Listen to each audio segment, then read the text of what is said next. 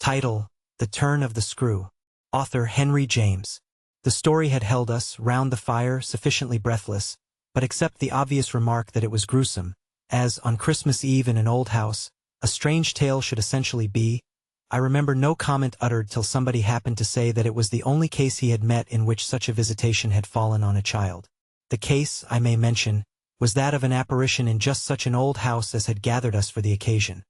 An appearance of a dreadful kind, to a little boy sleeping in the room with his mother and waking her up in the terror of it. Waking her not to dissipate his dread and soothe him to sleep again, but to encounter also, herself, before she had succeeded in doing so, the same sight that had shaken him. It was this observation that drew from Douglas, not immediately, but later in the evening, a reply that had the interesting consequence to which I call attention. Someone else told a story not particularly effective, which I saw he was not following. This I took for a sign that he had himself something to produce and that we should only have to wait. We waited in fact till 2 nights later. But that same evening, before we scattered, he brought out what was in his mind. I quite agree, in regard to Griffin's ghost, or whatever it was, that its appearing first to the little boy at so tender an age adds a particular touch. But it's not the first occurrence of its charming kind that I know to have involved a child. If the child gives the effect another turn of the screw, what do you say to 2 children? We say, of course, somebody exclaimed, that they give 2 turns.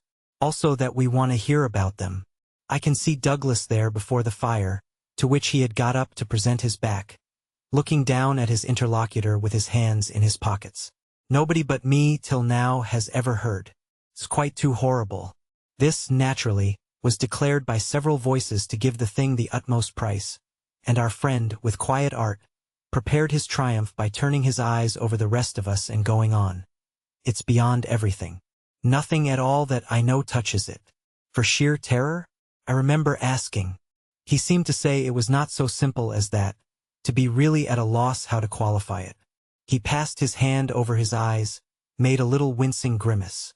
For dreadfulness. Oh, how delicious! Cried one of the women. He took no notice of her. He looked at me, but as if, instead of me, he saw what he spoke of. For general uncanny ugliness and horror and pain. Well then, I said, just sit right down and begin. He turned round to the fire, gave a kick to a log, watched it an instant. Then as he faced us again, I can't begin. I shall have to send to town. There was a unanimous groan at this, and much reproach. After which, in his preoccupied way, he explained. The story's written. It's in a locked drawer. It has not been out for years. I could write to my man and enclose the key. He could send down the packet as he finds it. It was to me in particular that he appeared to propound this, appeared almost to appeal for aid not to hesitate.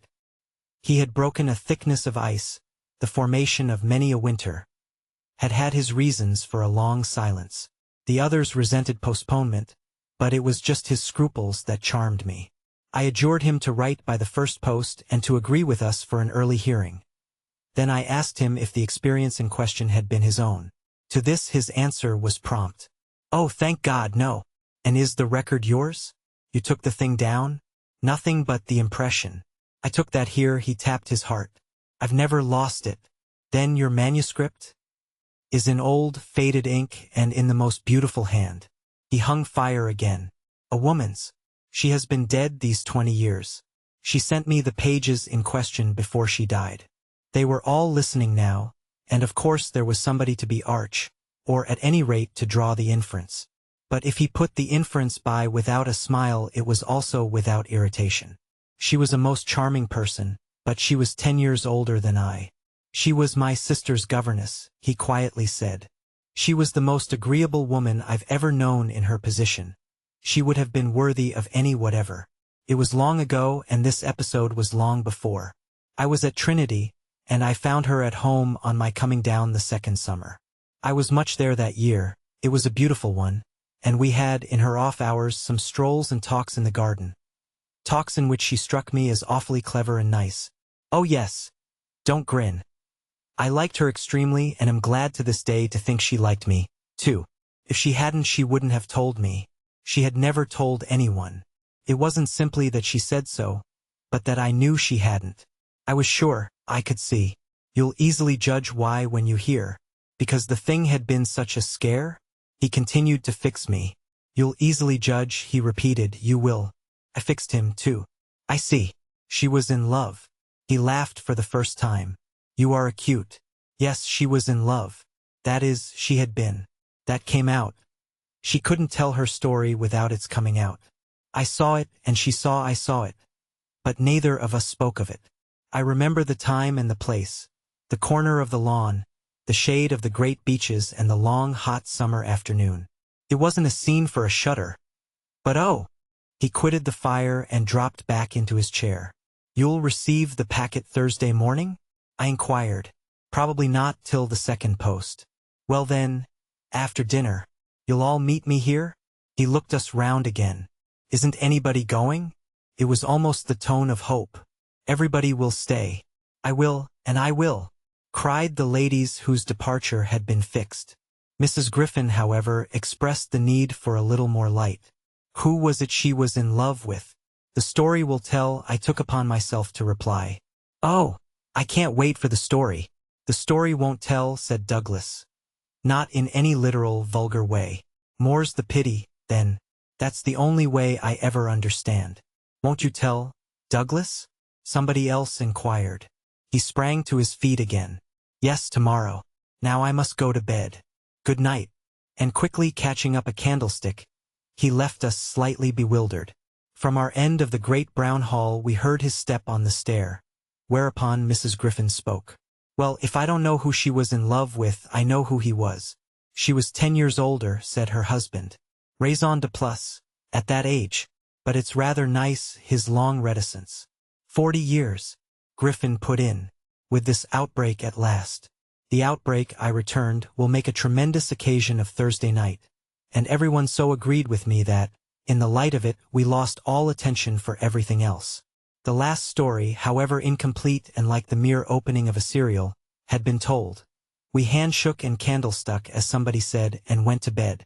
I knew the next day that a letter containing the key had, by the first post, gone off to his London apartments.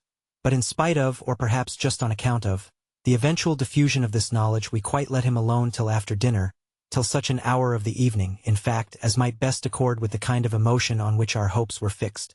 Then he became as communicative as we could desire, and indeed gave us his best reason for being so. We had it from him again before the fire in the hall, as we had had our mild wonders of the previous night. It appeared that the narrative he had promised to read us really required for a proper intelligence a few words of prologue. Let me say here distinctly, to have done with it, that this narrative, from an exact transcript of my own made much later, is what I shall presently give. Poor Douglas, before his death, when it was in sight, committed to me the manuscript that reached him on the third of these days, and that, on the same spot, with immense effect, he began to read to our hushed little circle on the night of the 4th. The departing ladies who had said they would stay didn't, of course, thank heaven, stay. They departed, in consequence of arrangements made, in a rage of curiosity, as they professed, produced by the touches with which he had already worked us up. But that only made his little final auditory more compact and select, kept it, round the hearth, subject to a common thrill. The first of these touches conveyed that the written statement took up the tale at a point after it had, in a manner, begun. The fact to be in possession of was therefore that his old friend, the youngest of several daughters of a poor country parson, had, at the age of 20, on taking service for the first time in the schoolroom, come up to London, in trepidation, to answer in person an advertisement that had already placed her in brief correspondence with the advertiser. This person proved, on her presenting herself, for judgment, at a house in Harley Street, that impressed her as vast and imposing. This prospective patron proved a gentleman, a bachelor in the prime of life, such a figure as had never risen, save in a dream or an old novel, before a fluttered, anxious girl out of a Hampshire vicarage. One could easily fix his type. It never, happily, dies out. He was handsome and bold and pleasant, offhand and gay and kind. He struck her, inevitably, as gallant and splendid. But what took her most of all and gave her the courage she afterward showed was that he put the whole thing to her as a kind of favor, an obligation he should gratefully incur. She conceived him as rich, but as fearfully extravagant. Saw him all in a glow of high fashion, of good looks, of expensive habits, of charming ways with women. He had for his own town residence a big house filled with the spoils of travel and the trophies of the chase. But it was to his country home, an old family place in Essex, that he wished her immediately to proceed. He had been left, by the death of their parents in India, guardian to a small nephew and a small niece, children of a younger, a military brother, whom he had lost 2 years before. These children were, by the strangest of chances for a man in his position, a lone man without the right sort of experience or a grain of patience, very heavily on his hands. It had all been a great worry and, on his own part doubtless, a series of blunders, but he immensely pitied the poor chicks and had done all he could. Had in particular sent them down to his other house, the proper place for them being of course the country, and kept them there from the first with the best people he could find to look after them, parting even with his own servants to wait on them and going down himself, whenever he might, to see how they were doing. The awkward thing was that they had practically no other relations and that his own affairs took up all his time. He had put them in possession of Bly, which was healthy and secure, and had placed at the head of their little establishment, but below stairs only, an excellent woman, Mrs. Groves, whom he was sure his visitor would like and who had formerly been maid to his mother. She was now housekeeper and was also acting for the time as superintendent to the little girl, of whom, without children of her own, she was, by good luck, extremely fond. There were plenty of people to help, but of course the young lady who should go down as governess would be in supreme authority.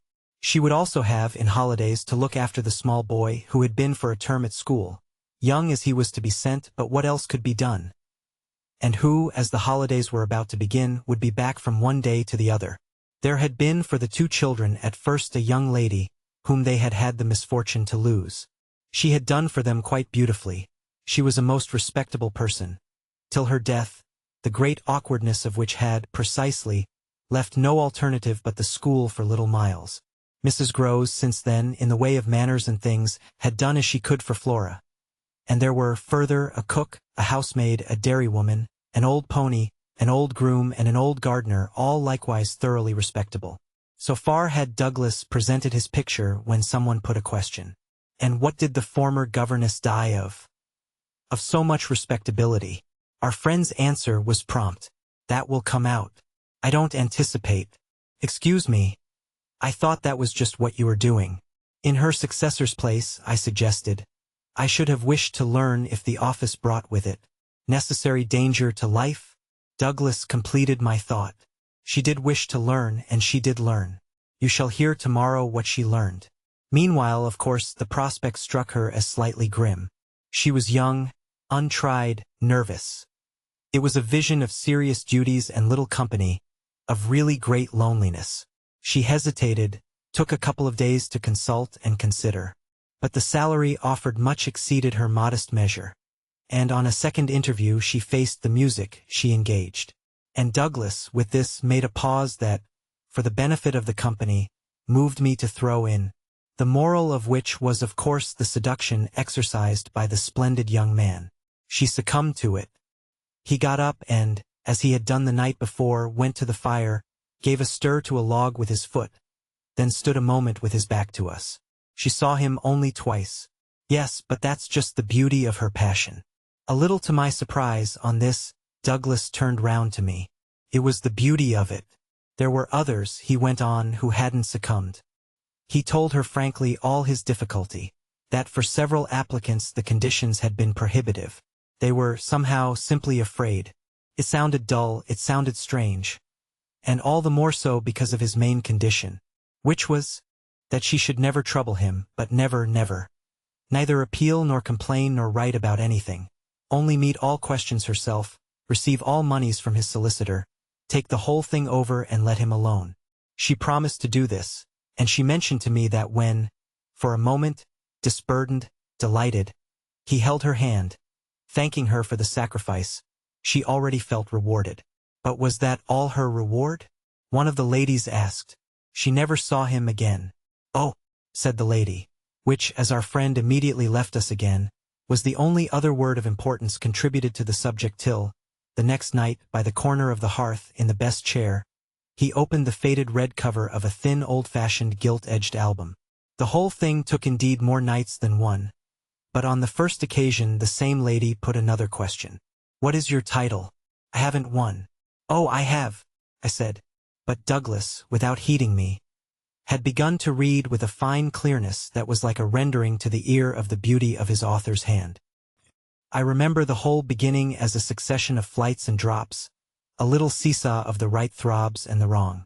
After rising, in town, to meet his appeal, I had at all events a couple of very bad days, found myself doubtful again, felt indeed sure I had made a mistake. In this state of mind I spent the long hours of bumping, swinging coach that carried me to the stopping place at which I was to be met by a vehicle from the house. This convenience, I was told, had been ordered, and I found, toward the close of the June afternoon, a commodious fly in waiting for me. Driving at that hour on a lovely day, through a country to which the summer sweetness seemed to offer me a friendly welcome, my fortitude mounted afresh and, as we turned into the avenue, encountered a reprieve that was probably but a proof of the point to which it had sunk. I suppose I had expected, or had dreaded, something so melancholy that what greeted me was a good surprise. I remember as a most pleasant impression the broad, clear front, its open windows and fresh curtains and the pair of maids looking out. I remember the lawn and the bright flowers and the crunch of my wheels on the gravel and the clustered treetops over which the rooks circled and cawed in the golden sky. The scene had a greatness that made it a different affair from my own scant home, and there immediately appeared at the door, with a little girl in her hand, a civil person who dropped me as decent a curtsy as if I had been the mistress or a distinguished visitor. I had received in Harley Street a narrower notion of the place, and that, as I recalled it, made me think the proprietor still more of a gentleman, suggested that what I was to enjoy might be something beyond his promise. I had no drop again till the next day, for I was carried triumphantly through the following hours by my introduction to the younger of my pupils. The little girl who accompanied Mrs. Groves appeared to me on the spot a creature so charming as to make it a great fortune to have to do with her. She was the most beautiful child I had ever seen, and I afterward wondered that my employer had not told me more of her. I slept little that night. I was too much excited. And this astonished me too, I recollect, remained with me, adding to my sense of the liberality with which I was treated. The large, impressive room, one of the best in the house, the great state bed, as I almost felt it, the full, figured draperies, the long glasses in which, for the first time, I could see myself from head to foot, all struck me, like the extraordinary charm of my small charge, as so many things thrown in. It was thrown in as well, from the first moment, that I should get on with Mrs. Groves in a relation over which, on my way, in the coach, I fear I had rather brooded. The only thing indeed that in this early outlook might have made me shrink again was the clear circumstance of her being so glad to see me.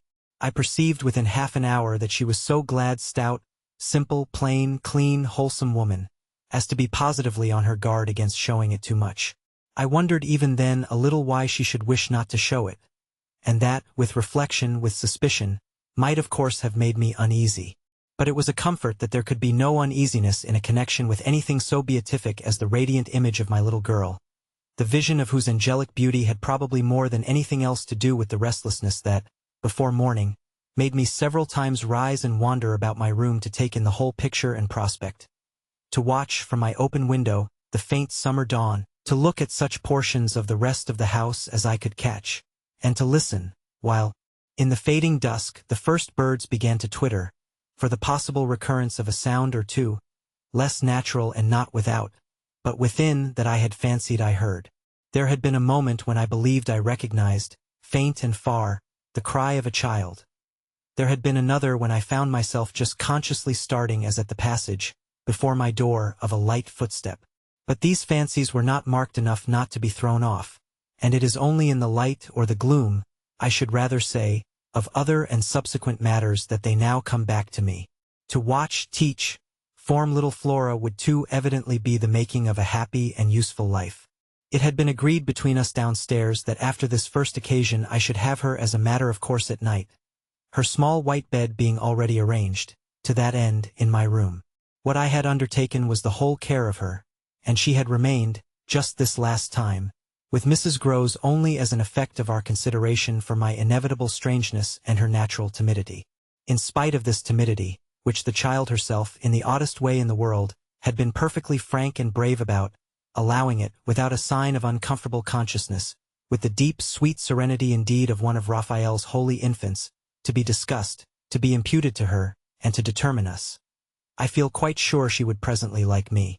It was part of what I already liked Mrs. Groves herself for, the pleasure I could see her feel in my admiration and wonder as I sat at supper with 4 tall candles and with my pupil, in a high chair and a bib, brightly facing me, between them over bread and milk.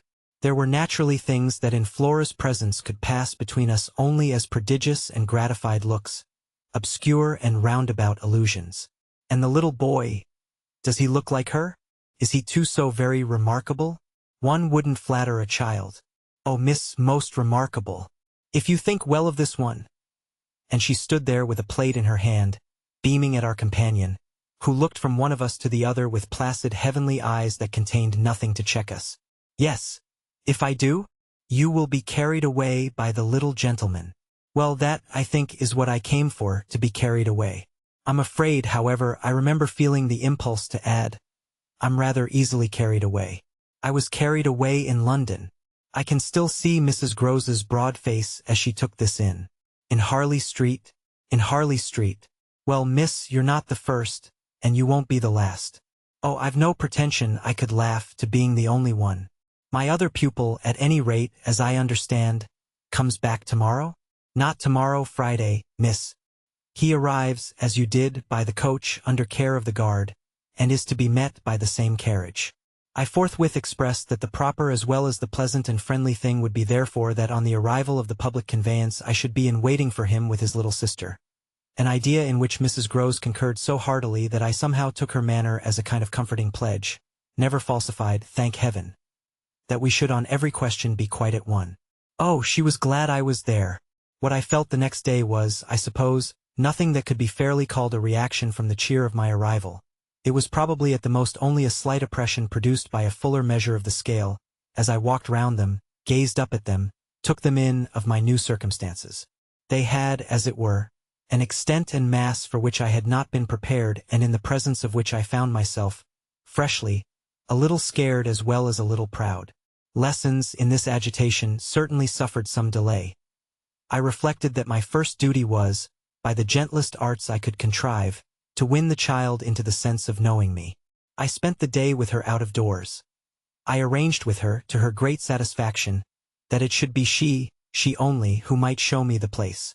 She showed it step by step and room by room and secret by secret, with droll, delightful, childish talk about it, and with the result, in half an hour, of our becoming immense friends. Young as she was, I was struck, throughout our little tour, with her confidence and courage with the way, in empty chambers and dull corridors, on crooked staircases that made me pause, and even on the summit of an old machicolated square tower that made me dizzy.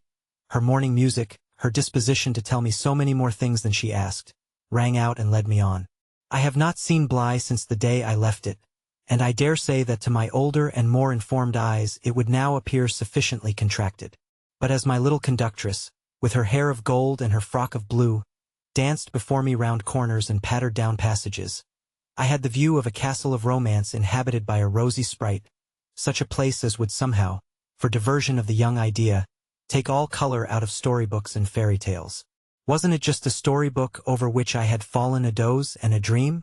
No, it was a big, ugly, antique but convenient house, embodying a few features of a building still older, half replaced and half utilized, in which I had the fancy of our being almost as lost as a handful of passengers in a great drifting ship. Well, I was strangely at the helm, too.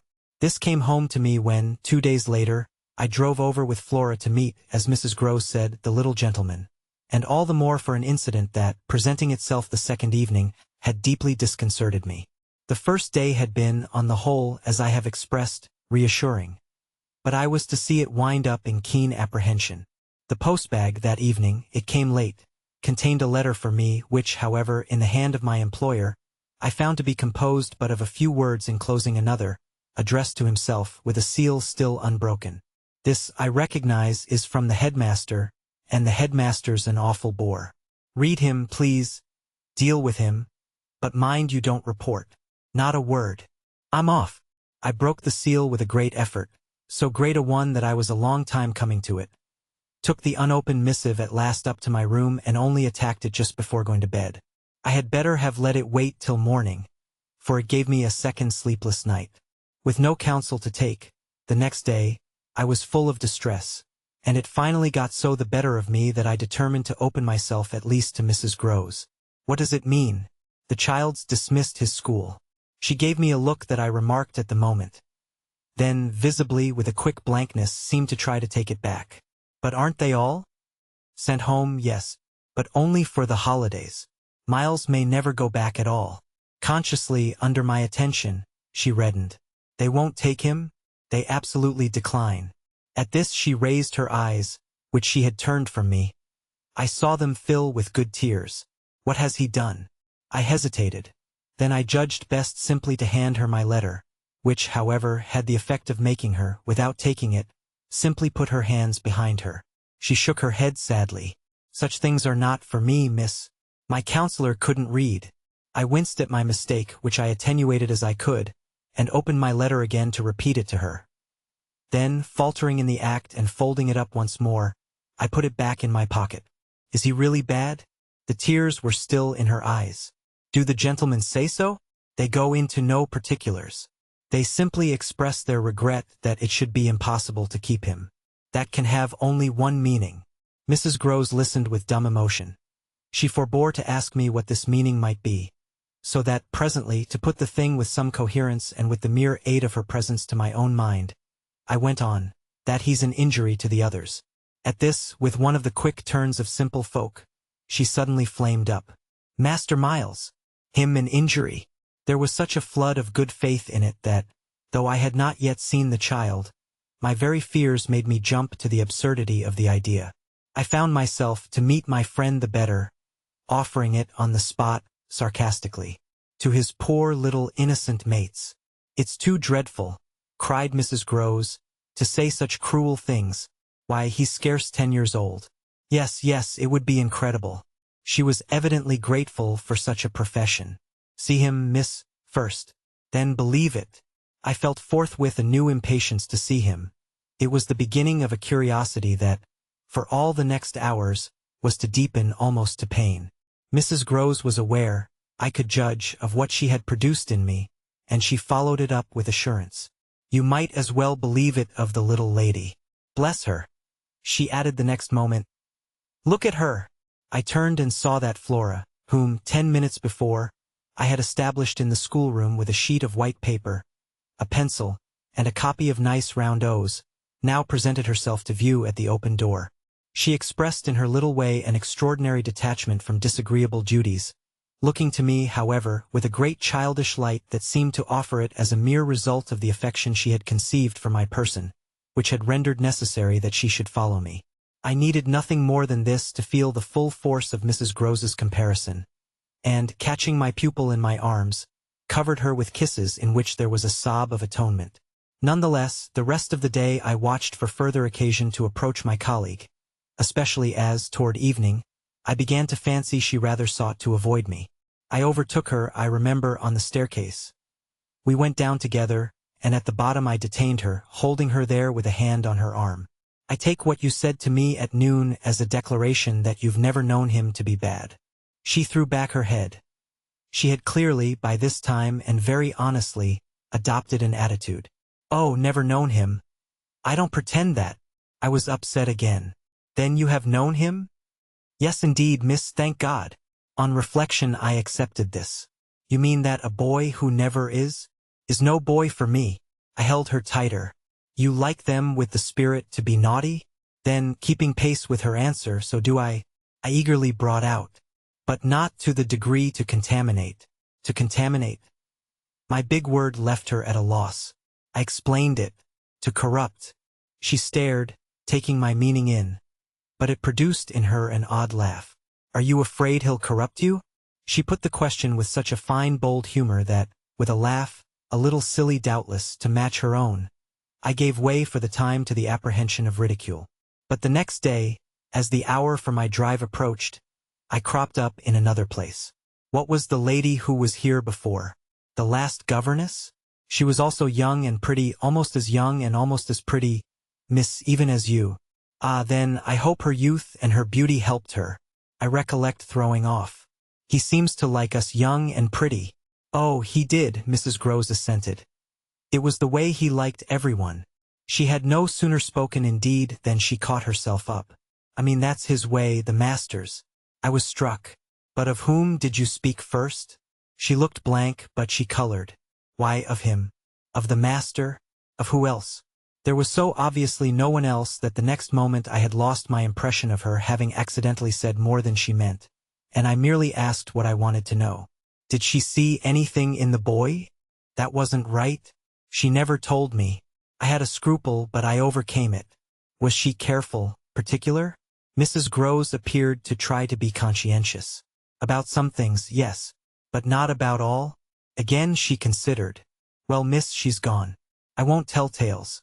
I quite understand your feeling, I hastened to reply, but I thought it, after an instant, not opposed to this concession to pursue. Did she die here? No, she went off. I don't know what there was in this brevity of Mrs. Groves's that struck me as ambiguous. Went off to die? Mrs. Groves looked straight out of the window, but I felt that, hypothetically, I had a right to know what young persons engaged for Bly were expected to do. She was taken ill, you mean, and went home? She was not taken ill, so far as appeared, in this house. She left it, at the end of the year, to go home, as she said, for a short holiday, to which the time she had put in had certainly given her a right. We had then a young woman, a nursemaid who had stayed on and who was a good girl and clever, and she took the children altogether for the interval. But our young lady never came back, and at the very moment I was expecting her I heard from the master that she was dead. I turned this over. But of what? He never told me. But please, miss, said Mrs. Groves, I must get to my work. 3. Her thus turning her back on me was fortunately not, for my just preoccupations, a snub that could check the growth of our mutual esteem. We met, after I had brought home little Miles, more intimately than ever on the ground of my stupefaction, my general emotion. So monstrous was I then ready to pronounce it that such a child as had now been revealed to me should be under an interdict. I was a little late on the scene, and I felt, as he stood wistfully looking out for me before the door of the inn at which the coach had put him down, that I had seen him, on the instant, without and within, in the great glow of freshness, the same positive fragrance of purity, in which I had, from the first moment, seen his little sister. He was incredibly beautiful, and Mrs. Groves had put her finger on it. Everything but a sort of passion of tenderness for him was swept away by his presence. What I then and there took him to my heart for was something divine that I have never found to the same degree in any child. His indescribable little air of knowing nothing in the world but love. It would have been impossible to carry a bad name with a greater sweetness of innocence, and by the time I had got back to Bly with him I remained merely bewildered, so far, that is, as I was not outraged, by the sense of the horrible letter locked up in my room, in a drawer. As soon as I could compass a private word with Mrs. Groves, I declared to her that it was grotesque. She promptly understood me. You mean the cruel charge? It doesn't live an instant. My dear woman, look at him. She smiled at my pretension to have discovered his charm. I assure you, miss, I do nothing else. What will you say, then? She immediately added. In answer to the letter, I had made up my mind. Nothing. And to his uncle? I was incisive. Nothing. And to the boy himself? I was wonderful. Nothing. She gave with her apron a great wipe to her mouth. Then I'll stand by you. We'll see it out. We'll see it out. I ardently echoed, giving her my hand to make it a vow. She held me there a moment, then whisked up her apron again with her detached hand. Would you mind, miss, if I used the freedom to kiss me? No. I took the good creature in my arms and, after we had embraced like sisters, felt still more fortified and indignant. This, at all events, was for the time. A time so full that, as I recall the way it went, it reminds me of all the art I now need to make it a little distinct. What I look back at with amazement is the situation I accepted. I had undertaken, with my companion, to see it out, and I was under a charm, apparently, that could smooth away the extent and the far and difficult connections of such an effort. I was lifted aloft on a great wave of infatuation and pity. I found it simple, in my ignorance, my confusion, and perhaps my conceit, to assume that I could deal with a boy whose education for the world was all on the point of beginning. I am unable even to remember at this day what proposal I framed for the end of his holidays and the resumption of his studies. Lessons with me, indeed, that charming summer, we all had a theory that he was to have. but I now feel that, for weeks, the lessons must have been rather my own. I learned something, at first certainly, that had not been one of the teachings of my small, smothered life. Learned to be amused and even amusing, and not to think for the morrow. It was the first time, in a manner, that I had known space and air and freedom, all the music of summer and all the mystery of nature. And then there was consideration, and consideration was sweet. Oh, it was a trap, not designed but deep to my imagination, to my delicacy, perhaps to my vanity. To whatever, in me, was most excitable. The best way to picture it all is to say that I was off my guard. They gave me so little trouble. They were of a gentleness so extraordinary. I used to speculate, but even this with a dim disconnectedness, as to how the rough future, for all futures are rough, would handle them and might bruise them. They had the bloom of health and happiness. And yet, as if I had been in charge of a pair of little grandees, of princes of the blood, for whom everything, to be right, would have to be enclosed and protected, the only form that, in my fancy, the after-years could take for them was that of a romantic, a really royal extension of the garden and the park. It may be, of course, above all, that what suddenly broke into this gives the previous time a charm of stillness, that hush in which something gathers or crouches. The change was actually like the spring of a beast. In the first weeks the days were long. They often, at their finest, gave me what I used to call my own hour, the hour when, for my pupils, tea-time and bedtime having come and gone, I had, before my final retirement, a small interval alone. Much as I liked my companions, this hour was the thing in the day I liked most, and I liked it best of all when, as the light faded, or rather, I should say, the day lingered and the last calls of the last birds sounded, in a flushed sky, from the old trees. I could take a turn into the grounds and enjoy, almost with a sense of property that amused and flattered me, the beauty and dignity of the place. It was a pleasure at these moments to feel myself tranquil and justified. Doubtless, perhaps, also to reflect that by my discretion, my quiet good sense and general high propriety, I was giving pleasure, if he ever thought of it, to the person to whose pressure I had responded. What I was doing was what he had earnestly hoped and directly asked of me, and that I could, after all, do it proved even a greater joy than I had expected. I dare say I fancied myself, in short, a remarkable young woman, and took comfort in the faith that this would more publicly appear. Well, I needed to be remarkable to offer a front to the remarkable things that presently gave their first sign. It was plump, one afternoon, in the middle of my very hour. The children were tucked away, and I had come out for my stroll. One of the thoughts that, as I don't in the least shrink now from noting, used to be with me in these wanderings was that it would be as charming as a charming story suddenly to meet someone. Someone would appear there at the turn of a path and would stand before me and smile and approve. I didn't ask more than that. I only asked that he should know, and the only way to be sure he knew would be to see it, and the kind light of it in his handsome face. That was exactly present to me, by which I mean the face was, when, on the first of these occasions, at the end of a long June day, I stopped short on emerging from one of the plantations and coming into view of the house. What arrested me on the spot, and with a shock much greater than any vision had allowed for, was the sense that my imagination had, in a flash, turned real. He did stand there, but high up, beyond the lawn and at the very top of the tower to which, on that first morning, little Flora had conducted me. This tower was one of a pair square, incongruous, crenellated structures, that were distinguished, for some reason, though I could see little difference, as the new and the old. They flanked opposite ends of the house and were probably architectural absurdities, redeemed in a measure indeed by not being wholly disengaged nor of a height too pretentious, dating, in their gingerbread antiquity, from a romantic revival that was already a respectable past. I admired them, had fancies about them, for we could all profit in a degree, especially when they loomed through the dusk, by the grandeur of their actual battlements. Yet it was not at such an elevation that the figure I had so often invoked seemed most in place. It produced in me, this figure, in the clear twilight, I remember, two distinct gasps of emotion, which were, sharply, the shock of my first and that of my second surprise. My second was a violent perception of the mistake of my first.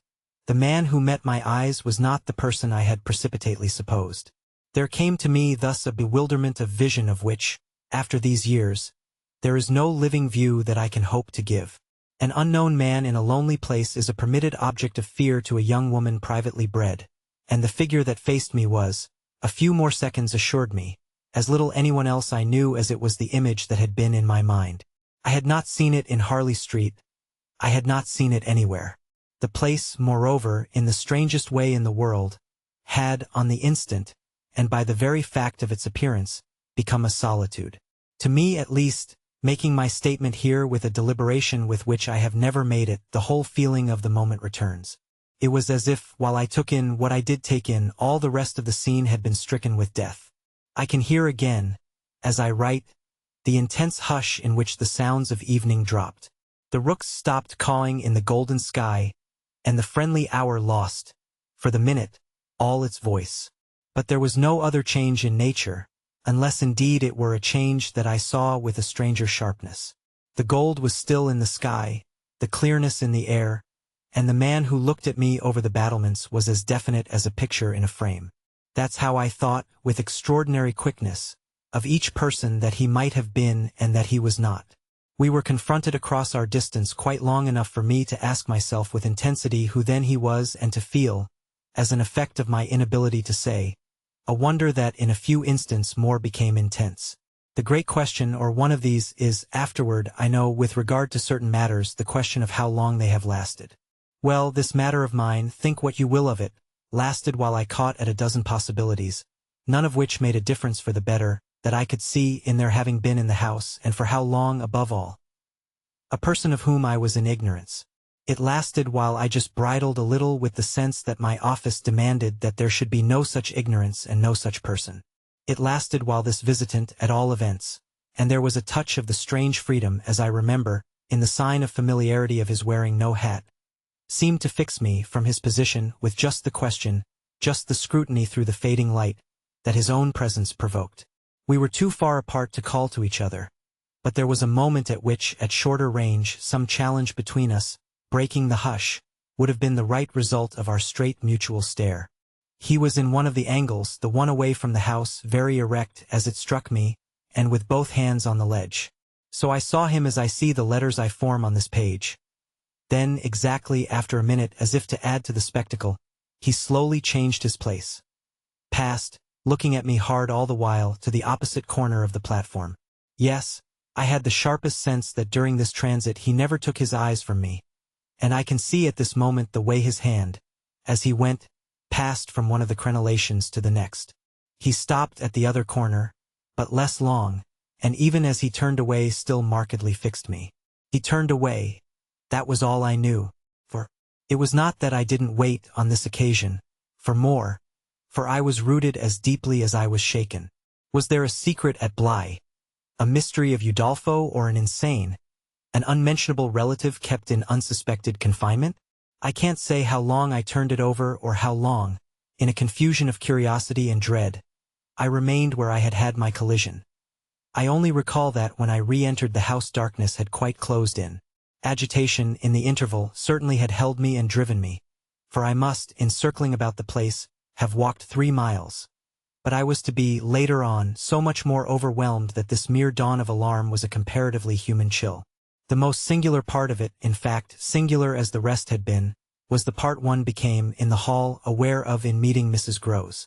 This picture comes back to me in the general train, the impression, as I received it on my return, of the wide white-paneled space, bright in the lamplight and with its portraits and red carpet, and of the good surprised look of my friend, which immediately told me she had missed me.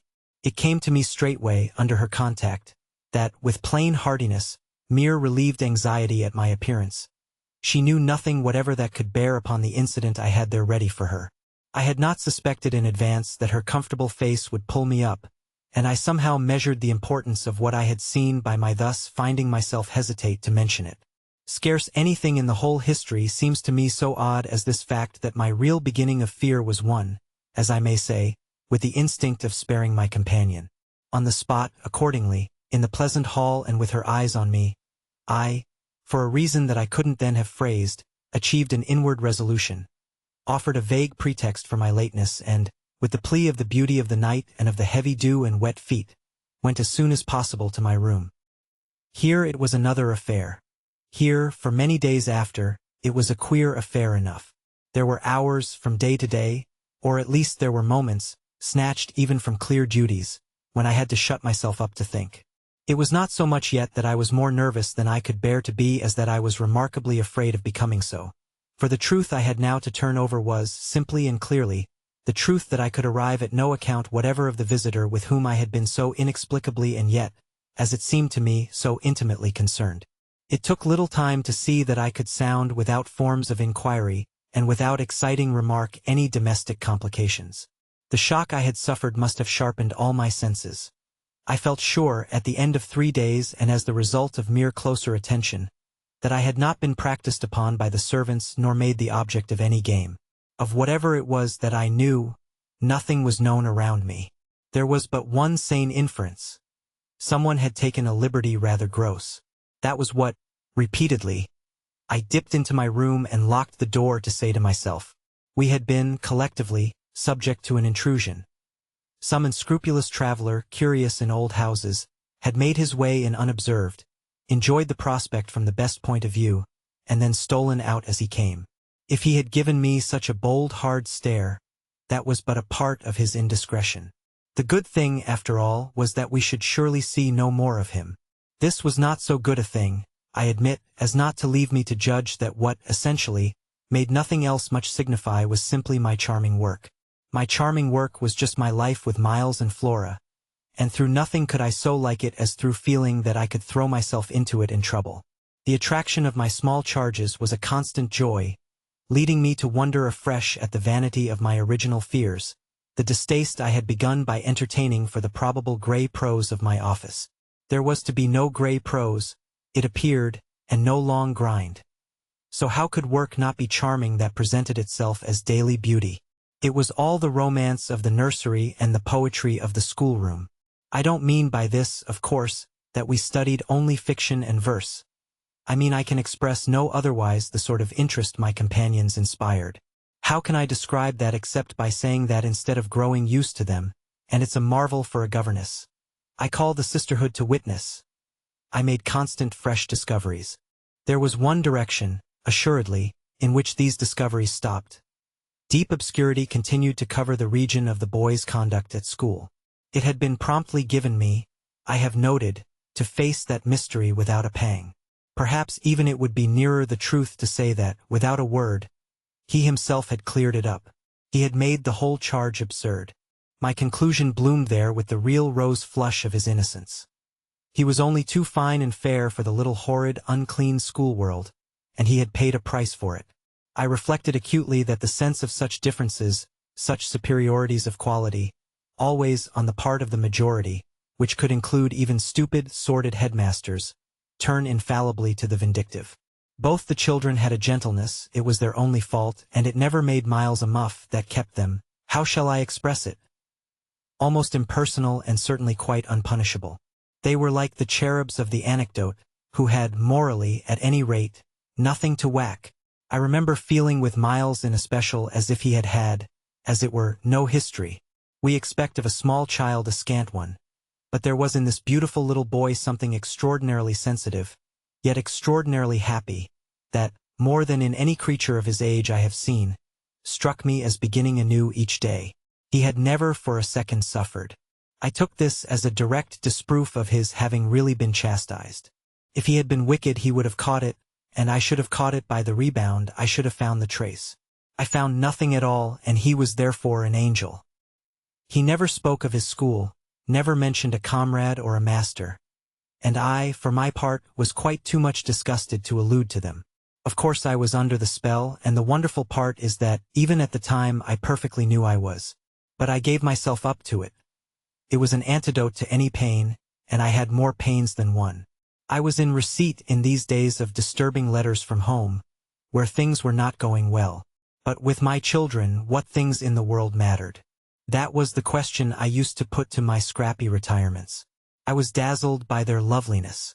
There was a Sunday, to get on, when it rained with such force and for so many hours that there could be no procession to church, in consequence of which, as the day declined, I had arranged with Mrs. Groves that, should the evening show improvement, we would attend together the late service. The rain happily stopped, and I prepared for our walk, which, through the park and by the good road to the village, would be a matter of 20 minutes. Coming downstairs to meet my colleague in the hall, I remembered a pair of gloves that had required 3 stitches and that had received them, with a publicity perhaps not edifying, while I sat with the children at their tea, served on Sundays by exception in that cold, clean temple of mahogany and brass, the grown-up dining room. The gloves had been dropped there, and I turned in to recover them. The day was gray enough, but the afternoon light still lingered, and it enabled me, on crossing the threshold, not only to recognize on a chair near the wide window, then closed, the articles I wanted, but to become aware of a person on the other side of the window and looking straight in. One step into the room had sufficed. My vision was instantaneous. It was all there. The person looking straight in was the person who had already appeared to me. He appeared thus again with I won't say greater distinctness, for that was impossible, but with a nearness that represented a forward stride in our intercourse and made me, as I met him, catch my breath and turn cold. He was the same and seen this time as he had been seen before, from the waist up, the window, though the dining room was on the ground floor, not going down to the terrace on which he stood. His face was close to the glass, yet the effect of this better view was, strangely, only to show me how intense the former had been. He remained but a few seconds, long enough to convince me he also saw and recognized. But it was as if I had been looking at him for years and had known him always. Something, however, happened this time that had not happened before. His stare into my face, through the glass and across the room, was as deep and hard as then, but it quitted me for a moment during which I could still watch it, see it fix successively several other things. On the spot there came to me the added shock of a certitude that it was not for me he had come there. He had come for someone else. The flash of this knowledge, for it was knowledge in the midst of dread, produced in me the most extraordinary effect, started as I stood there, a sudden vibration of duty and courage. I say courage because I was beyond all doubt already far gone.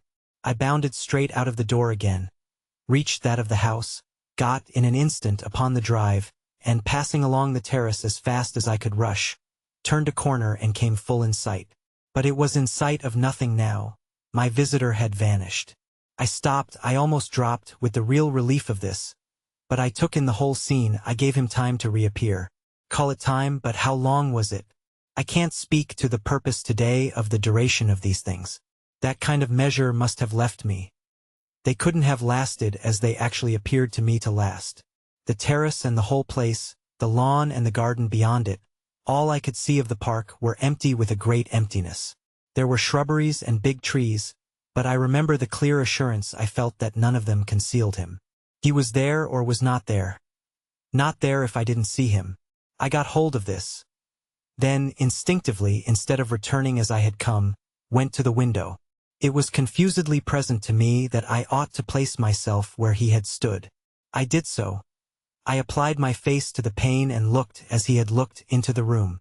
As if, at this moment, to show me exactly what his range had been, Mrs. Groves, as I had done for himself just before, came in from the hall. With this I had the full image of a repetition of what had already occurred. She saw me as I had seen my own visitant. She pulled up short as I had done. I gave her something of the shock that I had received. She turned white, and this made me ask myself if I had blanched as much.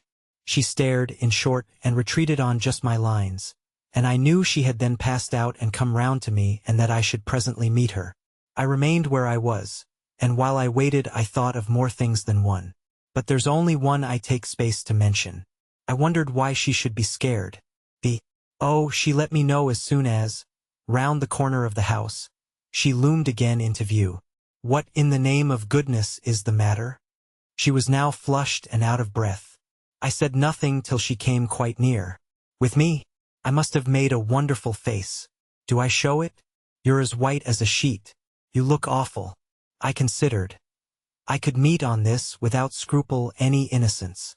My need to respect the bloom of Mrs. Groves's had dropped, without a rustle, from my shoulders, and if I wavered for the instant it was not with what I kept back. I put out my hand to her and she took it. I held her hard a little, liking to feel her close to me. There was a kind of support in the shy heave of her surprise. You came for me for church, of course, but I can't go. Has anything happened? Yes. You must know now. Did I look very queer? Through this window. Dreadful. Well, I said, I've been frightened. Mrs. Groves's eyes expressed plainly that she had no wish to be, yet also that she knew too well her place not to be ready to share with me any marked inconvenience. Oh, it was quite settled that she must share. Just what you saw from the dining room a minute ago was the effect of that. What I saw just before was much worse. Her hand tightened. What was it? An extraordinary man. Looking in. What extraordinary man? I haven't the least idea. Mrs. Groves gazed round us in vain. Then where is he gone? I know still less. Have you seen him before? Yes, once. On the old tower.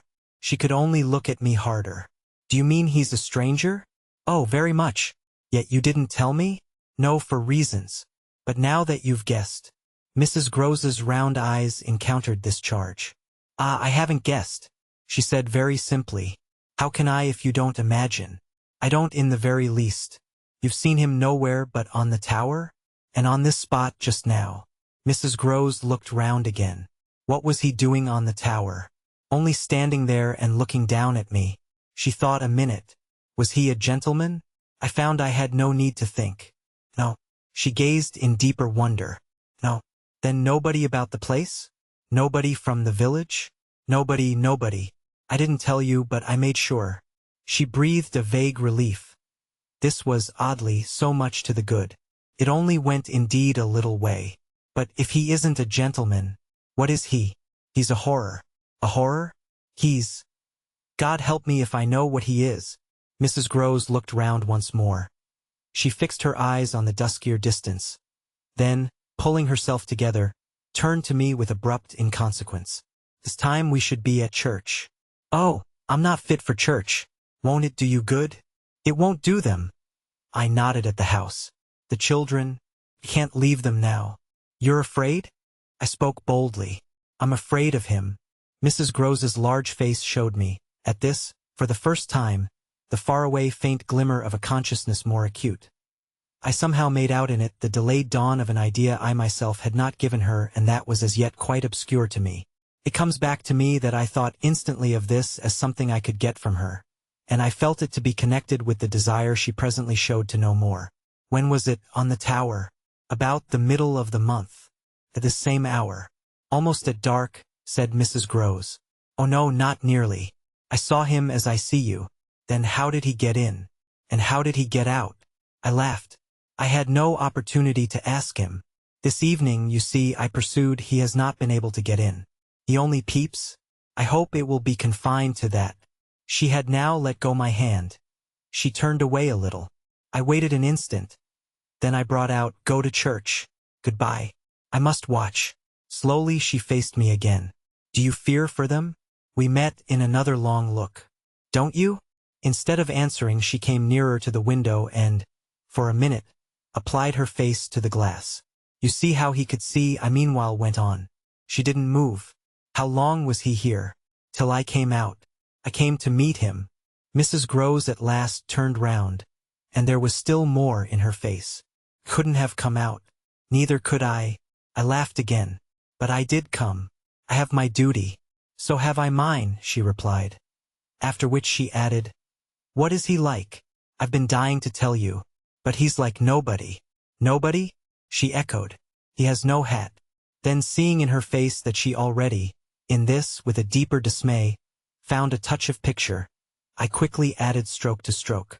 He has red hair, very red, close curling, and a pale face, long in shape, with straight, good features and little, rather queer whiskers that are as red as his hair. His eyebrows are, somehow, darker. They look particularly arched and as if they might move a good deal. His eyes are sharp, strange. Awfully. But I only know clearly that they're rather small and very fixed. His mouth's wide, and his lips are thin, and except for his little whiskers he's quite clean-shaven. He gives me a sort of sense of looking like an actor. An actor. It was impossible to resemble one less, at least, than Mrs. Groves at that moment. I've never seen one, but so I suppose them. He's tall, active, erect, I continued, but never, no, never. A gentleman. My companion's face had blanched as I went on. Her round eyes started and her mild mouth gaped. A gentleman? She gasped, confounded, stupefied. A gentleman he? You know him then? She visibly tried to hold herself. But he is handsome. I saw the way to help her. Remarkably. And dressed? In somebody's clothes. They're smart, but they're not his own. She broke into a breathless affirmative groan. They're the master's. Caught it up. You do know him? She faltered but a second. Quint, she cried. Quint, Peter Quint, his own man, his valet when he was here, when the master was. Gaping still but meeting me, she pieced it all together. He never wore his hat, but he did wear, well, there were waistcoats missed. They were both here last year. Then the master went, and Quint was alone. I followed, but halting a little. Alone? Alone with us. Then, as from a deeper depth in charge, she added, and what became of him? She hung fire so long that I was still more mystified. He went too, she brought out at last. Went where? Her expression at this became extraordinary. God knows where. He died. Died? I almost shrieked. She seemed fairly to square herself, plant herself more firmly to utter the wonder of it. Yes, Mr. Quint is dead. 6. It took of course more than that particular passage to place us together in presence of what we had now to live with as we could. My dreadful liability to impressions of the order so vividly exemplified, and my companion's knowledge henceforth, a knowledge half consternation and half compassion, of that liability. There had been, this evening, after the revelation left me, for an hour so prostrate. There had been, for either of us, no attendance on any service but a little service of tears and vows, of prayers and promises, a climax to the series of mutual challenges and pledges that had straightway ensued on our retreating together to the schoolroom and shutting ourselves up there to have everything out. The result of our having everything out was simply to reduce our situation to the last rigor of its elements. She herself had seen nothing, not the shadow of a shadow, and nobody in the house but the governess was in the governess's plight. Yet she accepted without directly impugning my sanity the truth as I gave it to her, and ended by showing me, on this ground, an awe-stricken tenderness, an expression of the sense of my more than questionable privilege, of which the very breath has remained with me as that of the sweetest of human charities. What was settled between us, accordingly, that night, was that we thought we might bear things together, and I was not even sure that, in spite of her exemption, it was she who had the best of the burden. I knew at this hour, I think, as well as I knew later, what I was capable of meeting to shelter my pupils. But it took me some time to be wholly sure of what my honest ally was prepared for to keep terms with so compromising a contract. I was queer company enough, quite as queer as the company I received. But as I trace over what we went through, I see how much common ground we must have found in the one idea that, by good fortune, could steady us. It was the idea, the second movement, that led me straight out, as I may say, of the inner chamber of my dread. I could take the air in the court, at least, and there Mrs. Groves could join me. Perfectly can I recall now the particular way strength came to me before we separated for the night. We had gone over and over every feature of what I had seen. He was looking for someone else, you say. Someone who was not you? He was looking for little Miles.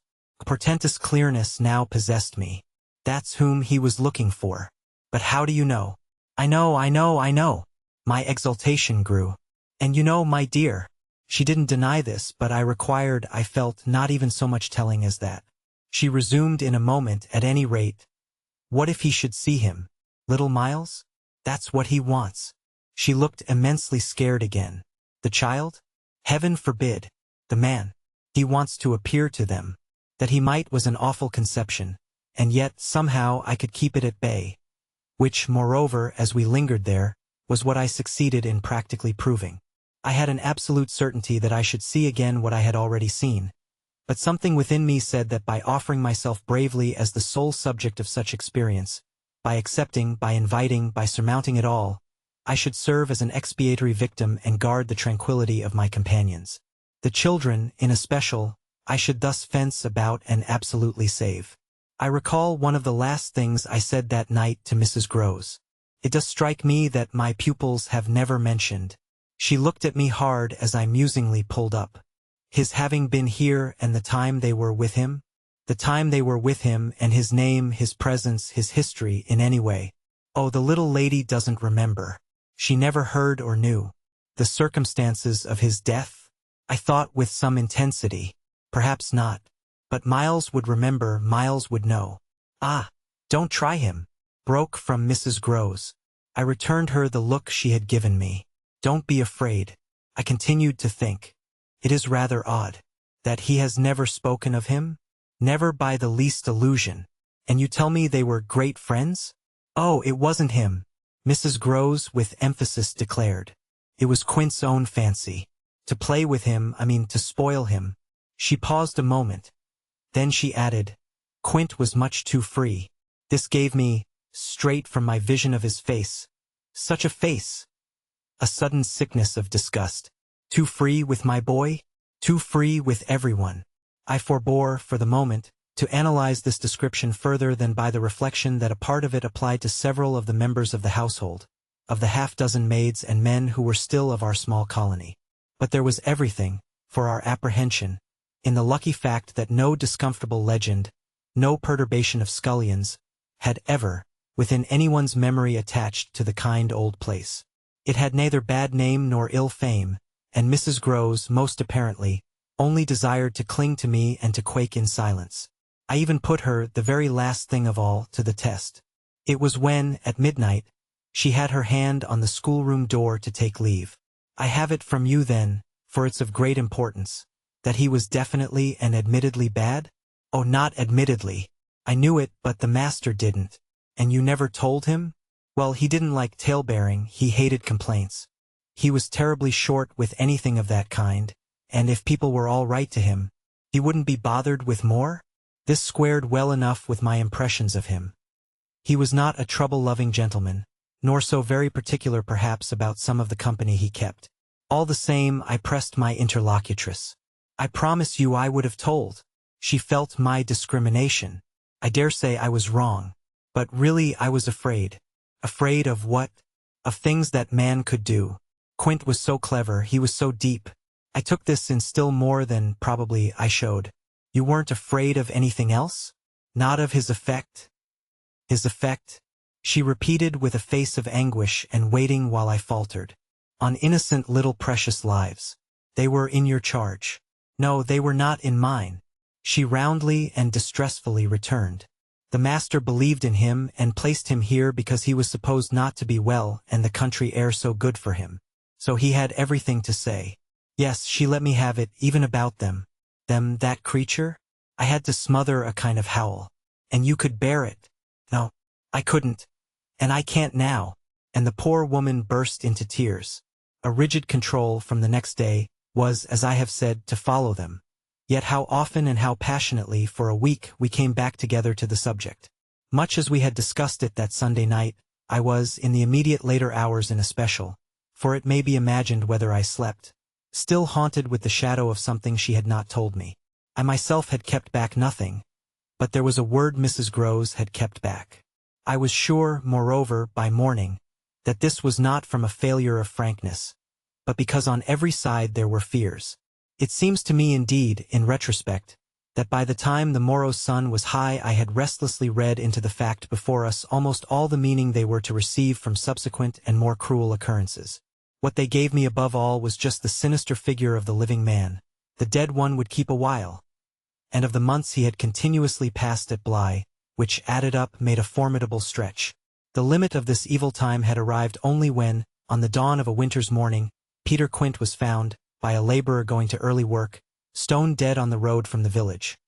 A catastrophe explained, superficially at least, by a visible wound to his head, such a wound as might have been produced, and as, on the final evidence, had been, by a fatal slip in the dark and after leaving the public house, on the steepish icy slope, a wrong path altogether, at the bottom of which he lay. The icy slope, the turn mistaken at night and in liquor, accounted for much, practically, in the end and after the inquest and boundless chatter, for everything. But there had been matters in his life. Strange passages and perils, secret disorders, vices more than suspected, that would have accounted for a good deal more. I scarce know how to put my story into words that shall be a credible picture of my state of mind. But I was in these days literally able to find a joy in the extraordinary flight of heroism the occasion demanded of me.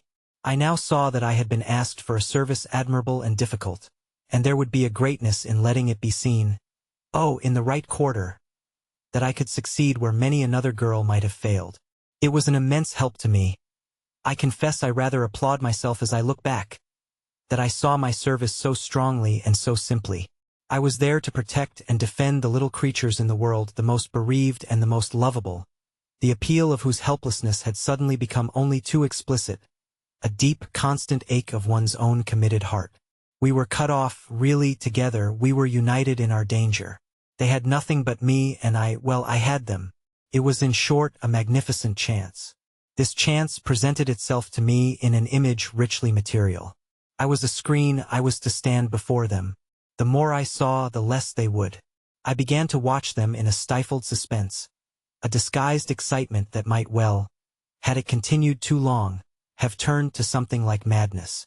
What saved me, as I now see, was that it turned to something else altogether. It didn't last as suspense. It was superseded by horrible proofs. Proofs, I say, yes, from the moment I really took hold. This moment dated from an afternoon hour that I happened to spend in the grounds with the younger of my pupils alone. We had left Miles indoors on the red cushion of a deep window seat. He had wished to finish a book, and I had been glad to encourage a purpose so laudable in a young man whose only defect was an occasional excess of the restless. His sister, on the contrary, had been alert to come out, and I strolled with her half an hour, seeking the shade, for the sun was still high and the day exceptionally warm. I was aware afresh with her as we went of how, like her brother, she contrived. It was the charming thing in both children, to let me alone without appearing to drop me and to accompany me without appearing to surround.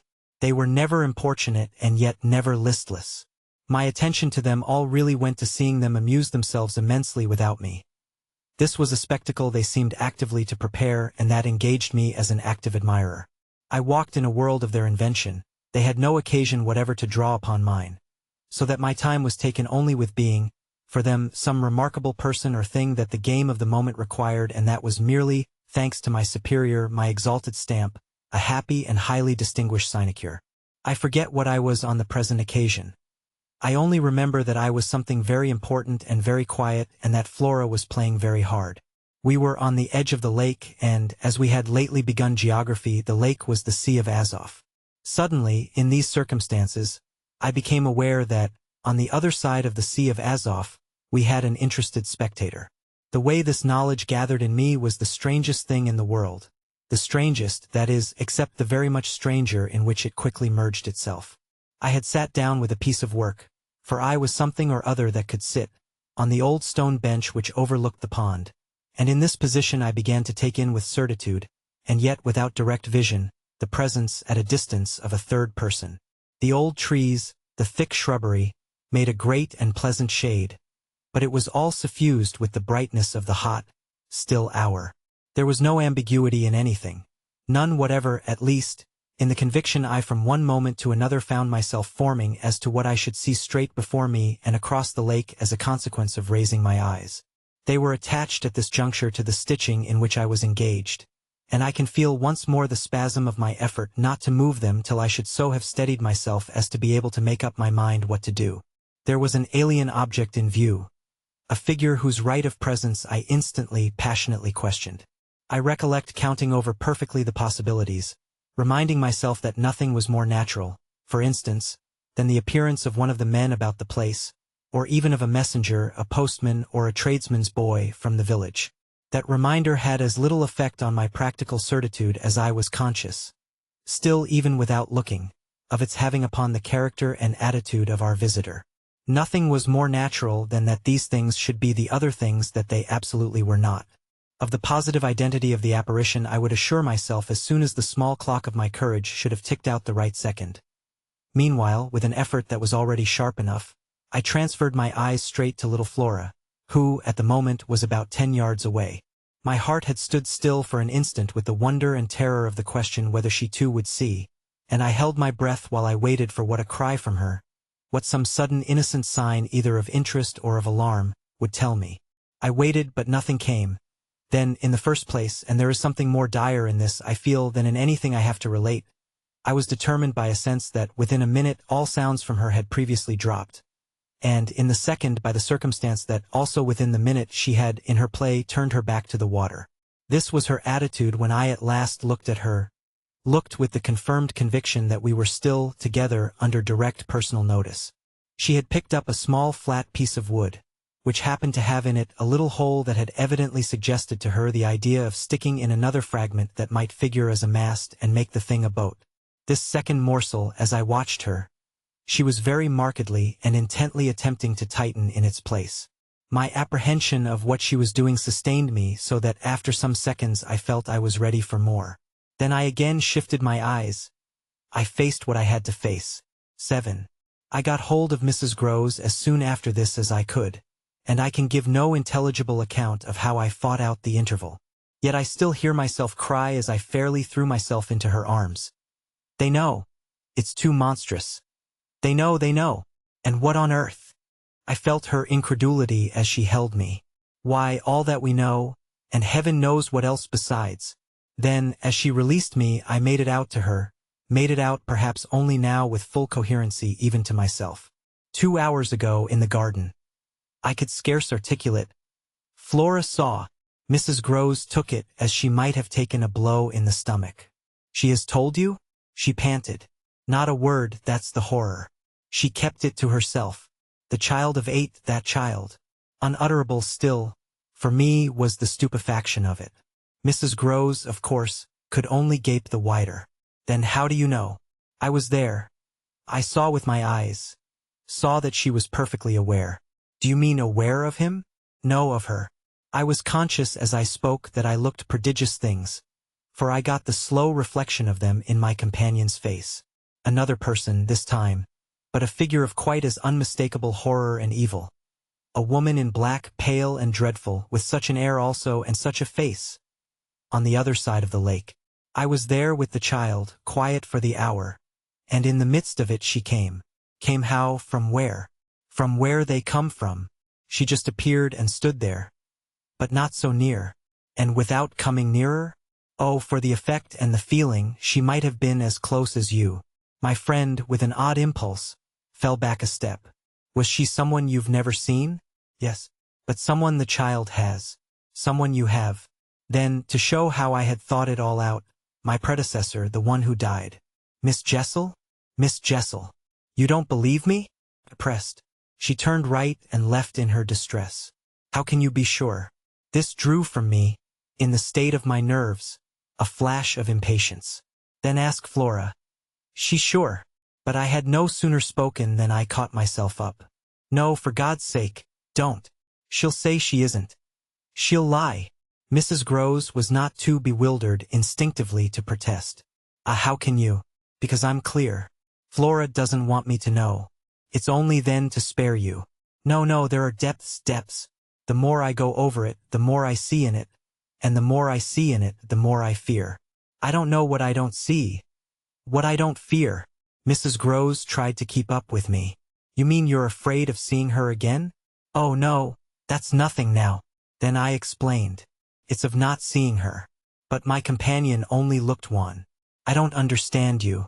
Why, it's that the child may keep it up, and that the child assuredly will, without my knowing it. At the image of this possibility, Mrs. Groves for a moment collapsed, yet presently to pull herself together again, as if from the positive force of the sense of what, should we yield an inch, there would really be to give way to. Dear. We must keep our heads. And after all, if she doesn't mind it, she even tried a grim joke. Perhaps she likes it. Like such things. A scrap of an infant. Isn't it just a proof of her blessed innocence? My friend bravely inquired. She brought me, for the instant, almost round. Oh, we must clutch at that, we must cling to it. If it isn't a proof of what you say, it's a proof of God knows what, for the woman's a horror of horrors. Mrs. Groves, at this, fixed her eyes a minute on the ground. Then at last raising them, "Tell me how you know," she said. "Then you admit it's what she was?" I cried. "Tell me how you know," my friend simply repeated. "No? By seeing her. By the way she looked. At you, do you mean so wickedly?" "Dear me, no, I could have borne that. She gave me never a glance. She only fixed the child." Mrs. Groves tried to see it. Fixed her? Ah, with such awful eyes. She stared at mine as if they might really have resembled them. "Do you mean of dislike?" "God help us, no. Of something much worse. Worse than dislike." This left her indeed at a loss. With a determination indescribable. with a kind of fury of intention. I made her turn pale. Intention? To get hold of her. Mrs. Groves, her eyes just lingering on mine, gave a shudder and walked to the window, and while she stood there looking out I completed my statement. That's what Flora knows. After a little she turned round. The person was in black, you say? In mourning, rather poor, almost shabby. But yes, with extraordinary beauty. I now recognized to what I had at last, stroke by stroke, brought the victim of my confidence. For she quite visibly weighed this. Oh, handsome, very, very, I insisted, wonderfully handsome. But infamous. She slowly came back to me. Miss Jessel was infamous. She once more took my hand in both her own, holding it as tight as if to fortify me against the increase of alarm I might draw from this disclosure. They were both infamous, she finally said. So, for a little, we faced it once more together, and I found absolutely a degree of help in seeing it now so straight. I appreciate, I said, the great decency of your not having hitherto spoken. But the time has certainly come to give me the whole thing. She appeared to assent to this, but still only in silence. Seeing which I went on, I must have it now. Of what did she die? Come, there was something between them. There was everything. In spite of the difference? Oh, of their rank, their condition. She brought it woefully out. She was a lady. I turned it over. I again saw. Yes, she was a lady. And he so dreadfully below, said Mrs. Groves. I felt that I doubtless needn't press too hard, in such company, on the place of a servant in the scale. But there was nothing to prevent an acceptance of my companion's own measure of my predecessor's abasement. There was a way to deal with that, and I dealt, the more readily for my full vision on the evidence, of our employer's late clever, good-looking own man. Impudent, assured, spoiled, depraved. The fellow was a hound. Mrs. Groves considered as if it were perhaps a little a case for a sense of shades. I've never seen one like him. He did what he wished. With her? With them all. It was as if now in my friend's own eyes Miss Jessel had again appeared. I seemed at any rate, for an instant, to see their evocation of her as distinctly as I had seen her by the pond, and I brought out with decision, it must have been also what she wished. Mrs. Groves's face signified that it had been indeed, but she said at the same time, poor woman, she paid for it. Then you do know what she died of? I asked. No, I know nothing. I wanted not to know. I was glad enough I didn't. And I thanked heaven she was well out of this. Yet you had, then, your idea of her real reason for leaving? Oh yes, as to that. She couldn't have stayed. Fancy it here, for a governess. And afterward I imagined, and I still imagine. And what I imagine is dreadful. Not so dreadful as what I do, I replied, on which I must have shown her, as I was indeed but too conscious, a front of miserable defeat. It brought out again all her compassion for me, and at the renewed touch of her kindness my power to resist broke down. I burst, as I had, the other time, made her burst into tears. She took me to her motherly breast, and my lamentation overflowed. I don't do it. I sobbed in despair. I don't save or shield them. It's far worse than I dreamed. They're lost. What I had said to Mrs. Groves was true enough. There were in the matter I had put before her depths and possibilities that I lacked resolution to sound, so that when we met once more in the wonder of it we were of a common mind about the duty of resistance to extravagant fancies. We were to keep our heads if we should keep nothing else. Difficult indeed as that might be in the face of what, in our prodigious experience, was least to be questioned. Late that night, while the house slept, we had another talk in my room, when she went all the way with me as to its being beyond doubt that I had seen exactly what I had seen. To hold her perfectly in the pinch of that, I found I had only to ask her how, if I had made it up, I came to be able to give, of each of the persons appearing to me, a picture disclosing, to the last detail, their special marks, a portrait on the exhibition of which she had instantly recognized and named them. She wished, of course, small blame to her, to sink the whole subject, and I was quick to assure her that my own interest in it had now violently taken the form of a search for the way to escape from it. I encountered her on the ground of a probability that with recurrence, for recurrence we took for granted, I should get used to my danger, distinctly professing that my personal exposure had suddenly become the least of my discomforts. It was my new suspicion that was intolerable, and yet even to this complication the later hours of the day had brought a little ease. On leaving her, after my first outbreak, I had of course returned to my pupils, associating the right remedy for my dismay with that sense of their charm which I had already found to be a thing I could positively cultivate and which had never failed me yet. I had simply, in other words, plunged afresh into Flora's special society and there become aware. It was almost a luxury that she could put her little conscious hand straight upon the spot that ached. She had looked at me in sweet speculation and then had accused me to my face of having cried. I had supposed I had brushed away the ugly signs, but I could literally, for the time at all events, rejoice under this fathomless charity that they had not entirely disappeared.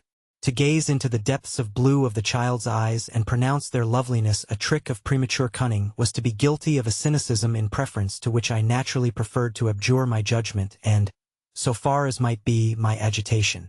I couldn't abjure for merely wanting to, but I could repeat to Mrs. Groves, as I did there over and over in the small hours, that with their voices in the air, their pressure on one's heart, and their fragrant faces against one's cheek, everything fell to the ground but their incapacity and their beauty.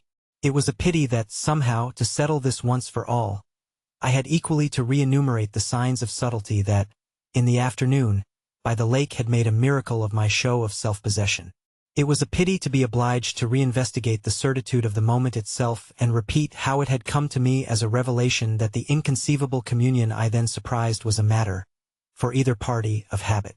It was a pity that I should have had to quaver out again the reasons for my not having, in my delusion, so much as questioned that the little girl saw our visitant even as I actually saw Mrs. Groves herself, and that she wanted, by just so much as she did thus see, to make me suppose she didn't, and at the same time, without showing anything, arrive at a guess as to whether I myself did. It was a pity that I needed once more to describe the portentous little activity by which she sought to divert my attention, the perceptible increase of movement, the greater intensity of play, the singing, the gabbling of nonsense, and the invitation to romp. Yet if I had not indulged, to prove there was nothing in it, in this review, I should have missed the 2 or 3 dim elements of comfort that still remained to me. I should not, for instance, have been able to asseverate to my friend that I was certain, which was so much to the good, that I at least had not betrayed myself. I should not have been prompted, by stress of need, by desperation of mind, I scarce know what to call it, to invoke such further aid to intelligence as might spring from pushing my colleague fairly to the wall.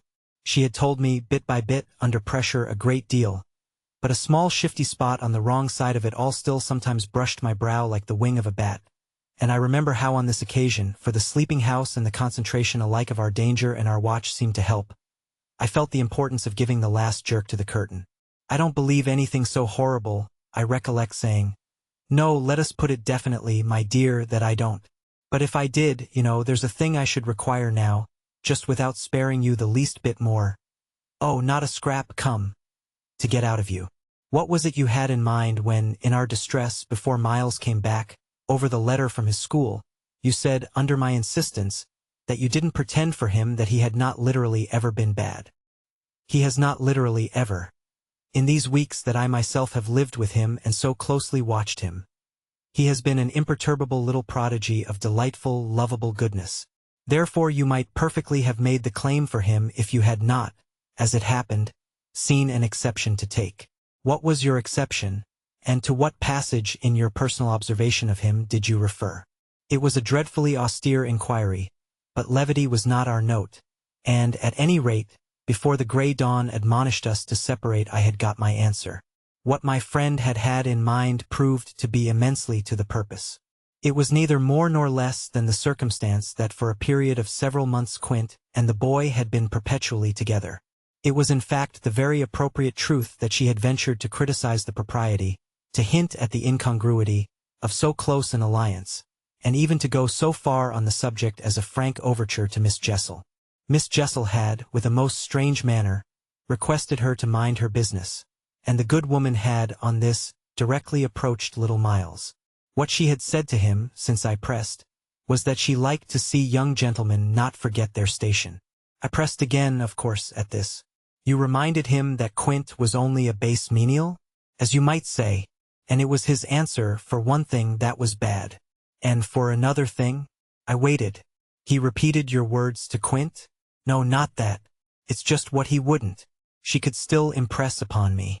I was sure, at any rate, she added, that he didn't. But he denied certain occasions. What occasions? When they had been about together quite as if Quint were his tutor, and a very grand one, and Miss Jessel only for the little lady. When he had gone off with the fellow, and spent hours with him. He then prevaricated about it. He said he hadn't? Her assent was clear enough to cause me to add in a moment. I see. He lied. Oh, Mrs. Groves mumbled. This was a suggestion that it didn't matter, which indeed she backed up by a further remark. You see, after all, Miss Jessel didn't mind. She didn't forbid him. I considered. Did he put that to you as a justification? At this she dropped again. No, he never spoke of it. Never mentioned her in connection with Quint? She saw, visibly flushing, where I was coming out. Well, he didn't show anything. He denied. She repeated. He denied. Lord, how I pressed her now, so that you could see he knew what was between the two wretches? I don't know. I don't know. The poor woman groaned. You do know, you dear thing, I replied. Only you haven't my dreadful boldness of mind, and you keep back, out of timidity and modesty and delicacy, even the impression that, in the past, when you had, without my aid, to flounder about in silence, most of all made you miserable. But I shall get it out of you yet. There was something in the boy that suggested to you, I continued, that he covered and concealed their relation. Oh, he couldn't prevent your learning the truth? I dare say. But, heavens, I fell with vehemence, a-thinking what it shows that they must, to that extent, have succeeded in making of him. Ah, nothing that's not nice now, Mrs. Groves lugubriously pleaded. I don't wonder you looked queer, I persisted, when I mentioned to you the letter from his school.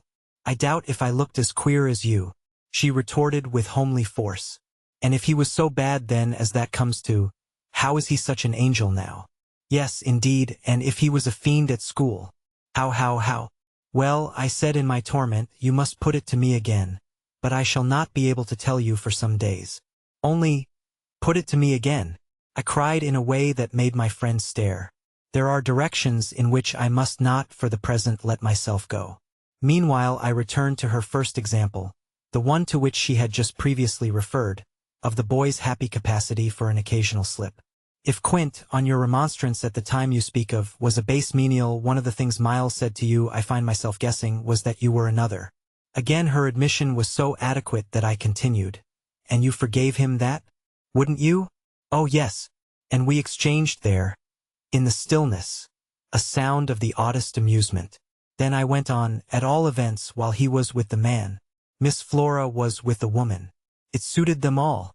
It suited me, too, I felt, only too well. By which I mean that it suited exactly the particularly deadly view I was in the very act of forbidding myself to entertain. But I so far succeeded in checking the expression of this view that I will throw, just here, no further light on it than may be offered by the mention of my final observation to Mrs. Groves. His having lied and been impudent are, I confess, less engaging specimens than I had hoped to have from you of the outbreak in him of the little natural man. Still, I mused, they must do, for they make me feel more than ever that I must watch. It made me blush, the next minute, to see in my friend's face how much more unreservedly she had forgiven him than her anecdote struck me as presenting to my own tenderness an occasion for doing. This came out when, at the schoolroom door, she quitted me. Surely you don't accuse him of carrying on an intercourse that he conceals from me? Remember that, until further evidence, I now accuse nobody. Then, before shutting her out to go by another passage to her own place, I must just wait. I wound up. 9. I waited, and the days, as they elapsed, took something from my consternation. A very few of them, in fact, passing, in constant sight of my pupils, without a fresh incident, sufficed to give to grievous fancies and even to odious memories a kind of brush of the sponge. I have spoken of the surrender to their extraordinary childish grace as a thing I could actively cultivate, and it may be imagined if I neglected now to address myself to this source for whatever it would yield. Stranger than I can express, certainly, was the effort to struggle against my new lights. It would doubtless have been, however, a greater tension still had it not been so frequently successful. I used to wonder how my little charges could help guessing that I thought strange things about them, and the circumstances that these things only made them more interesting was not by itself a direct aid to keeping them in the dark. I trembled lest they should see that they were so immensely more interesting. Putting things at the worst, at all events, as in meditation I so often did, any clouding of their innocence could only be, blameless and foredoomed as they were, a reason the more for taking risks. There were moments when, by an irresistible impulse, I found myself catching them up and pressing them to my heart. As soon as I had done so, I used to say to myself, "What will they think of that? Doesn't it betray too much?" It would have been easy to get into a sad, wild tangle about how much I might betray. But the real account, I feel, of the hours of peace that I could still enjoy was that the immediate charm of my companions was a beguilement still effective even under the shadow of the possibility that it was studied. For if it occurred to me that I might occasionally excite suspicion by the little outbreaks of my sharper passion for them, so too I remember wondering if I mightn't see a queerness in the traceable increase of their own demonstrations. They were at this period extravagantly and preternaturally fond of me, which, after all, I could reflect, was no more than a graceful response in children perpetually bowed over and hugged. The homage of which they were so lavish succeeded, in truth, for my nerves, quite as well as if I never appeared to myself, as I may say, literally to catch them at a purpose in it. They had never, I think, wanted to do so many things for their poor protectress. I mean, though they got their lessons better and better, which was naturally what would please her most, in the way of diverting, entertaining, surprising her. Reading her passages, telling her stories, acting her charades, pouncing out at her, in disguises, as animals and historical characters, and above all astonishing her by the pieces they had secretly got by heart and could interminably recite. I should never get to the bottom, were I to let myself go even now, of the prodigious private commentary, all under still more private correction, with which, in these days, I overscored their full hours. They had shown me from the first a facility for everything, a general faculty which, taking a fresh start, achieved remarkable flights. They got their little tasks as if they loved them, and indulged, from the mere exuberance of the gift, in the most unimposed little miracles of memory. They not only popped out at me as tigers and as Romans, but as Shakespeareans, astronomers, and navigators. This was so singularly the case that it had presumably much to do with the fact as to which, at the present day, I am at a loss for a different explanation. I allude to my unnatural composure on the subject of another school for miles. What I remember is that I was content not, for the time, to open the question, and that contentment must have sprung from the sense of his perpetually striking show of cleverness. He was too clever for a bad governess, for a parson's daughter, to spoil, and the strangest if not the brightest thread in the pensive embroidery I just spoke of was the impression I might have got, if I had dared to work it out, that he was under some influence operating in his small intellectual life as a tremendous incitement. If it was easy to reflect, however, that such a boy could postpone school, it was at least as marked that for such a boy to have been kicked out by a schoolmaster was a mystification without end. Let me add that, in their company now, and I was careful almost never to be out of it, I could follow no scent very far. We lived in a cloud of music and love and success and private theatricals. The musical sense in each of the children was of the quickest, but the elder in especial had a marvelous knack of catching and repeating. The schoolroom piano broke into all gruesome fancies, and when that failed there were confabulations in corners, with a sequel of one of them going out in the highest spirits in order to come in as something new. I had had brothers myself, and it was no revelation to me that little girls could be slavish idolaters of little boys. What surpassed everything was that there was a little boy in the world who could have for the inferior age, sex, and intelligence so fine a consideration. They were extraordinarily at one, and to say that they never either quarreled or complained is to make the note of praise coarse for their quality of sweetness. Sometimes, indeed, when I dropped into coarseness, I perhaps came across traces of little understandings between them by which one of them should keep me occupied while the other slipped away. There is a naïve side, I suppose, in all diplomacy, but if my pupils practiced upon me, it was surely with the minimum of grossness. It was all in the other quarter that, after a lull, the grossness broke out. I find that I really hang back, but I must take my plunge. In going on with the record of what was hideous at Bly, I not only challenge the most liberal faith, for which I little care, but, and this is another matter, I renew what I myself suffered, I again push my way through it to the end. There came suddenly an hour after which, as I look back, the affair seems to me to have been all pure suffering, but I have at least reached the heart of it, and the straightest road out is doubtless to advance. One evening, with nothing to lead up or to prepare it, I felt the cold touch of the impression that had breathed on me the night of my arrival and which, much lighter than, as I have mentioned, I should probably have made little of in memory had my subsequent sojourn been less agitated. I had not gone to bed. I sat reading by a couple of candles.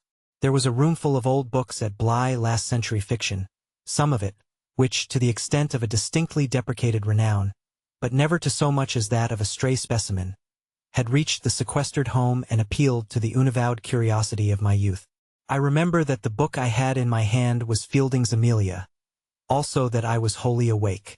I recall further both a general conviction that it was horribly late and a particular objection to looking at my watch.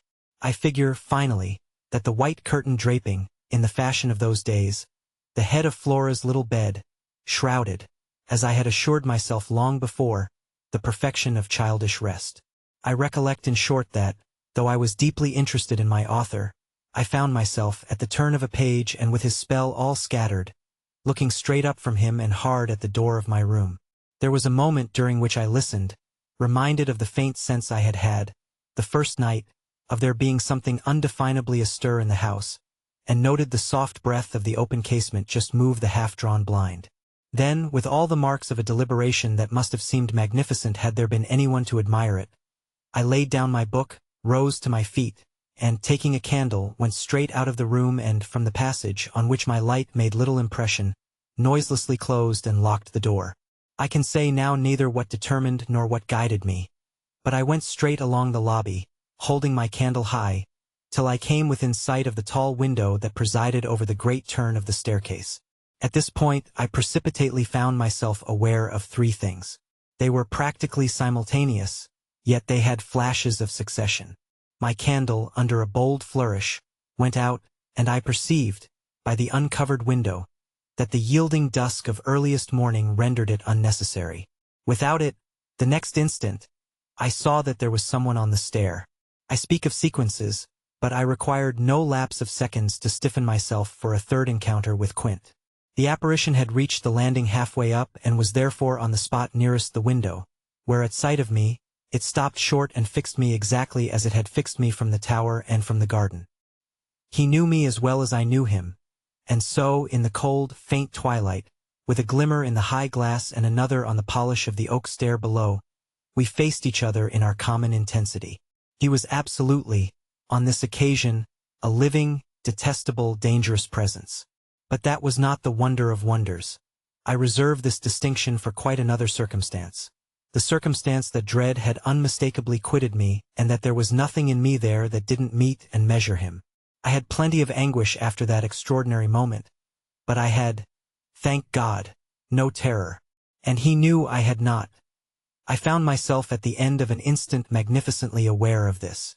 I felt, in a fierce rigor of confidence, that if I stood my ground a minute I should cease, for the time at least, to have him to reckon with, and during the minute, accordingly, the thing was as human and hideous as a real interview. Hideous just because it was human as to have met alone in the small hours in a sleeping house some enemy, some adventurer, some criminal. It was the dead silence of our long gaze at such close quarters that gave the whole horror, huge as it was, its only note of the unnatural. If I had met a murderer in such a place and at such an hour, we still at least would have spoken. Something would have passed in life between us. If nothing had passed, one of us would have moved. The moment was so prolonged that it would have taken but little more to make me doubt if even I were in life. I can't express what followed it save by saying that the silence itself, which was indeed in a manner an attestation of my strength, became the element into which I saw the figure disappear, in which I definitely saw it turn as I might have seen the low wretch to which it had once belonged turn on receipt of an order, and pass, with my eyes on the villainous back that no hunch could have more disfigured, straight down the staircase and into the darkness in which the next bend was lost. I remained a while at the top of the stair, but with the effect presently of understanding that when my visitor had gone, he had gone. Then I returned to my room. The foremost thing I saw there by the light of the candle I had left burning was that Flora's little bed was empty, and on this I caught my breath with all the terror that, 5 minutes before, I had been able to resist. I dashed at the place in which I had left her lying and over which, for the small silk counterpane and the sheets were disarranged, The white curtains had been deceivingly pulled forward. Then my step, to my unutterable relief, produced an answering sound. I perceived an agitation of the window blind, and the child, ducking down, emerged rosily from the other side of it. She stood there in so much of her candor and so little of her nightgown, with her pink bare feet and the golden glow of her curls. She looked intensely grave, and I had never had such a sense of losing an advantage acquired, the thrill of which had just been so prodigious, as on my consciousness that she addressed me with a reproach. "You naughty! Where have you been?" Instead of challenging her own irregularity, I found myself arraigned and explaining. She herself explained, for that matter, with the loveliest, eagerest simplicity. She had known suddenly, as she lay there, that I was out of the room, and had jumped up to see what had become of me. I had dropped, with the joy of her reappearance, back into my chair, feeling then, and then only, a little faint, and she had pattered straight over to me, thrown herself upon my knee, given herself to be held with the flame of the candle full in the wonderful little face that was still flushed with sleep. I remember closing my eyes an instant, yieldingly, consciously, as before the excess of something beautiful that shone out of the blue of her own. "You were looking for me out of the window?" I said. "You thought I might be walking in the grounds?" "Well, I thought someone was—" She never blanched as she smiled out that at me. Oh, how I looked at her now! "And did you see anyone?"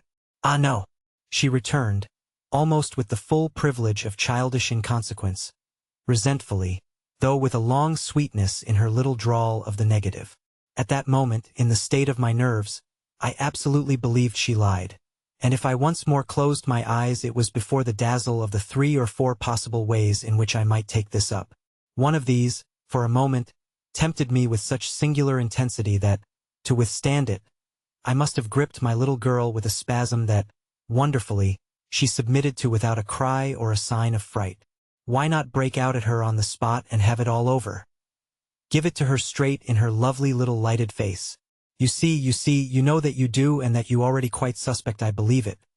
Therefore, why not frankly confess it to me so that we may at least live with it together and learn perhaps, in the strangeness of our fate, where we are and what it means. This solicitation dropped, alas, as it came.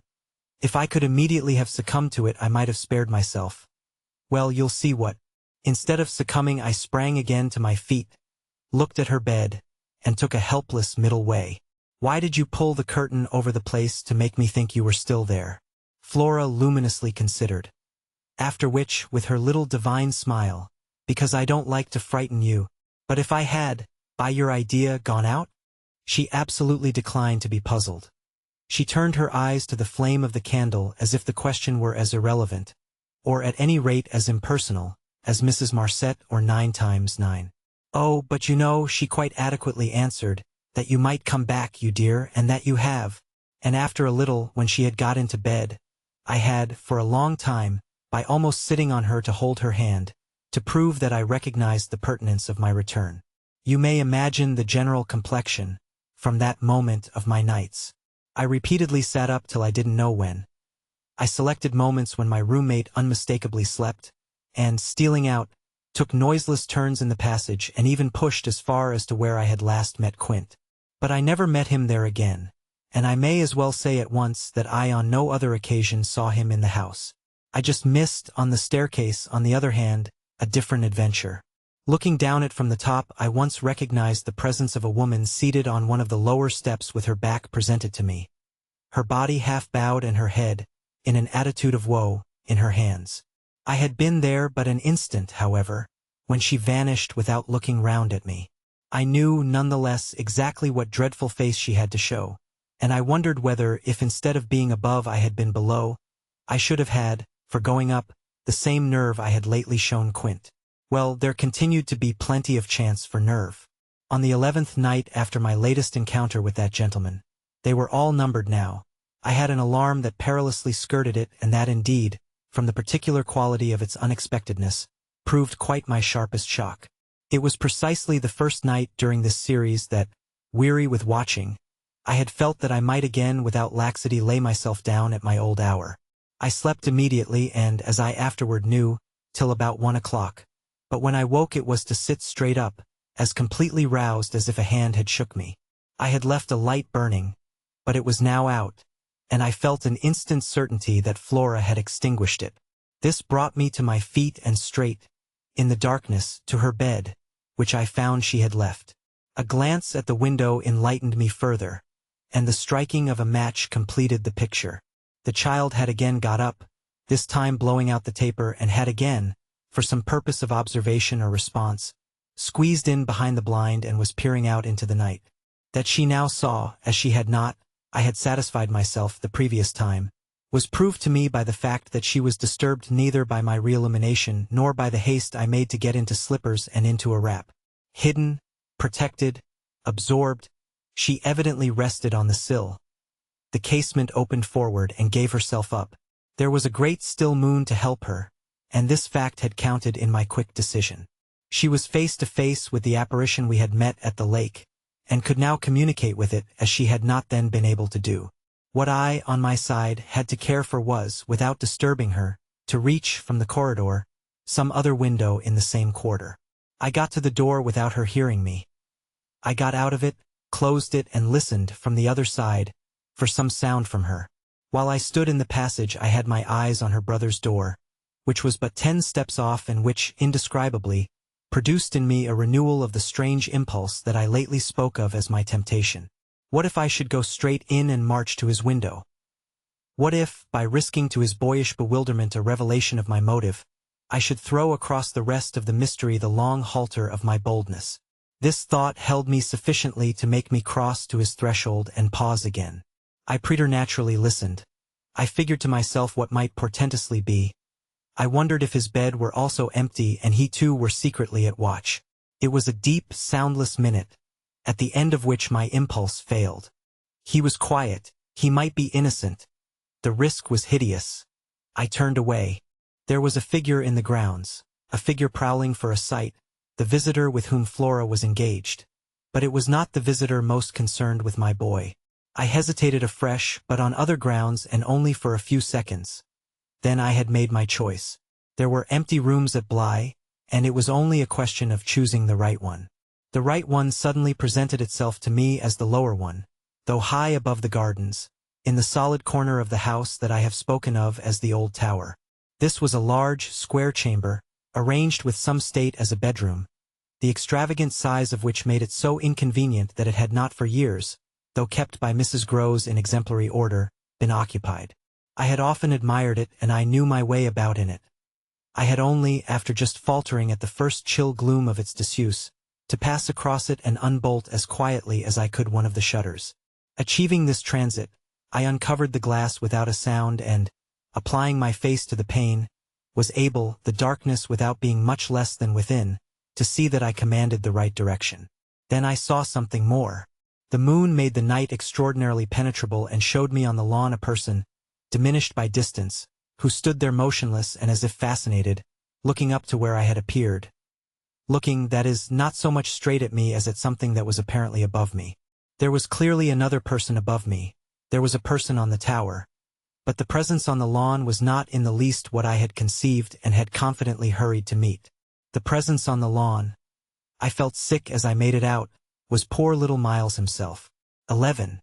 It was not till late next day that I spoke to Mrs. Groves, the rigor with which I kept my pupils in sight making it often difficult to meet her privately, and the more as we each felt the importance of not provoking, on the part of the servants quite as much as on that of the children, any suspicion of a secret flurry or that of a discussion of mysteries. I drew a great security in this particular from her mere smooth aspect. There was nothing in her fresh face to pass on to others my horrible confidences. She believed me, I was sure, absolutely. If she hadn't, I don't know what would have become of me, for I couldn't have borne the business alone. But she was a magnificent monument to the blessing of a want of imagination, and if she could see in our little charges nothing but their beauty and amiability, their happiness and cleverness, she had no direct communication with the sources of my trouble. If they had been at all visibly blighted or battered, she would doubtless have grown, on tracing it back, haggard enough to match them. As matters stood, however, I could feel her, when she surveyed them, with her large white arms folded and the habit of serenity in all her look, thank the Lord's mercy that if they were ruined the pieces would still serve. Flights of fancy gave place, in her mind, to a steady fireside glow, and I had already begun to perceive how, with the development of the conviction that, as time went on without a public accident. Our young things could, after all, look out for themselves. She addressed her greatest solicitude to the sad case presented by their instructress. That, for myself, was a sound simplification. I could engage that, to the world, my face should tell no tales, but it would have been, in the conditions, an immense added strain to find myself anxious about hers. At the hour I now speak of she had joined me, under pressure, on the terrace, where, with the lapse of the season, the afternoon sun was now agreeable, and we sat there together while, before us, at a distance, but within call if we wished, the children strolled to and fro in one of their most manageable moods. They moved slowly, in unison, below us, over the lawn, the boy, as they went, reading aloud from a storybook and passing his arm round his sister to keep her quite in touch. Mrs. Groves watched them with positive placidity. Then I caught the suppressed intellectual creak with which she conscientiously turned to take from me a view of the back of the tapestry. I had made her a receptacle of lurid things, but there was an odd recognition of my superiority, my accomplishments and my function, in her patience under my pain. She offered her mind to my disclosures as, had I wished to mix a witch's broth and proposed it with assurance, she would have held out a large clean saucepan. This had become thoroughly her attitude by the time that, in my recital of the events of the night, I reached the point of what Miles had said to me when, after seeing him at such a monstrous hour, almost on the very spot where he happened now to be, I had gone down to bring him in, choosing then, at the window, with a concentrated need of not alarming the house, rather that method than a signal more resonant. I had left her meanwhile in little doubt of my small hope of representing with success even to her actual sympathy my sense of the real splendor of the little inspiration with which, after I had got him into the house, the boy met my final articulate challenge. As soon as I appeared in the moonlight on the terrace, he had come to me as straight as possible, on which I had taken his hand without a word and led him, through the dark spaces, up the staircase where Quint had so hungrily hovered for him, along the lobby where I had listened and trembled, and so to his forsaken room. Not a sound on the way had passed between us, and I had wondered, oh, how I had wondered, if he were groping about in his little mind for something plausible and not too grotesque. It would tax his invention, certainly, and I felt, this time, over his real embarrassment, a curious thrill of triumph. It was a sharp trap for the inscrutable. He couldn't play any longer at innocence. So how the deuce would he get out of it? There beat in me indeed, with the passionate throb of this question, an equal dumb appeal as to how the deuce I should. I was confronted at last, as never yet, with all the risk attached even now to sounding my own horrid note. I remember in fact that as we pushed into his little chamber, where the bed had not been slept in at all and the window, uncovered to the moonlight, made the place so clear that there was no need of striking a match, I remember how I suddenly dropped, sank upon the edge of the bed from the force of the idea that he must know how he really, as they say, had me. He could do what he liked, with all his cleverness to help him, so long as I should continue to defer to the old tradition of the criminality of those caretakers of the young who minister to superstitions and fears. He had me indeed, and in a cleft stick.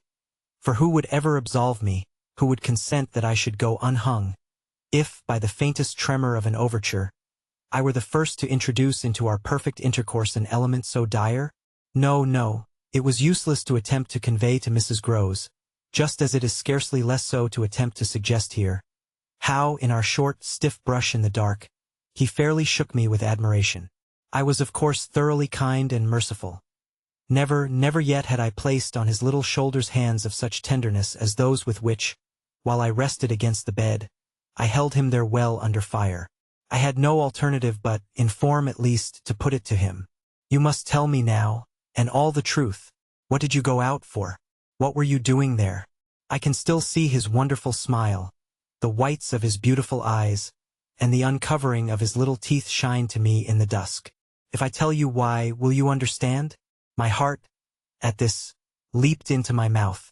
Would he tell me why? I found no sound on my lips to press it, and I was aware of replying only with a vague, repeated, grimacing nod. He was gentleness itself, and while I wagged my head at him, he stood there more than ever a little fairy prince. It was his brightness indeed that gave me a respite. Would it be so great if he were really going to tell me? Well, he said at last, just exactly in order that you should do this. Do what? Think me, for a change, bad. I shall never forget the sweetness and gaiety with which he brought out the word, nor how, on top of it, he bent forward and kissed me. It was practically the end of everything. I met his kiss and I had to make, while I folded him for a minute in my arms, the most stupendous effort not to cry. He had given exactly the account of himself that permitted least of my going behind it, and it was only with the effect of confirming my acceptance of it that, as I presently glanced about the room, I could say, "Then you didn't undress at all?" He fairly glittered in the gloom. "Not at all." I sat up and read. "And when did you go down?" "At midnight. When I'm bad, I am bad." I see, it's charming. But how could you be sure I would know it?" "Oh, I arranged that with Flora." His answers rang out with a readiness. "She was to get up and look out. Which is what she did do. It was I who fell into the trap. So she disturbed you and, to see what she was looking at, you also looked, you saw. While you, I concurred, caught your death in the night air." He literally bloomed so from this exploit that he could afford radiantly to assent. "How otherwise should I have been bad enough?" he asked. Then, after another embrace, the incident and our interview closed on my recognition of all the reserves of goodness that, for his joke, he had been able to draw upon. 12. The particular impression I had received proved in the morning light, I repeat, not quite successfully presentable to Mrs. Groves, though I reinforced it with the mention of still another remark that he had made before we separated. "It all lies in half a dozen words," I said to her, "words that really settle the matter. Think, what I might do." He threw that off to show me how good he is. He knows down to the ground what he might do. That's what he gave them a taste of at school. "Lord, you do change," cried my friend. "I don't change. I simply make it out. The four, depend upon it, perpetually meet. If on either of these last nights you had been with either child, you would clearly have understood. The more I've watched and waited, the more I've felt that if there were nothing else to make it sure, it would be made so by the systematic silence of each. Never, by a slip of the tongue, have they so much as alluded to either of their old friends, any more than Miles has alluded to his expulsion. Oh yes, we may sit here and look at them, and they may show off to us there to their fill. But even while they pretend to be lost in their fairy tale, they're steeped in their vision of the dead restored." "He's not reading to her," I declared. "They're talking of them, they're talking horrors." I go on, I know, as if I were crazy, and it's a wonder I'm not. What I've seen would have made you so. But it has only made me more lucid, made me get hold of still other things. My lucidity must have seemed awful, but the charming creatures who were victims of it, passing and repassing in their interlocked sweetness, gave my colleague something to hold on by, and I felt how tight she held as, without stirring in the breath of my passion, she covered them still with her eyes. "Of what other things have you got hold?" "Why, of the very things that have delighted, fascinated, and yet, at bottom, as I now so strangely see, mystified and troubled me. They're more than earthly beauty, they're absolutely unnatural goodness. It's a game," I went on. "It's a policy and a fraud, on the part of little darlings, as yet mere lovely babies. Yes, mad as that seems, the very act of bringing it out really helped me to trace it, follow it all up and piece it all together. They haven't been good, they've only been absent. It has been easy to live with them because they're simply leading a life of their own. They're not mine, they're not ours. They're his and they're hers. Quince and that woman's? Quince and that woman's. They want to get to them. Oh, how, at this, poor Mrs. Groves appeared to study them. But for what? For the love of all the evil that, in those dreadful days, the pair put into them. And to ply them with that evil still, to keep up the work of demons, is what brings the others back." "Laws," said my friend under her breath. The exclamation was homely, but it revealed a real acceptance of my further proof of what, in the bad time, for there had been a worse even than this, must have occurred. There could have been no such justification for me as the plain assent of her experience to whatever depth of depravity I found credible in our brace of scoundrels. It was in obvious submission of memory that she brought out after a moment. "They were rascals. But what can they now do?" she pursued. "Do?" I echoed so loud that Miles and Flora, as they passed at their distance, paused an instant in their walk and looked at us. "Don't they do enough?" I demanded in a lower tone, while the children, having smiled and nodded and kissed hands to us, resumed their exhibition. We were held by it a minute. Then I answered, "They can destroy them." At this my companion did turn, but the inquiry she launched was a silent one, the effect of which was to make me more explicit. "They don't know as yet quite how, but they're trying hard. They're seen only across, as it were, and beyond, in strange places and on high places, the top of towers, the roof of houses, the outside of windows, the further edge of pools. But there's a deep design on either side to shorten the distance and overcome the obstacle, and the success of the tempters is only a question of time. They've only to keep to their suggestions of danger, for the children to come, and perish in the attempt." Mrs. Groves slowly got up, and I scrupulously added, "Unless, of course, we can prevent." Standing there before me while I kept my seat, she visibly turned things over. "Their uncle must do the preventing. He must take them away. And who's to make him?" She had been scanning the distance, but she now dropped on me a foolish face. "You, miss, by writing to him that his house is poisoned and his little nephew and niece mad? But if they are, miss, and if I am myself, you mean? That's charming news to be sent him by a governess whose prime undertaking was to give him no worry." Mrs. Groves considered, following the children again. "Yes, he do hate worry. That was the great reason why those fiends took him in so long. No doubt, though his indifference must have been awful. As I'm not a fiend at any rate, I shouldn't take him in." My companion, after an instant and for all answer, sat down again and grasped my arm. "Make him at any rate come to you." I stared. To me, I had a sudden fear of what she might do. Him? He ought to be here, he ought to help. I quickly rose, and I think I must have shown her a queerer face than ever yet. "You see me asking him for a visit?" No, with her eyes on my face she evidently couldn't. Instead of it, even as a woman reads another, she could see what I myself saw. His derision, his amusement, his contempt for the breakdown of my resignation at being left alone, and for the fine machinery I had set in motion to attract his attention to my slighted charms. She didn't know, no one knew, how proud I had been to serve him and to stick to our terms. Yet she nonetheless took the measure, I think, of the warning I now gave her. "If you should so lose your head as to appeal to him for me."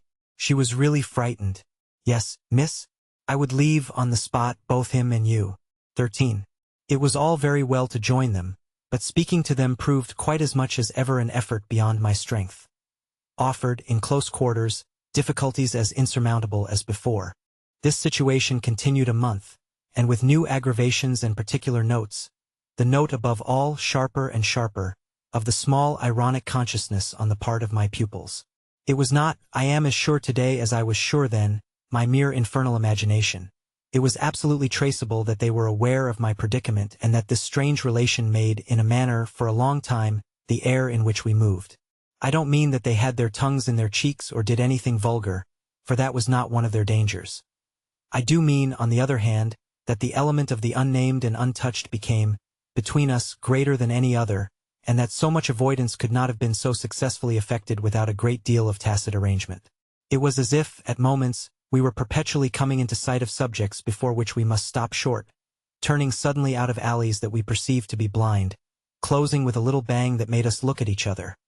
For, like all bangs, it was something louder than we had intended, the doors we had indiscreetly opened. All roads lead to Rome, and there were times when it might have struck us that almost every branch of study or subject of conversation skirted forbidden ground. Forbidden ground was the question of the return of the dead in general and of whatever, in especial, might survive in memory of the friends little children had lost. There were days when I could have sworn that one of them had, with a small invisible nudge, said to the other, "She thinks she'll do it this time, but she won't." To do it would have been to indulge, for instance, and for once in a way, in some direct reference to the lady who had prepared them for my discipline. They had a delightful, endless appetite for passages in my own history, to which I had again and again treated them. They were in possession of everything that had ever happened to me, had with every circumstance the story of my smallest adventures and of those of my brothers and sisters and of the cat and the dog at home, as well as many particulars of the eccentric nature of my father, of the furniture and arrangement of our house, and of the conversation of the old women of our village. There were things enough, taking one with another, to chatter about, if one went very fast and knew by instinct when to go round. They pulled with an art of their own the strings of my invention and my memory. And nothing else perhaps, when I thought of such occasions afterward, gave me so the suspicion of being watched from undercover. It was in any case over my life, my past, and my friends alone that we could take anything like our ease. A state of affairs that led them sometimes without the least pertinence to break out into sociable reminders. I was invited, with no visible connection, to repeat afresh Goody Gosling's celebrated MOT or to confirm the details already supplied as to the cleverness of the vicarage pony. It was partly at such junctures as these and partly at quite different ones that, with the turn my matters had now taken, my predicament, as I have called it, grew most sensible. The fact that the days passed for me without another encounter ought, it would have appeared, to have done something toward soothing my nerves. Since the light brush, that second night on the upper landing, of the presence of a woman at the foot of the stair, I had seen nothing, whether in or out of the house, that one had better not have seen. There was many a corner round which I expected to come upon Quint, and many a situation that, in a merely sinister way, would have favored the appearance of Miss Jessel. The summer had turned, the summer had gone. The autumn had dropped upon Bly and had blown out half our lights. The place, with its gray sky and withered garlands, its bared spaces and scattered dead leaves, was like a theater after the performance, all strewn with crumpled playbills. There were exactly states of the air, conditions of sound and of stillness, unspeakable impressions of the kind of ministering moment that brought back to me, long enough to catch it, the feeling of the medium in which, that June evening out of doors, I had had my first sight of Quint, and in which, too, at those other instants I had, after seeing him through the window, looked for him in vain in the circle of shrubbery. I recognized the signs, the portents, I recognized the moment, the spot, but they remained unaccompanied and empty, and I continued unmolested. If unmolested one could call a young woman whose sensibility had, in the most extraordinary fashion, not declined but deepened. I had said in my talk with Mrs. Grose on that horrid scene of Flora's by the lake, and had perplexed her by so saying, that it would from that moment distress me much more to lose my power than to keep it. I had then expressed what was vividly in my mind, the truth that, whether the children really saw or not, since, that is, it was not yet definitely proved, I greatly preferred as a safeguard the fullness of my own exposure. I was ready to know the very worst that was to be known. What I had then had an ugly glimpse of was that my eyes might be sealed just while theirs were most opened. Well, my eyes were sealed, it appeared, at present. A consummation for which it seemed blasphemous not to thank God. There was, alas, a difficulty about that. I would have thanked him with all my soul had I not had in a proportionate measure this conviction of the secret of my pupils. How can I retrace today the strange steps of my obsession? There were times of our being together when I would have been ready to swear that, literally in my presence but with my direct sense of it closed, they had visitors who were known and were welcome. Then it was that, had I not been deterred by the very chance that such an injury might prove greater than the injury to be averted, my exultation would have broken out. They're here, you little wretches, I would have cried, and you can't deny it now. The little wretches denied it with all the added volume of their sociability and their tenderness, in just the crystal depths of which, like the flash of a fish in a stream, the mockery of their advantage peeped up. The shock, in truth, had sunk into me still deeper than I knew on the night when, looking out to see either Quint or Miss Jessel under the stars, I had beheld the boy over whose rest I watched and who had immediately brought in with him, had straightway there turned it on me, the lovely upward look with which, from the battlements above me, the hideous apparition of Quint had played. If it was a question of a scare, my discovery on this occasion had scared me more than any other, and it was in the condition of nerves produced by it that I made my actual inductions. They harassed me so that sometimes, at odd moments, I shut myself up audibly to rehearse. It was at once a fantastic relief and a renewed despair, the manner in which I might come to the point. I approached it from one side and the other while, in my room, I flung myself about, but I always broke down in the monstrous utterance of names. As they died away on my lips, I said to myself that I should indeed help them to represent something infamous, if, by pronouncing them, I should violate as rare a little case of instinctive delicacy as any schoolroom, probably, had ever known. When I said to myself, they have the manners to be silent, and you, trusted as you are, the baseness to speak, I felt myself crimson and I covered my face with my hands. After these secret scenes I chattered more than ever, going on volubly enough till one of our prodigious, palpable hushes occurred. I can call them nothing else. The strange, dizzy lift or swim, I try for terms. Into a stillness, a pause of all life, that had nothing to do with the more or less noise that at the moment we might be engaged in making, and that I could hear through any deepened exhilaration or quickened recitation or louder strum of the piano. Then it was that the others, the outsiders, were there. Though they were not angels, they passed, as the French say, causing me, while they stayed, to tremble with the fear of their addressing to their younger victims some yet more infernal message or more vivid image than they had thought good enough for myself. What it was most impossible to get rid of was the cruel idea that, whatever I had seen, Miles and Flora saw more. Things terrible and unguessable, and that sprang from dreadful passages of intercourse in the past. Such things naturally left on the surface, for the time, a chill which we vociferously denied that we felt.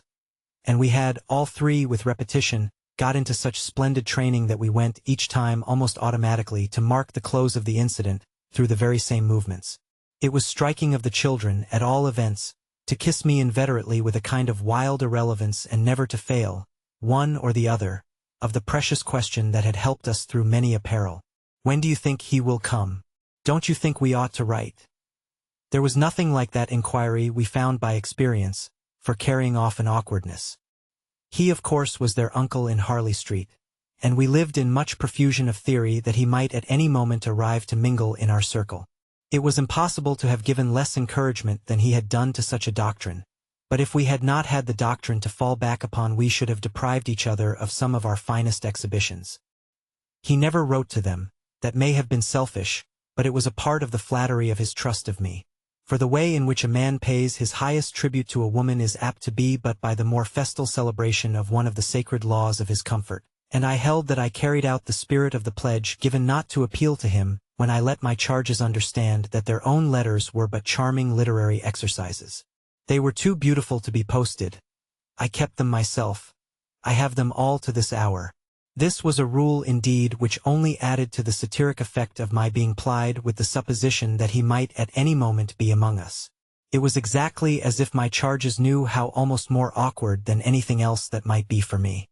There appears to me, moreover, as I look back, no note in all this more extraordinary than the mere fact that, in spite of my tension and of their triumph, I never lost patience with them.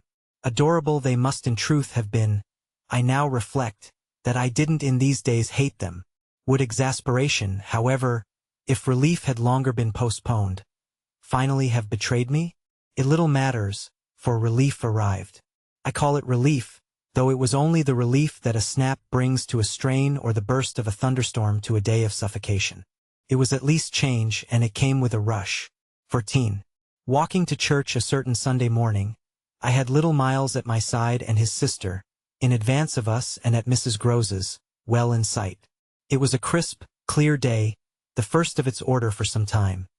The night had brought a touch of frost, and the autumn air, bright and sharp, made the church bells almost gay. It was an odd accident of thought that I should have happened at such a moment to be particularly and very gratefully struck with the obedience of my little charges. Why did they never resent my inexorable, my perpetual society?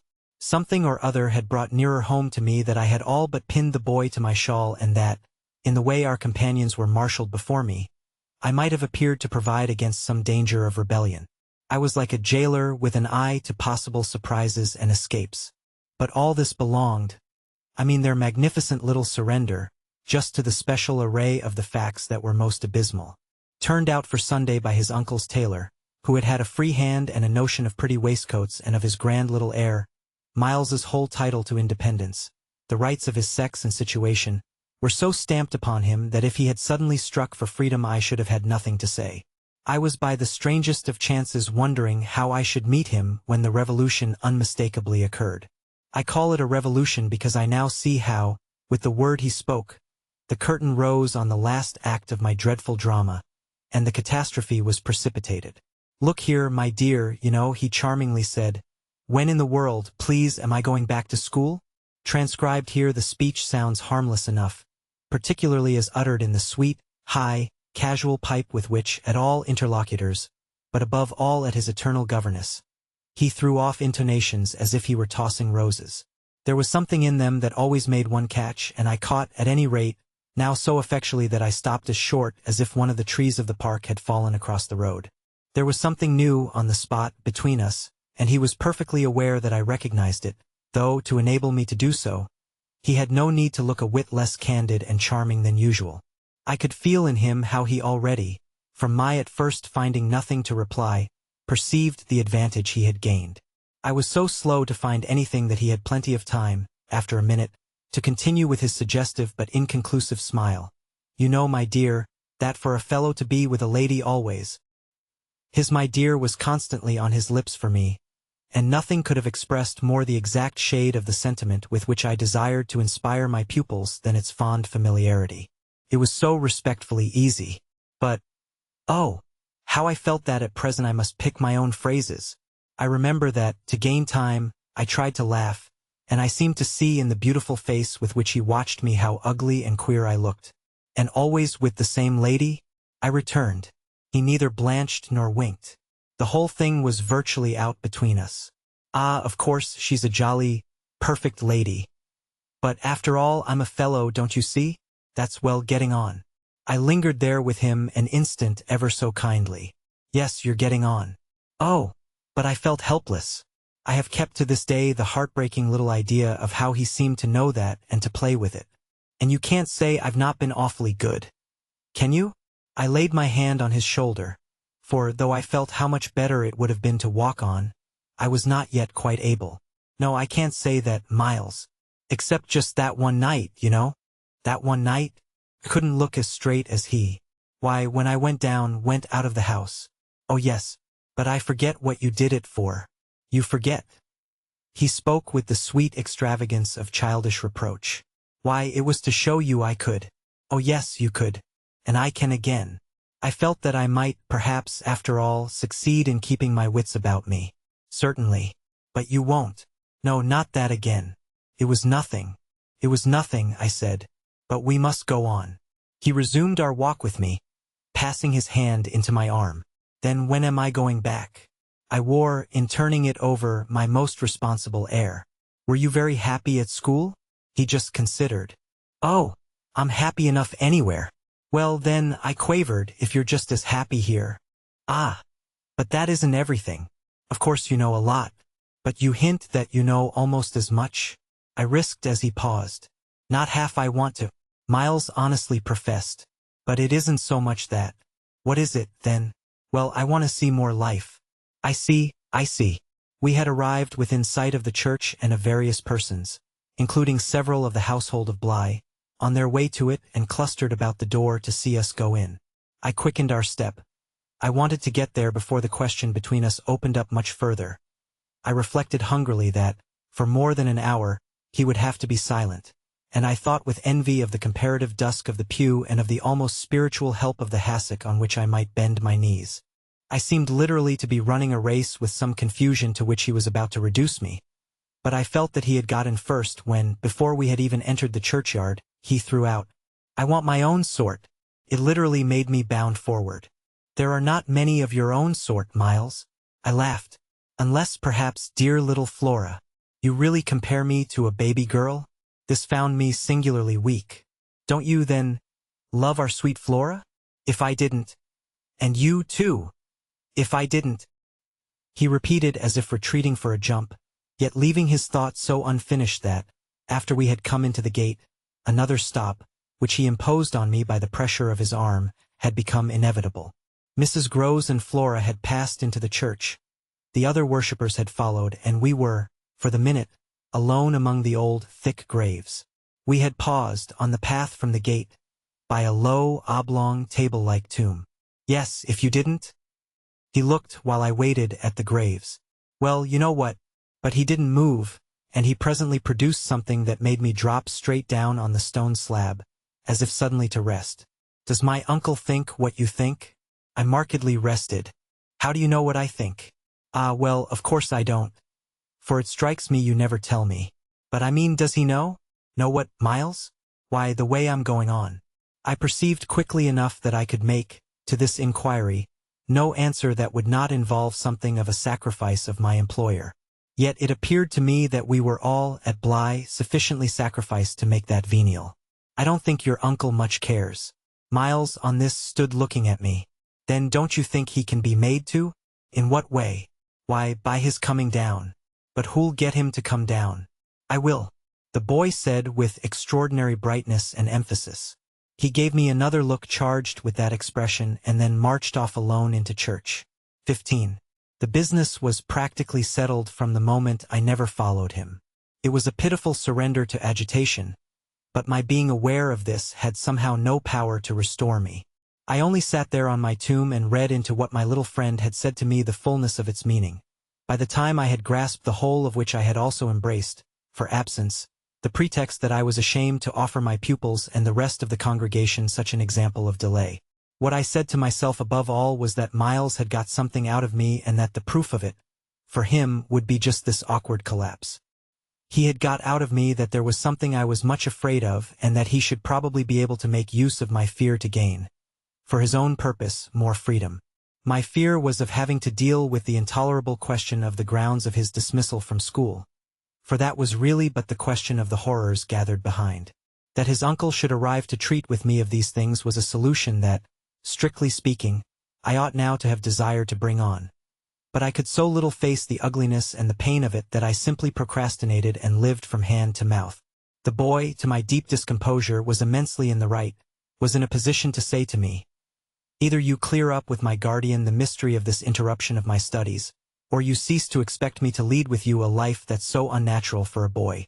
What was so unnatural for the particular boy I was concerned with was this sudden revelation of a consciousness and a plan. That was what really overcame me, what prevented my going in. I walked round the church, hesitating, hovering. I reflected that I had already, with him, hurt myself beyond repair. Therefore I could patch up nothing, and it was too extreme an effort to squeeze beside him into the pew. He would be so much more sure than ever to pass his arm into mine and make me sit there for an hour in close, silent contact with his commentary on our talk. For the first minute since his arrival I wanted to get away from him. As I paused beneath the high east window and listened to the sounds of worship, I was taken with an impulse that might master me. I felt, completely should I give it the least encouragement, I might easily put an end to my predicament by getting away altogether. Here was my chance. There was no one to stop me. I could give the whole thing up, turn my back and retreat. It was only a question of hurrying again, for a few preparations, to the house which the attendance at church of so many of the servants would practically have left unoccupied. No one, in short, could blame me if I should just drive desperately off. What was it to get away if I got away only till dinner? That would be in a couple of hours, at the end of which, I had the acute provision. My little pupils would play at innocent wonder about my non-appearance in their train.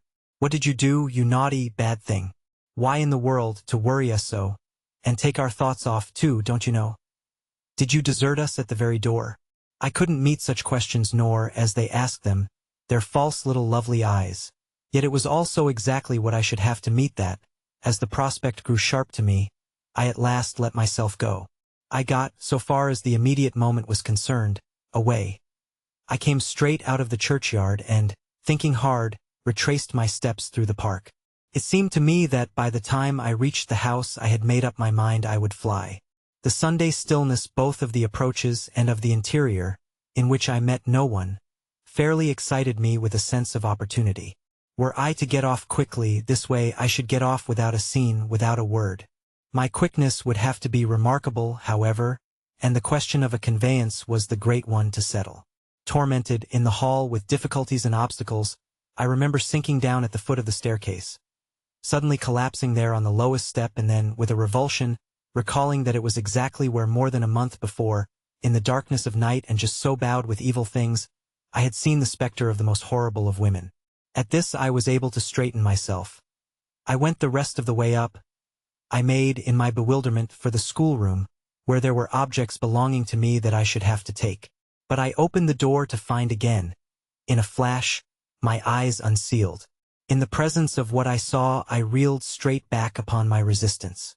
Seated at my own table in clear noonday light I saw a person whom, without my previous experience, I should have taken at the first blush for some housemaid who might have stayed at home to look after the place and who, availing herself of rare relief from observation and of the schoolroom table and my pens, ink and paper, had applied herself to the considerable effort of a letter to her sweetheart. There was an effort in the way that, while her arms rested on the table, her hands with evident weariness supported her head. But at the moment I took this in, I had already become aware that, in spite of my entrance, her attitude strangely persisted. Then it was, with the very act of its announcing itself, that her identity flared up in a change of posture. She rose, not as if she had heard me, but with an indescribable grand melancholy of indifference and detachment, and, within a dozen feet of me, stood there as my vile predecessor. Dishonored and tragic, she was all before me. But even as I fixed and, for memory, secured it, the awful image passed away. Dark as midnight in her black dress, her haggard beauty and her unutterable woe, she had looked at me long enough to appear to say that her right to sit at my table was as good as mine to sit at hers. While these instants lasted, indeed, I had the extraordinary chill of feeling that it was I who was the intruder. It was as a wild protest against it that, actually addressing her, "You terrible, miserable woman," I heard myself break into a sound that, by the open door, rang through the long passage and the empty house. She looked at me as if she heard me, but I had recovered myself and cleared the air. There was nothing in the room the next minute but the sunshine and a sense that I must stay. 16. I had so perfectly expected that the return of my pupils would be marked by a demonstration that I was freshly upset at having to take into account that they were dumb about my absence. Instead of gaily denouncing and caressing me, they made no allusion to my having failed them, and I was left, for the time, on perceiving that she too said nothing, to study Mrs. Grose's odd face. I did this to such purpose that I made sure they had in some way bribed her to silence. A silence that, however, I would engage to break down on the first private opportunity. This opportunity came before tea. I secured 5 minutes with her in the housekeeper's room, where, in the twilight, amid a smell of lately baked bread, but with the place all swept and garnished, I found her sitting in pained placidity before the fire.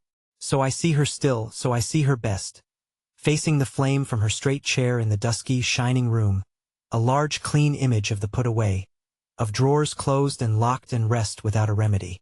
Oh yes, they asked me to say nothing, and to please them so long as they were there, of course I promised. But what had happened to you? I only went with you for the walk, I said. I had then to come back to meet a friend. She showed her surprise. A friend, you? Oh yes, I have a couple. I laughed. But did the children give you a reason for not alluding to your leaving us? Yes, they said you would like it better. Do you like it better? My face had made her rueful. No, I like it worse.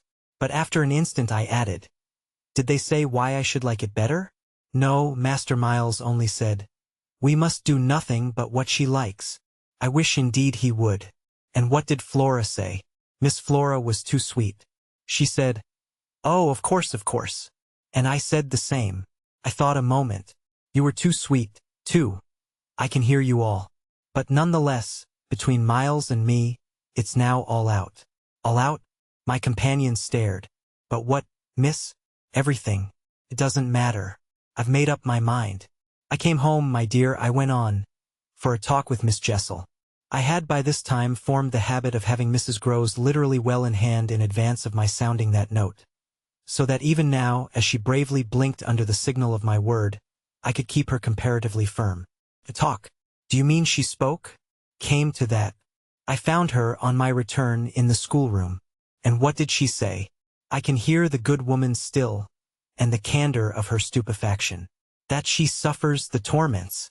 It was this, of a truth, that made her, as she filled out my picture, gape. Do you mean, she faltered, of the lost?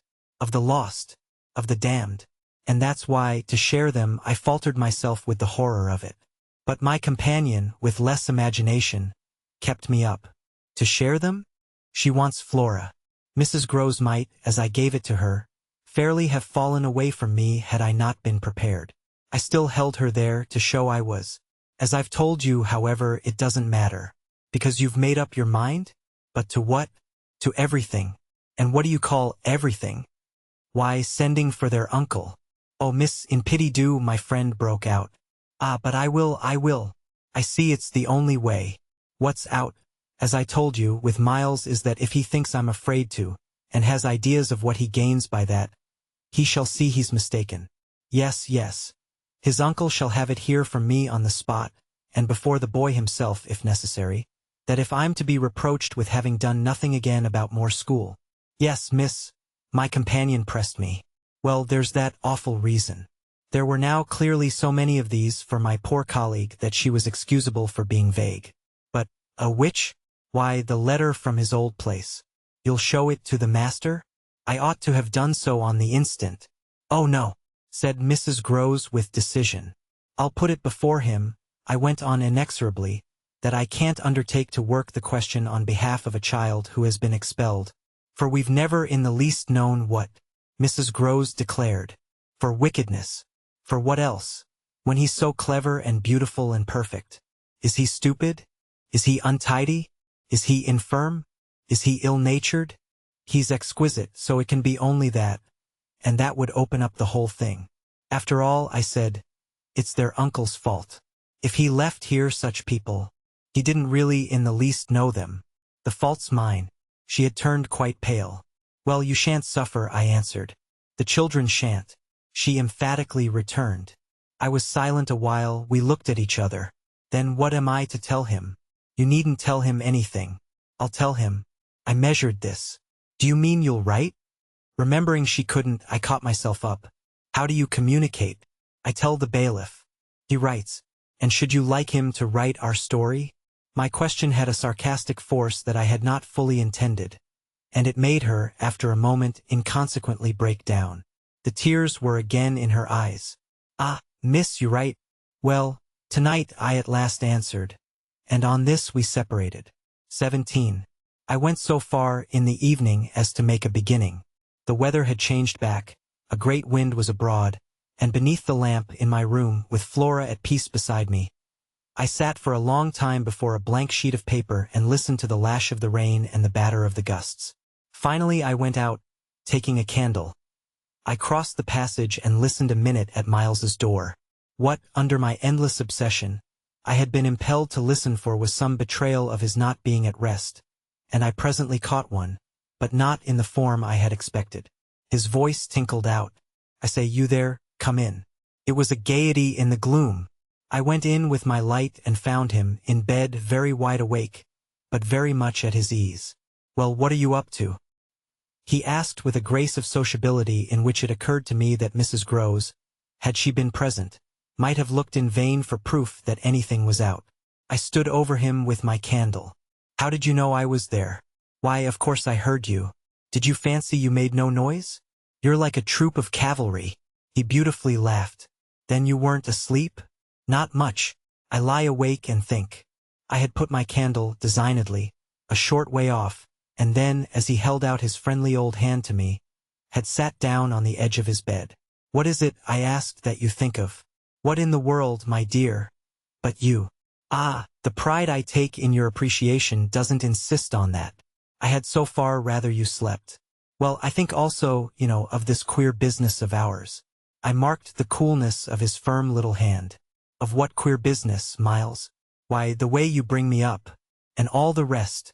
I fairly held my breath a minute, and even from my glimmering taper there was light enough to show how he smiled up at me from his pillow. What do you mean by all the rest? Oh, you know. I could say nothing for a minute, though I felt, as I held his hand and our eyes continued to meet, that my silence had all the air of admitting his charge, and that nothing in the whole world of reality was perhaps at that moment so fabulous as our actual relation. Certainly you shall go back to school, I said, if it be that troubles you. But not to the old place, we must find another, a better.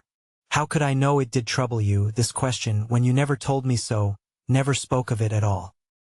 His clear, listening face, framed in its smooth whiteness, made him for the minute as appealing as some wistful patient in a children's hospital, and I would have given, as the resemblance came to me, all I possessed on earth really to be the nurse or the sister of charity who might have helped to cure him. Well, even as it was, I perhaps might help. Do you know you've never said a word to me about your school? I mean the old one. Never mentioned it in any way? He seemed to wonder. He smiled with the same loveliness. But he clearly gained time. He waited, he called for guidance. Haven't I? It wasn't for me to help him. It was for the thing I had met. Something in his tone and the expression of his face, as I got this from him, set my heart aching with such a pang as it had never yet known. So unutterably touching was it to see his little brain puzzled and his little resources taxed to play, under the spell laid on him, a part of innocence and consistency. No, never from the hour you came back. You've never mentioned to me one of your masters, one of your comrades, nor the least little thing that ever happened to you at school. Never, little Miles, no, never, have you given me an inkling of anything that may have happened there. Therefore you can fancy how much I'm in the dark.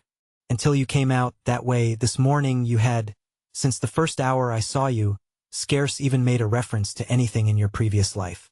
You seemed so perfectly to accept the present.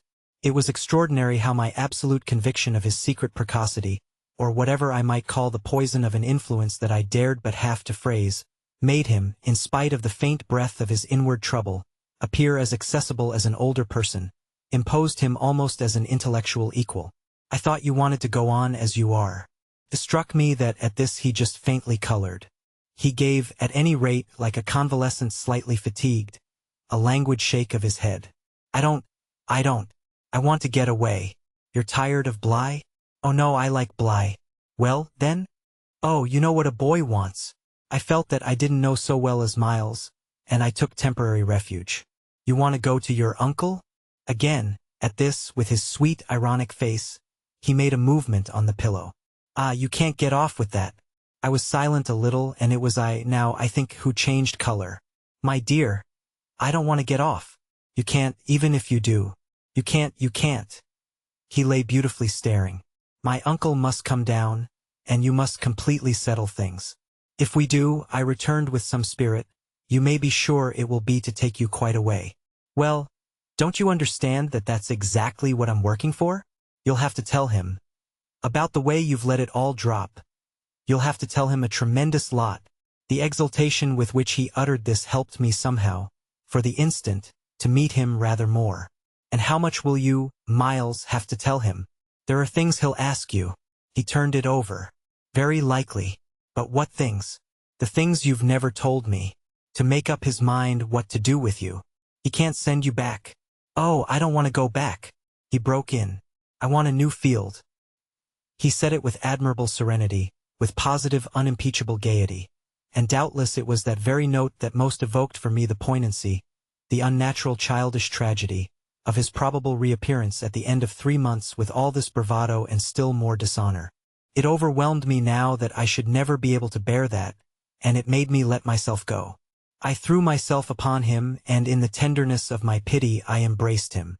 Dear little Miles, dear little Miles. My face was close to his, and he let me kiss him, simply taking it with indulgent good humor. Well, old lady, is there nothing at all that you want to tell me? He turned off a little, facing round toward the wall and holding up his hand to look at as one had seen sick children look. I told you this morning. Oh, I was sorry for him. That you just want me not to worry you? He looked round at me now, as if in recognition of my understanding him. Then ever so gently to let me alone, he replied. There was even a singular little dignity in it, something that made me release him, yet, when I had slowly risen, linger beside him. God knows I never wished to harass him, but I felt that merely, at this, to turn my back on him was to abandon or, to put it more truly, to lose him. I've just begun a letter to your uncle, I said. Well then, finish it. I waited a minute. What happened before? He gazed up at me again. Before what? Before you came back. And before you went away. For some time he was silent, but he continued to meet my eyes. What happened? It made me, the sound of the words, in which it seemed to me that I caught for the very first time a small faint quaver of consenting consciousness. It made me drop on my knees beside the bed and seize once more the chance of possessing him. Dear little Miles, if you knew how I want to help you. It's only that, it's nothing but that, and I'd rather die than give you a pain or do you a wrong. I'd rather die than hurt a hair of you. Dear little Miles. Oh, I brought it out now even if I should go too far. I just want you to help me to save you. But I knew in a moment after this that I had gone too far. The answer to my appeal was instantaneous, but it came in the form of an extraordinary blast and chill, a gust of frozen air, and a shake of the room as great as if, in the wild wind, the casement had crashed in. The boy gave a loud, high shriek, which, lost in the rest of the shock of sound, might have seemed indistinctly, though I was so close to him, a note either of jubilation or of terror. I jumped to my feet again and was conscious of darkness. So for a moment we remained, while I stared about me and saw that the drawn curtains were unstirred and the window tight. "Why, the candle's out!" I then cried. "It was I who blew it, dear," said Miles. The next day, after lessons, Mrs. Groves found a moment to say to me quietly, "Have you written, miss?" "Yes, I've written." But I didn't add, for the hour, that my letter, sealed and directed, was still in my pocket. There would be time enough to send it before the messenger should go to the village. Meanwhile there had been, on the part of my pupils, no more brilliant, more exemplary morning. It was exactly as if they had both had at heart to gloss over any recent little friction. They performed the dizziest feats of arithmetic, soaring quite out of my feeble range, and perpetrated, in higher spirits than ever, geographical and historical jokes. It was conspicuous of course in Miles in particular that he appeared to wish to show how easily he could let me down.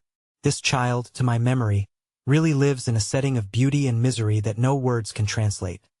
There was a distinction all his own in every impulse he revealed.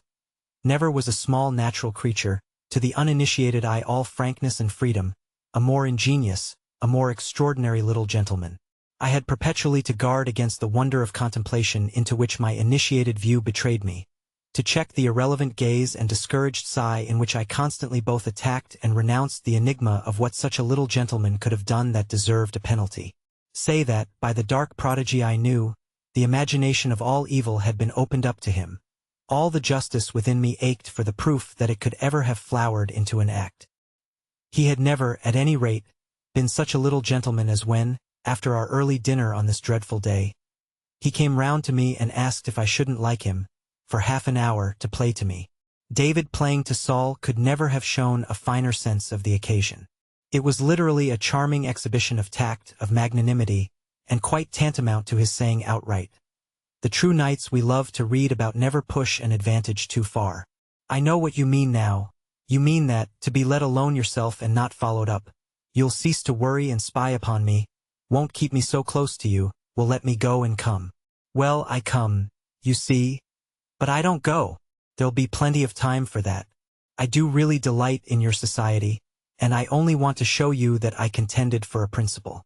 It may be imagined whether I resisted this appeal or failed to accompany him again, hand in hand, to the schoolroom. He sat down at the old piano and played as he had never played, and if there are those who think he had better have been kicking a football, I can only say that I wholly agree with them. For at the end of a time that under his influence I had quite ceased to measure, I started up with a strange sense of having literally slept at my post. It was after luncheon, and by the schoolroom fire, and yet I hadn't really in the least slept. I had only done something much worse. I had forgotten. Where, all this time, was Flora? When I put the question to Miles, he played on a minute before answering and then could only say, "Why, my dear, how do I know?" Breaking moreover into a happy laugh which, immediately after, as if it were a vocal accompaniment, he prolonged into incoherent, extravagant song. I went straight to my room, but his sister was not there. Then, before going downstairs, I looked into several others. As she was nowhere about, she would surely be with Mrs. Groves, whom, in the comfort of that theory, I accordingly proceeded in quest of. I found her where I had found her the evening before, but she met my quick challenge with blank, scared ignorance. She had only supposed that, after the repast, I had carried off both the children, as to which she was quite in her right, for it was the very first time I had allowed the little girl out of my sight without some special provision. Of course now indeed she might be with the maids, so that the immediate thing was to look for her without an air of alarm. This we promptly arranged between us, but when, 10 minutes later and in pursuance of our arrangement, we met in the hall, it was only to report on either side that after guarded inquiries we had altogether failed to trace her. For a minute there, apart from observation, we exchanged mute alarms, and I could feel with what high interest my friend returned me all those I had from the first given her. "She'll be above," she presently said, "in one of the rooms you haven't searched. No, she's at a distance. I had made up my mind. She has gone out. Mrs. Groves stared. Without a hat? I naturally also looked volumes. Isn't that woman always without one? She's with her? She's with her, I declared. We must find them. My hand was on my friend's arm, but she failed for the moment, confronted with such an account of the matter, to respond to my pressure. She communed, on the contrary, on the spot, with her uneasiness. And where's Master Miles? Oh, he's with Quint. They're in the schoolroom. Lord, miss. My view, I was myself aware, and therefore I suppose my tone, had never yet reached so calm an assurance. The tricks played, I went on. They've successfully worked their plan. He found the most divine little way to keep me quiet while she went off. Divine? Mrs. Groves bewilderedly echoed. Infernal, then, I almost cheerfully rejoined. He has provided for himself as well. But come. She had helplessly gloomed at the upper regions. You leave him? So long with Quint? Yes, I don't mind that now. She always ended, at these moments, by getting possession of my hand, and in this manner she could at present still stay me. But after gasping an instant at my sudden resignation, because of your letter? She eagerly brought out. I quickly, by way of answer, felt for my letter, drew it forth, held it up, and then, freeing myself, went and laid it on the great hall table. Luke will take it, I said as I came back. I reached the house door and opened it. I was already on the steps. My companion still demurred. The storm of the night and the early morning had dropped, but the afternoon was damp and gray. I came down to the drive while she stood in the doorway. You go with nothing on? What do I care when the child has nothing? I can't wait to dress, I cried, and if you must do so, I leave you. Try meanwhile yourself, upstairs. With them? Oh, on this, the poor woman promptly joined me. 19. We went straight to the lake, as it was called at Bly, and I dare say rightly called, though I reflect that it may in fact have been a sheet of water less remarkable than it appeared to my untraveled eyes. My acquaintance with sheets of water was small, and the pool of Bly, at all events on the few occasions of my consenting, under the protection of my pupils, to affront its surface in the old flat-bottomed boat moored there for our use, had impressed me both with its extent and its agitation. The usual place of embarkation was half a mile from the house, but I had an intimate conviction that, wherever Flora might be, she was not near home. She had not given me the slip for any small adventure, and, since the day of the very great one that I had shared with her by the pond, I had been aware, in our walks, of the quarter to which she most inclined. This was why I had now given to Mrs. Groves's steps so marked a direction that made her, when she perceived it, oppose a resistance that showed me she was freshly mystified. You're going to the water, miss? You think she's in? She may be, though the depth is, I believe, nowhere very great. But what I judge most likely is that she's on the spot from which, the other day, we saw together what I told you. When she pretended not to see, with that astounding self-possession, I've always been sure she wanted to go back alone. And now her brother has managed it for her. Mrs. Groves still stood where she had stopped. You suppose they really talk of them? I could meet this with a confidence. They say things that, if we heard them, would simply appall us. And if she is there, yes, then Miss Jessel is? Beyond a doubt. You shall see. Oh, thank you, my friend cried, planted so firm that, taking it in, I went straight on without her. By the time I reached the pool, however, she was close behind me, and I knew that, whatever, to her apprehension, might befall me, the exposure of my society struck her as her least danger. She exhaled a moan of relief as we at last came in sight of the greater part of the water without a sight of the child. There was no trace of Flora on that nearer side of the bank where my observation of her had been most startling, and none on the opposite edge, where, save for a margin of some 20 yards, a thick copse came down to the water. The pond, oblong in shape, had a width so scant compared to its length that, with its ends out of view, it might have been taken for a scant river. We looked at the empty expanse, and then I felt the suggestion of my friend's eyes. I knew what she meant, and I replied with a negative headshake. No, wait. She has taken the boat. My companion stared at the vacant mooring place and then again across the lake. Then where is it? Our not seeing it is the strongest of proofs. She has used it to go over and then has managed to hide it. All alone, that child? She's not alone, and at such times she's not a child. She's an old, old woman. I scanned all the visible shore while Mrs. Groves took again into the queer element I offered her, one of her plunges of submission. Then I pointed out that the boat might perfectly be in a small refuge formed by one of the recesses of the pool, an indentation masked, for the hither side, by a projection of the bank and by a clump of trees growing close to the water. But if the boat's there, where on earth's she? My colleague anxiously asked. That's exactly what we must learn. And I started to walk further. By going all the way round? Certainly, far as it is. It will take us but 10 minutes, but it's far enough to have made the child prefer not to walk. She went straight over. Laws! Cried my friend again. The chain of my logic was ever too much for her. It dragged her at my heels even now, and when we had got halfway round, a devious, tiresome process, on ground much broken and by a path choked with overgrowth, I paused to give her breath. I sustained her with a grateful arm, assuring her that she might hugely help me, and this started us afresh, so that in the course of but few minutes more we reached a point from which we found the boat to be where I had supposed it. It had been intentionally left as much as possible out of sight and was tied to one of the stakes of a fence that came, just there, down to the brink, and that had been an assistance to disembarking. I recognized, as I looked at the pair of short, thick oars, quite safely drawn up, the prodigious character of the feat for a little girl. But I had lived, by this time, too long among wonders and had panted to too many livelier measures.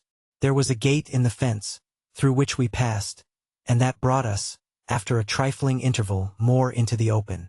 Then, there she is! We both exclaimed at once. Flora, a short way off, stood before us on the grass and smiled as if her performance was now complete. The next thing she did, however, was to stoop straight down and pluck, quite as if it were all she was there for, a big, ugly spray of withered fern. I instantly became sure she had just come out of the copse. She waited for us, not herself taking a step, and I was conscious of the rare solemnity with which we presently approached her. She smiled, and we met. But it was all done in a silence by this time flagrantly ominous. Mrs. Groves was the first to break the spell. She threw herself on her knees and, drawing the child to her breast, clasped in a long embrace the little tender, yielding body. While this dumb convulsion lasted I could only watch it, which I did the more intently when I saw Flora's face peep at me over our companion's shoulder. It was serious now, the flicker had left it, but it strengthened the pang with which I at that moment envied Mrs. Groves the simplicity of her relation. Still, all this while, nothing more passed between us save that Flora had let her foolish fern again drop to the ground. What she and I had virtually said to each other was that pretexts were useless now. When Mrs. Groves finally got up she kept the child's hand, so that the two were still before me, and the singular reticence of our communion was even more marked in the frank look she launched me. I'll be hanged, it said, if I'll speak. It was Flora who, gazing all over me in candid wonder, was the first. She was struck with our bareheaded aspect. Why, where are your things? Where yours are, my dear, I promptly returned. She had already got back her gaiety, and appeared to take this as an answer quite sufficient. And where's Miles? She went on. There was something in the small valor of it that quite finished me. These 3 words from her were, in a flash like the glitter of a drawn blade, the jostle of the cup that my hand, for weeks and weeks, had held high and full to the brim that now, even before speaking, I felt overflow in a deluge. I'll tell you if you'll tell me. I heard myself say, then heard the tremor in which it broke. Well, what? Mrs. Groves's suspense blazed at me, but it was too late now, and I brought the thing out handsomely. Where, my pet, is Miss Jessel? XX. Just as in the churchyard with Miles, the whole thing was upon us. Much as I had made of the fact that this name had never once, between us, been sounded, the quick, smitten glare with which the child's face now received it fairly likened my breach of the silence to the smash of a pane of glass. It added to the interposing cry, as if to stay the blow, that Mrs. Groves at the same instant uttered over my violence. The shriek of a creature scared or rather wounded, which, in turn, within a few seconds, was completed by a gasp of my own. I seized my colleague's arm. She's there. She's there. Miss Jessel stood before us on the opposite bank exactly as she had stood the other time, and I remember, strangely, as the first feeling now produced in me, my thrill of joy at having brought on a proof. She was there, and I was justified. She was there, and I was neither cruel nor mad. She was there for poor scared Mrs. Groves, but she was there most for Flora. And no moment of my monstrous time was perhaps so extraordinary as that in which I consciously threw out to her, with the sense that, pale and ravenous demon as she was, she would catch and understand it, an inarticulate message of gratitude. She rose erect on the spot my friend and I had lately quitted, and there was not, in all the long reach of her desire, an inch of her evil that fell short. This first vividness of vision and emotion were things of a few seconds, during which Mrs. Groves's dazed blink across to where I pointed struck me as a sovereign sign that she too at last saw, just as it carried my own eyes precipitately to the child. The revelation then of the manner in which Flora was affected startled me, in truth, far more than it would have done to find her also merely agitated, for direct dismay was of course not what I had expected. Prepared and on her guard as our pursuit had actually made her, she would repress every betrayal, and I was therefore shaken, on the spot, by my first glimpse of the particular one for which I had not allowed to see her, without a convulsion of her small pink face, not even feign to glance in the direction of the prodigy I announced, but only, instead of that, turn at me an expression of hard, still gravity, an expression absolutely new and unprecedented and that appeared to read and accuse and judge me. This was a stroke that somehow converted the little girl herself into the very presence that could make me quail. I quailed even though my certitude that she thoroughly saw was never greater than at that instant, and in the immediate need to defend myself I called it passionately to witness. She's there, you little unhappy thing. There, and you see her as well as you see me. I had said shortly before to Mrs. Groves that she was not at these times a child, but an old woman, and that description of her could not have been more strikingly confirmed than in the way in which, for all answer to this, she simply showed me, without a concession, an admission of her eyes, a countenance of deeper and deeper, of indeed suddenly quite fixed, reprobation.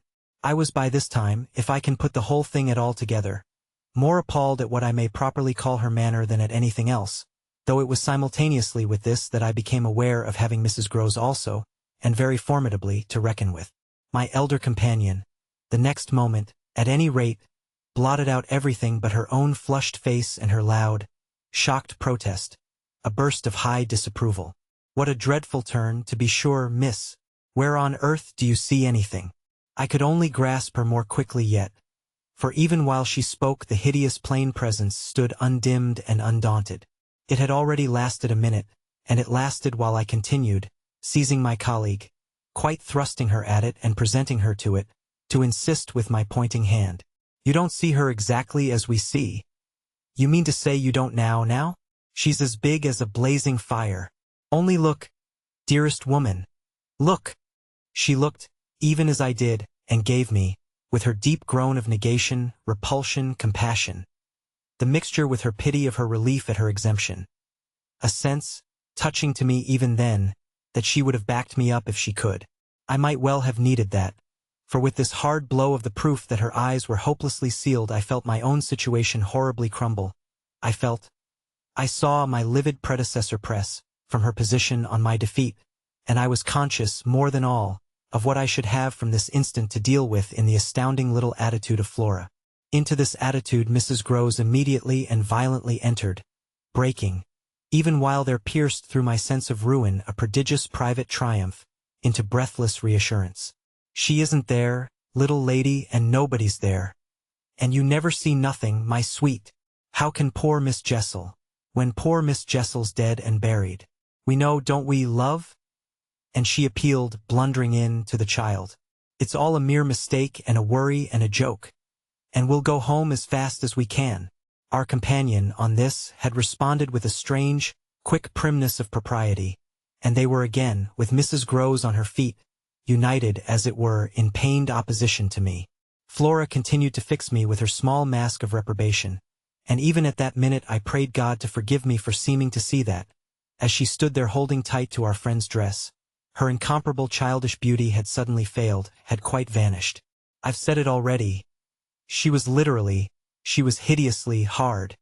She had turned common and almost ugly. I don't know what you mean. I see nobody. I see nothing. I never have.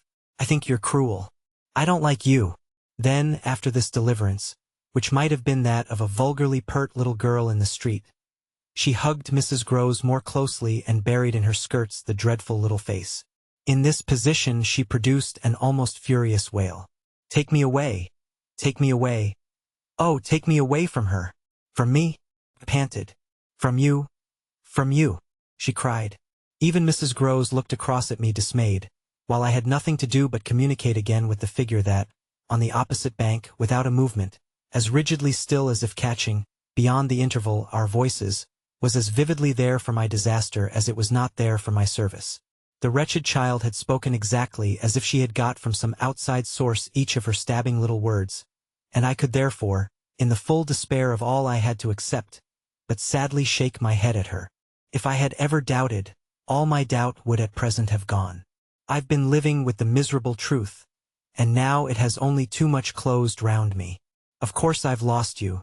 I've interfered, and you've seen, under her dictation, with which I faced over the pool again our infernal witness, the easy and perfect way to meet it. I've done my best, but I've lost you. Goodbye.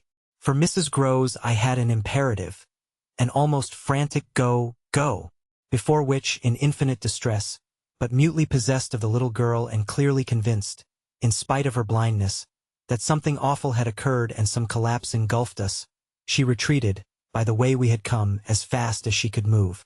Of what first happened when I was left alone I had no subsequent memory. I only knew that at the end of, I suppose, a quarter of an hour, an odorous dampness and roughness, chilling and piercing my trouble, had made me understand that I must have thrown myself on my face, on the ground and given way to a wildness of grief. I must have lain there long and cried and sobbed, for when I raised my head the day was almost done. I got up and looked a moment, through the twilight, at the grey pool and its blank, haunted edge, and then I took, back to the house, my dreary and difficult course.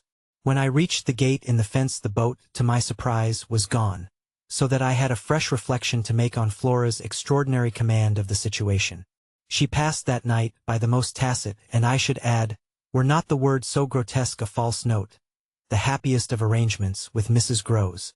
I saw neither of them on my return, but, on the other hand, as by an ambiguous compensation, I saw a great deal of Miles.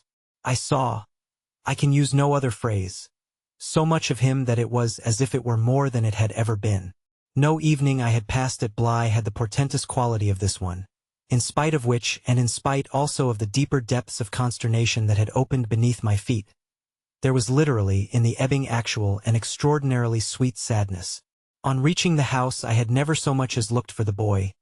I had simply gone straight to my room to change what I was wearing and to take in, at a glance, much material testimony to Flora's rupture. Her little belongings had all been removed. When later, by the schoolroom fire, I was served with tea by the usual maid, I indulged, on the article of my other pupil, in no inquiry whatever. He had his freedom now, he might have it to the end. Well, he did have it, and it consisted, in part at least, of his coming in at about 8 o'clock and sitting down with me in silence. On the removal of the tea things I had blown out the candles and drawn my chair closer. I was conscious of a mortal coldness and felt as if I should never again be warm. So, when he appeared, I was sitting in the glow with my thoughts. He paused a moment by the door as if to look at me. Then, as if to share them, came to the other side of the hearth and sank into a chair. We sat there in absolute stillness.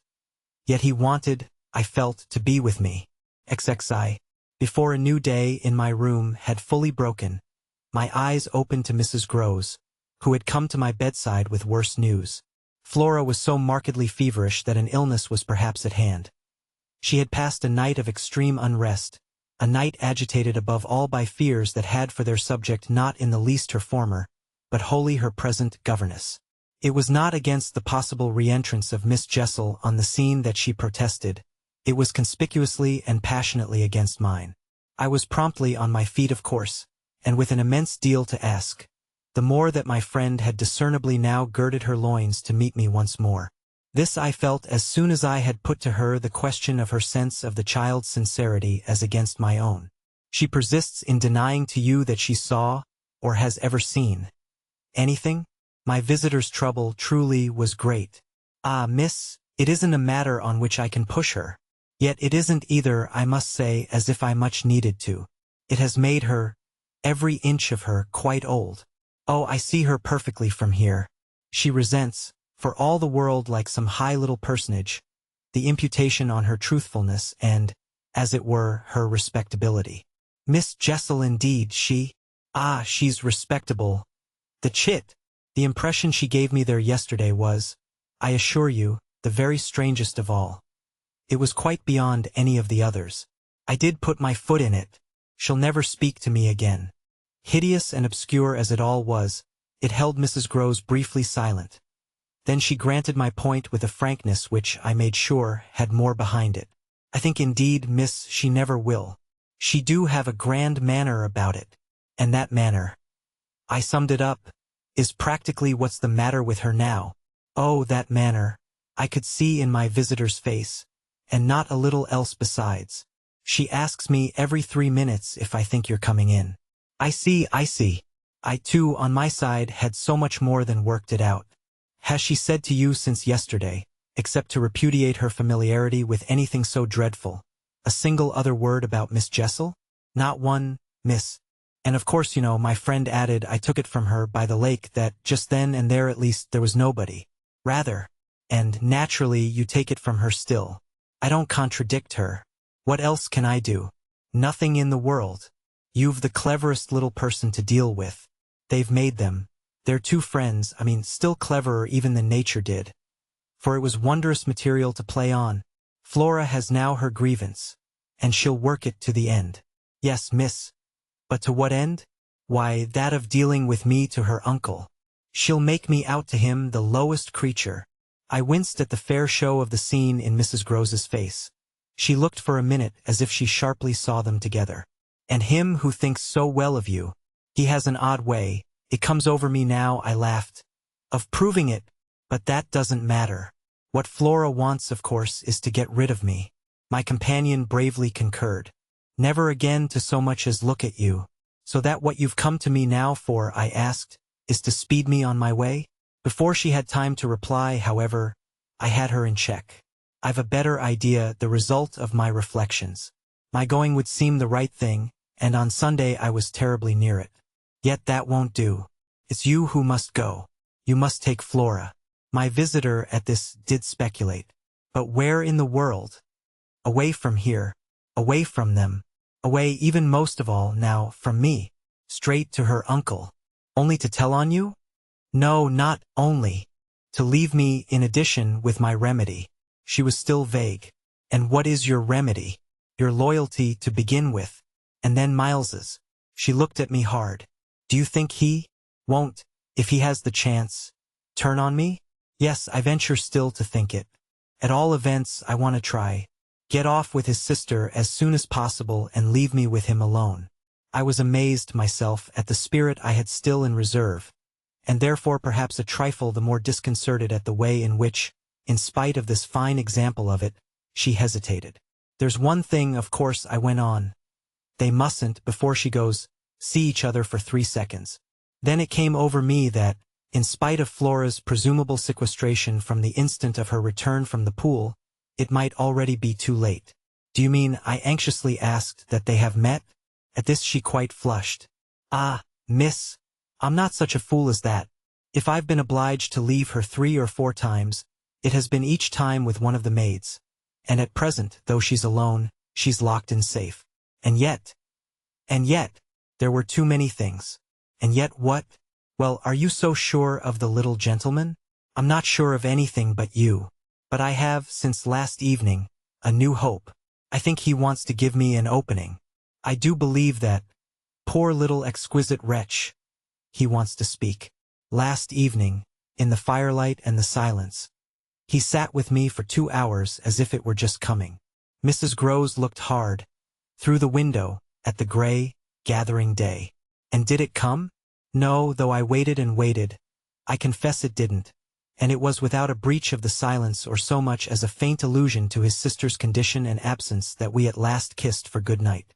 All the same, I continued, I can't, if her uncle sees her, consent to his seeing her brother without my having given the boy, and most of all because things have got so bad, a little more time. My friend appeared on this ground more reluctant than I could quite understand. What do you mean by more time? Well, a day or two really to bring it out. He'll then be on my side, of which you see the importance. If nothing comes, I shall only fail, and you will, at the worst, have helped me by doing, on your arrival in town, whatever you may have found possible. So I put it before her, but she continued for a little, so inscrutably embarrassed that I came again to her aid. Unless, indeed, I wound up, you really want not to go. I could see it, in her face, at last clear itself. She put out her hand to me as a pledge. I'll go. I'll go this morning. I wanted to be very just. If you should wish still to wait, I would engage she shouldn't see me. No, it's the place itself. She must leave it. She held me a moment with heavy eyes, then brought out the rest. Your idea's the right one. I myself, miss, well, I can't stay. The look she gave me with it made me jump at possibilities. You mean that, since yesterday, you have seen? She shook her head with dignity. I've heard? From that child, horrors. There. She sighed with tragic relief. On my honor, miss, she says things. But at this evocation she broke down. She dropped with a sudden sob upon my sofa and, as I had seen her do before, gave way to all the grief of it. It was quite in another manner that I, for my part, let myself go. Oh, thank God! She sprang up again at this, drying her eyes with a groan. Thank God? It so justifies me. It does that, miss. I couldn't have desired more emphasis, but I just hesitated. She's so horrible? I saw my colleague scarce knew how to put it. Really shocking. And about me? About you, miss, since you must have it. It's beyond everything, for a young lady. And I can't think wherever she must have picked up the appalling language she applied to me. I broke in with a laugh that was doubtless significant enough. It only, in truth, left my friend still more grave. Well, perhaps I ought to also, since I've heard some of it before. Yet I can't bear it, the poor woman went on while, with the same movement, she glanced on my dressing table at the face of my watch. But I must go back. I kept her, however. Ah, if you can't bear it, how can I stop with her, you mean? Why, just for that, to get her away. Far from this, she pursued. Far from them. She may be different. She may be free. I seized her almost with joy. Then, in spite of yesterday, you believe in such doings? Her simple description of them required, in the light of her expression, to be carried no further, and she gave me the whole thing as she had never done. I believe. Yes, it was a joy, and we were still shoulder to shoulder. If I might continue sure of that, I should care but little what else happened. My support in the presence of disaster would be the same as it had been in my early need of confidence. And if my friend would answer for my honesty, I would answer for all the rest. On the point of taking leave of her, nonetheless, I was to some extent embarrassed. There's one thing, of course, it occurs to me to remember. My letter, giving the alarm, will have reached town before you. I now perceived still more how she had been beating about the bush and how weary at last it had made her. Your letter won't have got there. Your letter never went. What then became of it? Goodness knows. Master Miles. Do you mean he took it? I gasped. She hung fire, but she overcame her reluctance. I mean that I saw yesterday, when I came back with Miss Flora, that it wasn't where you had put it. Later in the evening I had the chance to question Luke, and he declared that he had neither noticed nor touched it. We could only exchange, on this, one of our deeper mutual soundings, and it was Mrs. Groves who first brought up the plum with an almost elated "You see. Yes, I see that if Miles took it instead he probably will have read it and destroyed it. And don't you see anything else? I faced her a moment with a sad smile. It strikes me that by this time your eyes are open even wider than mine. They proved to be so indeed, but she could still blush, almost to show it. I make out now what he must have done at school. And she gave, in her simple sharpness, an almost droll, disillusioned nod. He stole. I turned it over. I tried to be more judicial. Well, perhaps. She looked as if she found me unexpectedly calm. He stole letters. She couldn't know my reasons for a calmness after all pretty shallow. So I showed them off as I might. I hope then it was to more purpose than in this case. The note, at any rate, that I put on the table yesterday, I pursued, will have given him so scant an advantage, for it contained only the bare demand for an interview, that he is already much ashamed of having gone so far for so little, and that what he had on his mind last evening was precisely the need of confession. I seemed to myself, for the instant, to have mastered it, to see it all. Leave us, leave us. I was already at the door, hurrying her off. I'll get it out of him. He'll meet me, he'll confess. If he confesses, he's saved. And if he's saved, then you are? The dear woman kissed me on this, and I took her farewell. I'll save you without him, she cried as she went. XXII. Yet it was when she had got off and I missed her on the spot, that the great pinch really came. If I had counted on what it would give me to find myself alone with Miles, I speedily perceived, at least, that it would give me a measure. No hour of my stay, in fact, was so assailed with apprehensions as that of my coming down to learn that the carriage containing Mrs. Groves and my younger pupil had already rolled out of the gates. Now I said to myself, face to face with the elements, and for much of the rest of the day, while I fought my weakness, I could consider that I had been supremely rash. It was a tighter place still than I had yet turned round in, all the more that, for the first time, I could see in the aspect of others a confused reflection of the crisis. What had happened naturally caused them all to stare. There was too little of the explained, throw out whatever we might, in the suddenness of my colleague's act. The maids and the men looked blank, the effect of which on my nerves was an aggravation until I saw the necessity of making it a positive aid. It was precisely, in short, by just clutching the helm that I avoided total wreck. And I dare say that, to bear up at all, I became that morning very grand and very dry. I welcomed the consciousness that I was charged with much to do, and I caused it to be known as well that, left thus to myself, I was quite remarkably firm. I wandered with that manner, for the next hour or two, all over the place and looked, I have no doubt, as if I were ready for any onset. So, for the benefit of whom it might concern, I paraded with a sick heart.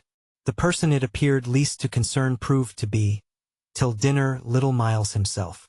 My perambulations had given me, meanwhile, no glimpse of him, but they had tended to make more public the change taking place in our relation as a consequence of his having at the piano, the day before, kept me, in Flora's interest, so beguiled and befooled. The stamp of publicity had of course been fully given by her confinement and departure, and the change itself was now ushered in by our non-observance of the regular custom of the schoolroom. He had already disappeared when, on my way down, I pushed open his door, and I learned below that he had breakfasted, in the presence of a couple of the maids, with Mrs. Groves and his sister. He had then gone out, as he said, for a stroll, than which nothing, I reflected, could better have expressed his frank view of the abrupt transformation of my office. What he would not permit this office to consist of was yet to be settled. There was a queer relief at all events, I mean for myself in especial, in the renouncement of one pretension. If so much had sprung to the surface, I scarce put it too strongly in saying that what had perhaps sprung highest was the absurdity of our prolonging the fiction that I had anything more to teach him. It sufficiently stuck out that, by tacit little tricks in which even more than myself he carried out the care for my dignity, I had had to appeal to him to let me off straining to meet him on the ground of his true capacity. He had at any rate his freedom now. I was never to touch it again, as I had amply shown, moreover, when, on his joining me in the schoolroom the previous night, I had uttered, on the subject of the interval just concluded, neither challenge nor hint. I had too much, from this moment, my other ideas. Yet when he at last arrived, the difficulty of applying them, the accumulations of my problem, were brought straight home to me by the beautiful little presence on which what had occurred had as yet, for the eye, dropped neither stain nor shadow. To mark, for the house, the high state I cultivated, I decreed that my meals with the boy should be served, as we called it, downstairs, so that I had been awaiting him in the ponderous pomp of the room outside of the window of which I had had from Mrs. Groves, that first scared Sunday, my flash of something it would scarce have done to call light. Here at present I felt afresh, for I had felt it again and again, how my equilibrium depended on the success of my rigid will, the will to shut my eyes as tight as possible to the truth that what I had to deal with was, revoltingly, against nature. I could only get on at all by taking nature into my confidence and my account, by treating my monstrous ordeal as a push in a direction unusual, of course, and unpleasant, but demanding, after all, for a fair front, only another turn of the screw of ordinary human virtue. No attempt, nonetheless, could well require more tact than just this attempt to supply oneself all the nature. How could I put even a little of that article into a suppression of reference to what had occurred? How, on the other hand, could I make reference without a new plunge into the hideous obscure? Well, a sort of answer, after a time, had come to me, and it was so far confirmed as that I was met, incontestably, by the quickened vision of what was rare in my little companion. It was indeed as if he had found even now, as he had so often found at lessons, still some other delicate way to ease me off. Wasn't there light in the fact which, as we shared our solitude, broke out with a specious glitter it had never yet quite worn? The fact that, opportunity aiding precious opportunity which had now come, it would be preposterous, with a child so endowed, to forego the help one might wrest from absolute intelligence? What had his intelligence been given him for but to save him? Mightn't one, to reach his mind, risk the stretch of an angular arm over his character? It was as if, when we were face to face in the dining room, he had literally shown me the way. The roast mutton was on the table, and I had dispensed with attendance. Miles, before he sat down, stood a moment with his hands in his pockets and looked at the joint, on which he seemed on the point of passing some humorous judgment. But what he presently produced was, "I say, my dear, is she really very awfully ill? Little Flora? Not so bad but that she'll presently be better. London will set her up." Bly had ceased to agree with her. "Come here and take your mutton." He alertly obeyed me, carried the plate carefully to his seat, and, when he was established, went on. Did Bly disagree with her so terribly suddenly? Not so suddenly as you might think. One had seen it coming on. Then why didn't you get her off before? Before what? Before she became too ill to travel. I found myself prompt. She's not too ill to travel. She only might have become so if she had stayed. This was just the moment to seize. The journey will dissipate the influence.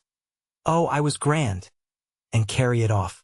I see, Miles for that matter was grand, too. He settled to his repast with the charming little table manner that, from the day of his arrival, had relieved me of all grossness of admonition.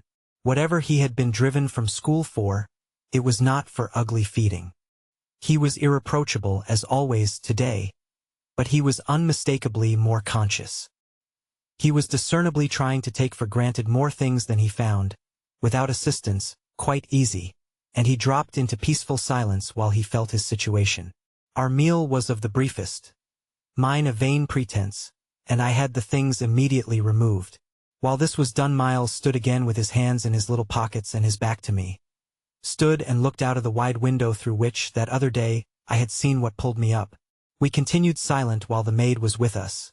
As silent, it whimsically occurred to me, as some young couple who, on their wedding journey at the inn, feel shy in the presence of the waiter.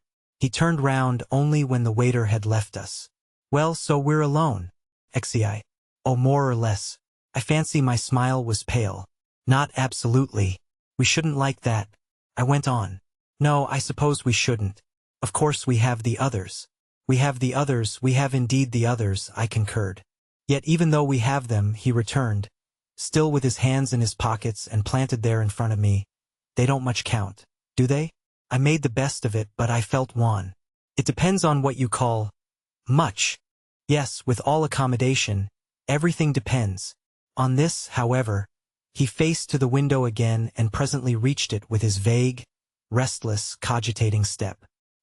He remained there a while, with his forehead against the glass, in contemplation of the stupid shrubs I knew and the dull things of November. I had always my hypocrisy of work, behind which, now, I gained the sofa, steadying myself with it there as I had repeatedly done at those moments of torment that I have described as the moments of my knowing the children to be given to something from which I was barred. I sufficiently obeyed my habit of being prepared for the worst. But an extraordinary impression dropped on me as I extracted a meaning from the boy's embarrassed back. None other than the impression that I was not barred now. This inference grew in a few minutes to sharp intensity and seemed bound up with the direct perception that it was positively he who was. The frames and squares of the great window were a kind of image, for him, of a kind of failure. I felt that I saw him, at any rate, shut in or shut out. He was admirable but not comfortable. I took it in with a throb of hope. Wasn't he looking, through the haunted pane, for something he couldn't see? And wasn't it the first time in the whole business that he had known such a lapse? The very first. I found it a splendid portent. It made him anxious, though he watched himself. He had been anxious all day and, even while in his usual sweet little manner he sat at table, had needed all his small strange genius to give it a gloss. When he at last turned round to meet me, it was almost as if this genius had succumbed. Well, I think I'm glad Bly agrees with me. You would certainly seem to have seen these 24 hours, a good deal more of it than for some time before.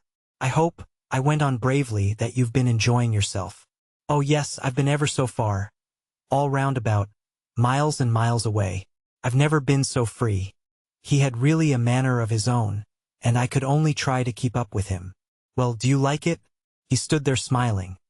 Then at last he put into 2 words, do you? More discrimination than I had ever heard 2 words contain. Before I had time to deal with that, however, he continued as if with the sense that this was an impertinence to be softened. Nothing could be more charming than the way you take it, for of course if we're alone together now it's you that are alone most. But I hope, he threw in, you don't particularly mind having to do with you? I asked. My dear child, how can I help minding? Though I've renounced all claim to your company, you're so beyond me. I at least greatly enjoy it. What else should I stay on for? He looked at me more directly, and the expression of his face, graver now, struck me as the most beautiful I had ever found in it. You stay on just for that? Certainly. I stay on as your friend and from the tremendous interest I take in you till something can be done for you that may be more worth your while. That needn't surprise you. My voice trembled so that I felt it impossible to suppress the shake. Don't you remember how I told you, when I came and sat on your bed the night of the storm, that there was nothing in the world I wouldn't do for you? Yes, yes. He, on his side, more and more visibly nervous, had a tone to master. But he was so much more successful than I that, laughing out through his gravity, he could pretend we were pleasantly jesting. Only that, I think, was to get me to do something for you. It was partly to get you to do something, I conceded. But, you didn't do it. Oh yes, he said with the brightest superficial eagerness, you wanted me to tell you something. That's it. Out straight out. What you have on your mind, then, is that what you've stayed over for? He spoke with a gaiety through which I could still catch the finest little quiver of resentful passion. But I can't begin to express the effect upon me of an implication of surrender even so faint. It was as if what I had yearned for had come at last only to astonish me. Well, yes, I may as well make a clean breast of it, it was precisely for that. He waited so long that I supposed it for the purpose of repudiating the assumption on which my action had been founded. But what he finally said was, do you mean now, here? There couldn't be a better place or time. He looked round him uneasily, and I had the rare, the queer, impression of the very first symptom I had seen in him of the approach of immediate fear. It was as if he were suddenly afraid of me, which struck me indeed as perhaps the best thing to make him. Yet in the very pang of the effort I felt it vain to try sternness, and I heard myself the next instant so gentle as to be almost grotesque. You want so to go out again? Awfully. He smiled at me heroically, and the touching little bravery of it was enhanced by his actually flushing with pain. He had picked up his hat, which he had brought in, and stood twirling it in a way that gave me, even as I was just nearly reaching port, a perverse horror of what I was doing. To do it in any way was an act of violence. For what did it consist of but the obtrusion of the idea of grossness and guilt on a small helpless creature, who had been for me a revelation of the possibilities of beautiful intercourse? Wasn't it base to create for a being so exquisite a mere alien awkwardness? I suppose I now read into our situation a clearness it couldn't have had at the time, for I seemed to see our poor eyes already lighted with some spark of a prevision of the anguish that was to come. So we circled about, with terrors and scruples, like fighters not daring to close. But it was for each other we feared, that kept us a little longer suspended and unbruised. I'll tell you everything, Miles said. I'll tell you anything you like. You'll stay on with me and we shall both be all right, and I will tell you I will. But not now. Why not now? My insistence turned him from me and kept him once more at his window in a silence during which, between us, you might have heard a pin drop. Then he was before me again with the air of a person for whom, outside, Someone who had frankly to be reckoned with was waiting. I have to see Luke. I had not yet reduced him to quite so vulgar a lie, and I felt proportionately ashamed. But, horrible as it was, his lies made up my truth. I achieved thoughtfully a few loops of my knitting. Well then, go to Luke and I'll wait for what you promise. Only, in return for that, satisfy before you leave me one very much smaller request. He looked as if he felt he had succeeded enough to be able still a little to bargain. Very much smaller? Yes, a mere fraction of the whole. Tell me. Oh, my work preoccupied me and I was offhand. If, yesterday afternoon, from the table in the hall you took, my letter, Ziv. My sense of how he received this suffered for a minute from something that I can describe only as a fierce split of my attention. A stroke that at first, as I sprang straight up, reduced me to the mere blind movement of getting hold of him, drawing him close, and, while I just fell for support against the nearest piece of furniture, instinctively keeping him with his back to the window. The appearance was full upon us that I had already had to deal with here. Peter Quint had come into view like a sentinel before a prison. The next thing I saw was that, from outside, he had reached the window, and then I knew that, close to the glass and glaring in through it, he offered once more to the room his white face of damnation. It represents but grossly what took place within me at the sight to say that on the second my decision was made. Yet I believe that no woman so overwhelmed ever in so short a time recovered her grasp of the act. It came to me in the very horror of the immediate presence that the act would be, seeing and facing what I saw and faced, to keep the boy himself unaware. The inspiration, I can call it by no other name, was that I felt how voluntarily, how transcendently I might. It was like fighting with a demon for a human soul, and when I had fairly so appraised it I saw how the human soul, held out, in the tremor of my hands at arm's length, had a perfect dew of sweat on a lovely childish forehead. The face that was close to mine was as white as the face against the glass, and out of it presently came a sound, not low nor weak, but as if from much further away, that I drank like a waft of fragrance. Yes, I took it. At this, with a moan of joy, I enfolded, I drew him close, and while I held him to my breast, where I could feel in the sudden fever of his little body the tremendous pulse of his little heart, I kept my eyes on the thing at the window and saw it move and shift its posture. I have likened it to a sentinel, but its slow wheel, for a moment, was rather the prowl of a baffled beast. My present quickened courage, however, was such that, not too much to let it through, I had to shade, as it were, my flame. Meanwhile the glare of the face was again at the window, the scoundrel fixed as if to watch and wait. It was the very confidence that I might now defy him, as well as the positive certitude, by this time of the child's unconsciousness, that made me go on. What did you take it for? To see what you said about me. You opened the letter? I opened it. My eyes were now, as I held him off a little again, on Miles's own face, in which the collapse of mockery showed me how complete was the ravage of uneasiness. What was prodigious was that at last, by my success, his sense was sealed and his communication stopped. He knew that he was in presence, but knew not of what, and knew still less that I also was and that I did know. And what did this strain of trouble matter when my eyes went back to the window only to see that the air was clear again and, by my personal triumph, the influence quenched? There was nothing there. I felt that the cause was mine and that I should surely get all. And you found nothing. I let my elation out. He gave the most mournful, thoughtful little headshake. Nothing. Nothing. Nothing. I almost shouted in my joy. Nothing, nothing, he sadly repeated. I kissed his forehead. It was drenched. So what have you done with it? I've burned it. Burned it? It was now or never. Is that what you did at school? Oh, what this brought up. At school? Did you take letters? Or other things? Other things? He appeared now to be thinking of something far off and that reached him only through the pressure of his anxiety. Yet it did reach him. Did I steal? I felt myself redden to the roots of my hair, as well as wonder if it were more strange to put to a gentleman such a question, or to see him take it with allowances that gave the very distance of his fall in the world. Was it for that you mightn't go back? The only thing he felt was rather a dreary little surprise. Did you know I mightn't go back? I know everything. He gave me at this the longest and strangest look. Everything? Everything. Therefore, did you? But I couldn't say it again. Miles could, very simply. No, I didn't steal. My face must have shown him I believed him utterly. Yet my hands, but it was for pure tenderness, shook him as if to ask him why, if it was all for nothing, he had condemned me to months of torment. What then did you do? He looked in vague pain all round the top of the room and drew his breath, 2 or 3 times over, as if with difficulty. He might have been standing at the bottom of the sea and raising his eyes to some faint green twilight. Well, I said things. Only that? They thought it was enough. To turn you out for? Never, truly, had a person turned out shown so little to explain it as this little person. He appeared to weigh my question, but in a manner quite detached and almost helpless. Well, I suppose I oughtn't. But to whom did you say them?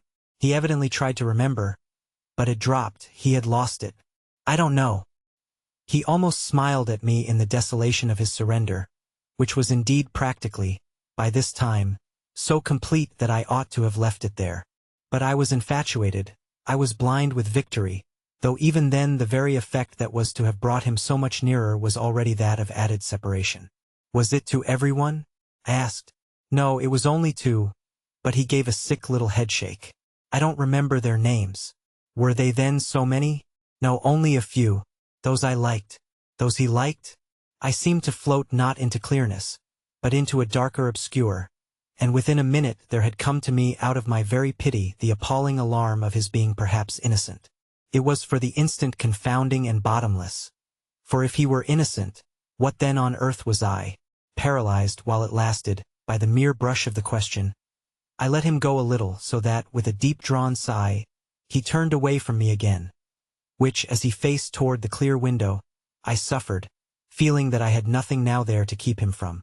And did they repeat what you said? I went on after a moment.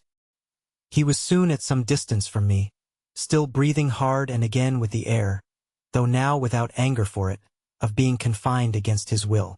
Once more, as he had done before, he looked up at the dim day as if, of what had hitherto sustained him, nothing was left but an unspeakable anxiety. Oh yes, he nevertheless replied, they must have repeated them. To those they liked, he added. There was, somehow, less of it than I had expected. But I turned it over. And these things came round? To the masters? Oh yes, he answered very simply. But I didn't know they'd tell. The masters? They've never told. That's why I ask you. He turned to me again, his little beautiful fevered face. Yes, it was too bad. Too bad? What I suppose I sometimes said. To write home. I can't name the exquisite pathos of the contradiction given to such a speech by such a speaker. I only know that the next instant I heard myself throw off with homely force. Stuff and nonsense. But the next after that I must have sounded stern enough. What were these things? My sternness was all for his judge, his executioner. Yet it made him avert himself again, and that movement made me, with a single bound and an irrepressible cry, spring straight upon him. For there again, against the glass, as if to blight his confession and stay his answer, was the hideous author of our woe, the white face of damnation. I felt a sick swim at the drop of my victory and all the return of my battle, so that the wildness of my veritable leap only served as a great betrayal. I saw him, from the midst of my act, meet it with a divination, and on the perception that even now he only guessed, and that the window was still to his own eyes free, I let the impulse flame up to convert the climax of his dismay into the very proof of his liberation. No more, no more, no more! I shrieked, as I tried to press him against me, to my visitant. Is she here? Miles panted as he caught with his sealed eyes the direction of my words. Then as his strain she staggered me and, with a gasp, I echoed it. Miss Jessel, Miss Jessel. He with a sudden fury gave me back. I seized, stupefied, his supposition. Some sequel to what we had done to Flora. But this made me only want to show him that it was better still than that. It's not Miss Jessel, but it's at the window straight before us. It's there. The coward horror. There for the last time. At this, after a second in which his head made the movement of a baffled dog's on a scent and then gave a frantic little shake for air and light. He was at me in a white rage, bewildered, glaring vainly over the place and missing wholly, though it now, to my sense, filled the room like the taste of poison, the wide, overwhelming presence. Is he? I was so determined to have all my proof that I flashed into ice to challenge him. Whom do you mean by he? Peter Quint, you devil! His face gave again, round the room, its convulsed supplication. Where? They are in my ears still, his supreme surrender of the name and his tribute to my devotion. What does he matter now, my own? What will he ever matter? I have you, I launched at the beast, but he has lost you forever. Then, for the demonstration of my work, there, I said to Miles.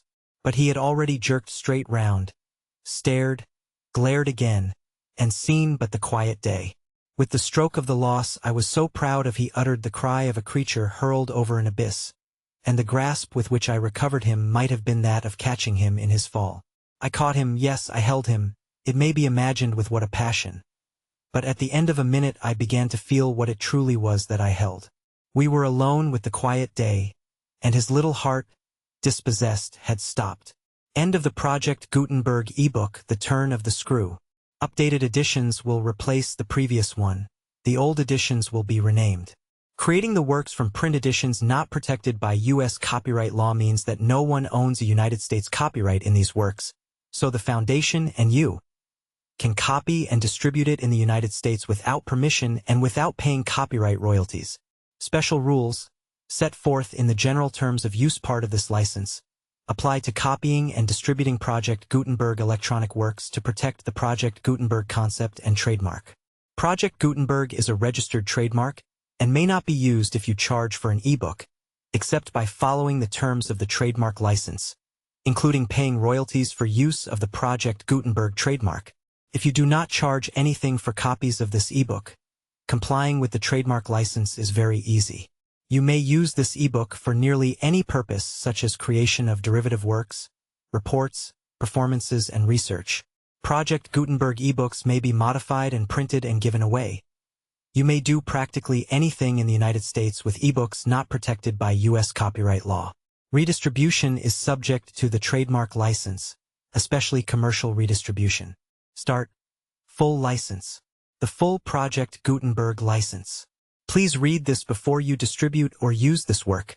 To protect the Project Gutenberg mission of promoting the free distribution of electronic works, by using or distributing this work, or any other work associated in any way with the phrase Project Gutenberg, you agree to comply with all the terms of the full Project Gutenberg license available with this file or online at www.gutenberg.org/license.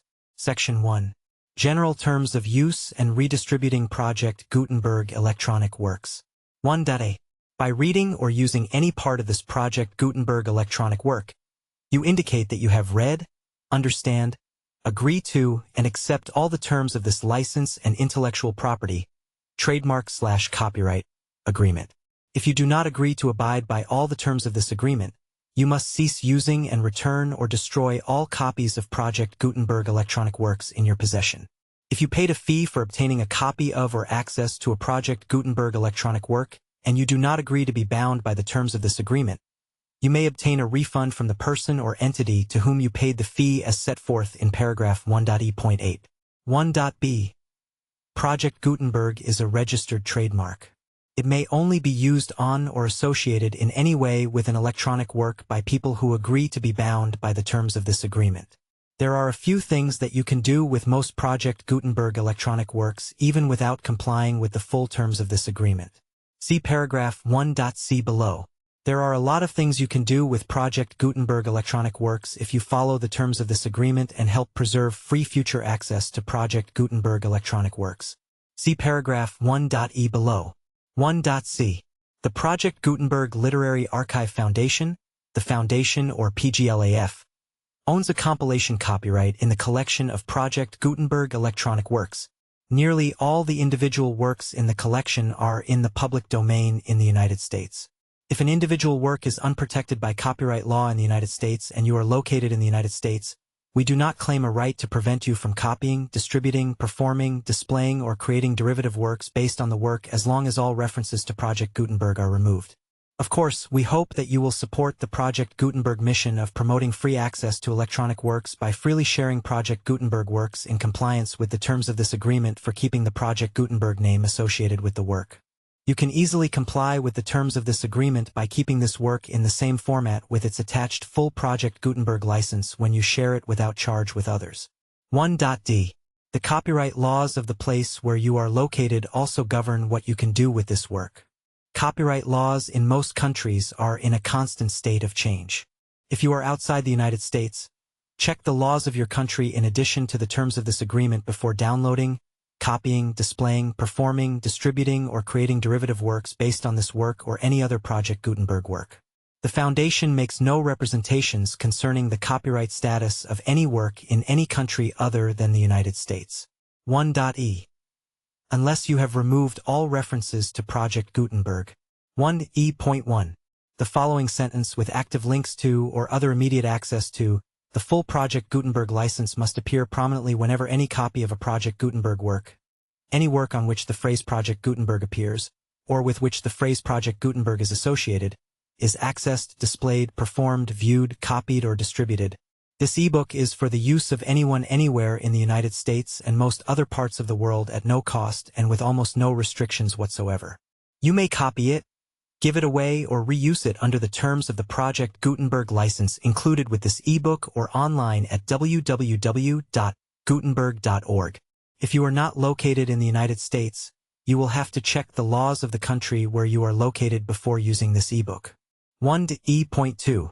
If an individual Project Gutenberg electronic work is derived from texts not protected by U.S. copyright law, does not contain a notice indicating that it is posted with permission of the copyright holder, the work can be copied and distributed to anyone in the United States without paying any fees or charges. If you are redistributing or providing access to a work with the phrase Project Gutenberg associated with or appearing on the work, you must comply either with the requirements of paragraphs 1.e.1 through 1.e.7 or obtain permission for the use of the work and the Project Gutenberg trademark as set forth in paragraphs 1.e.8 or 1.e.9. 1.e.3. If an individual Project Gutenberg electronic work is posted with the permission of the copyright holder, your use and distribution must comply with both paragraphs 1.e.1 through 1.e.7 and any additional terms imposed by the copyright holder. Additional terms will be linked to the Project Gutenberg license for all works posted with the permission of the copyright holder found at the beginning of this work. 1.e.4. Do not unlink or detach or remove the full Project Gutenberg license terms from this work, or any files containing a part of this work or any other work associated with Project Gutenberg. 1.e.5.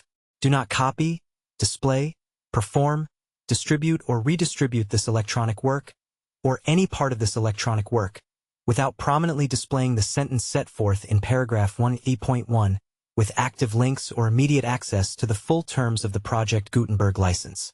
1.e.6. You may convert to and distribute this work in any binary, compressed, marked up, non-proprietary or proprietary form, including any word processing or hypertext form. However, if you provide access to or distribute copies of a Project Gutenberg work in a format other than plain vanilla ASCII or other format used in the official version posted on the official Project Gutenberg website, www.gutenberg.org, you must, at no additional cost, fee, or expense to the user, provide a copy, a means of exporting a copy, or a means of obtaining a copy upon request, of the work in its original plain vanilla ASCII or other form.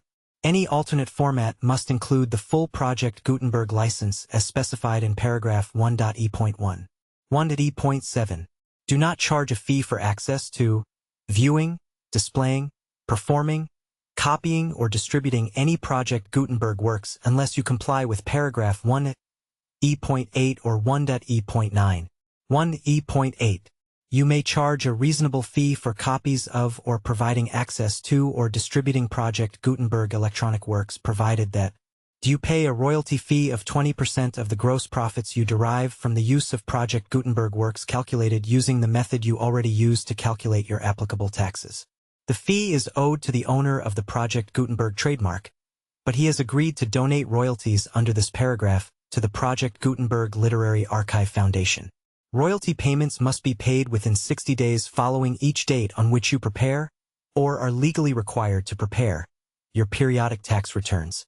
Royalty payments should be clearly marked as such and sent to the Project Gutenberg Literary Archive Foundation at the address specified in Section 4. Information about donations to the Project Gutenberg Literary Archive Foundation.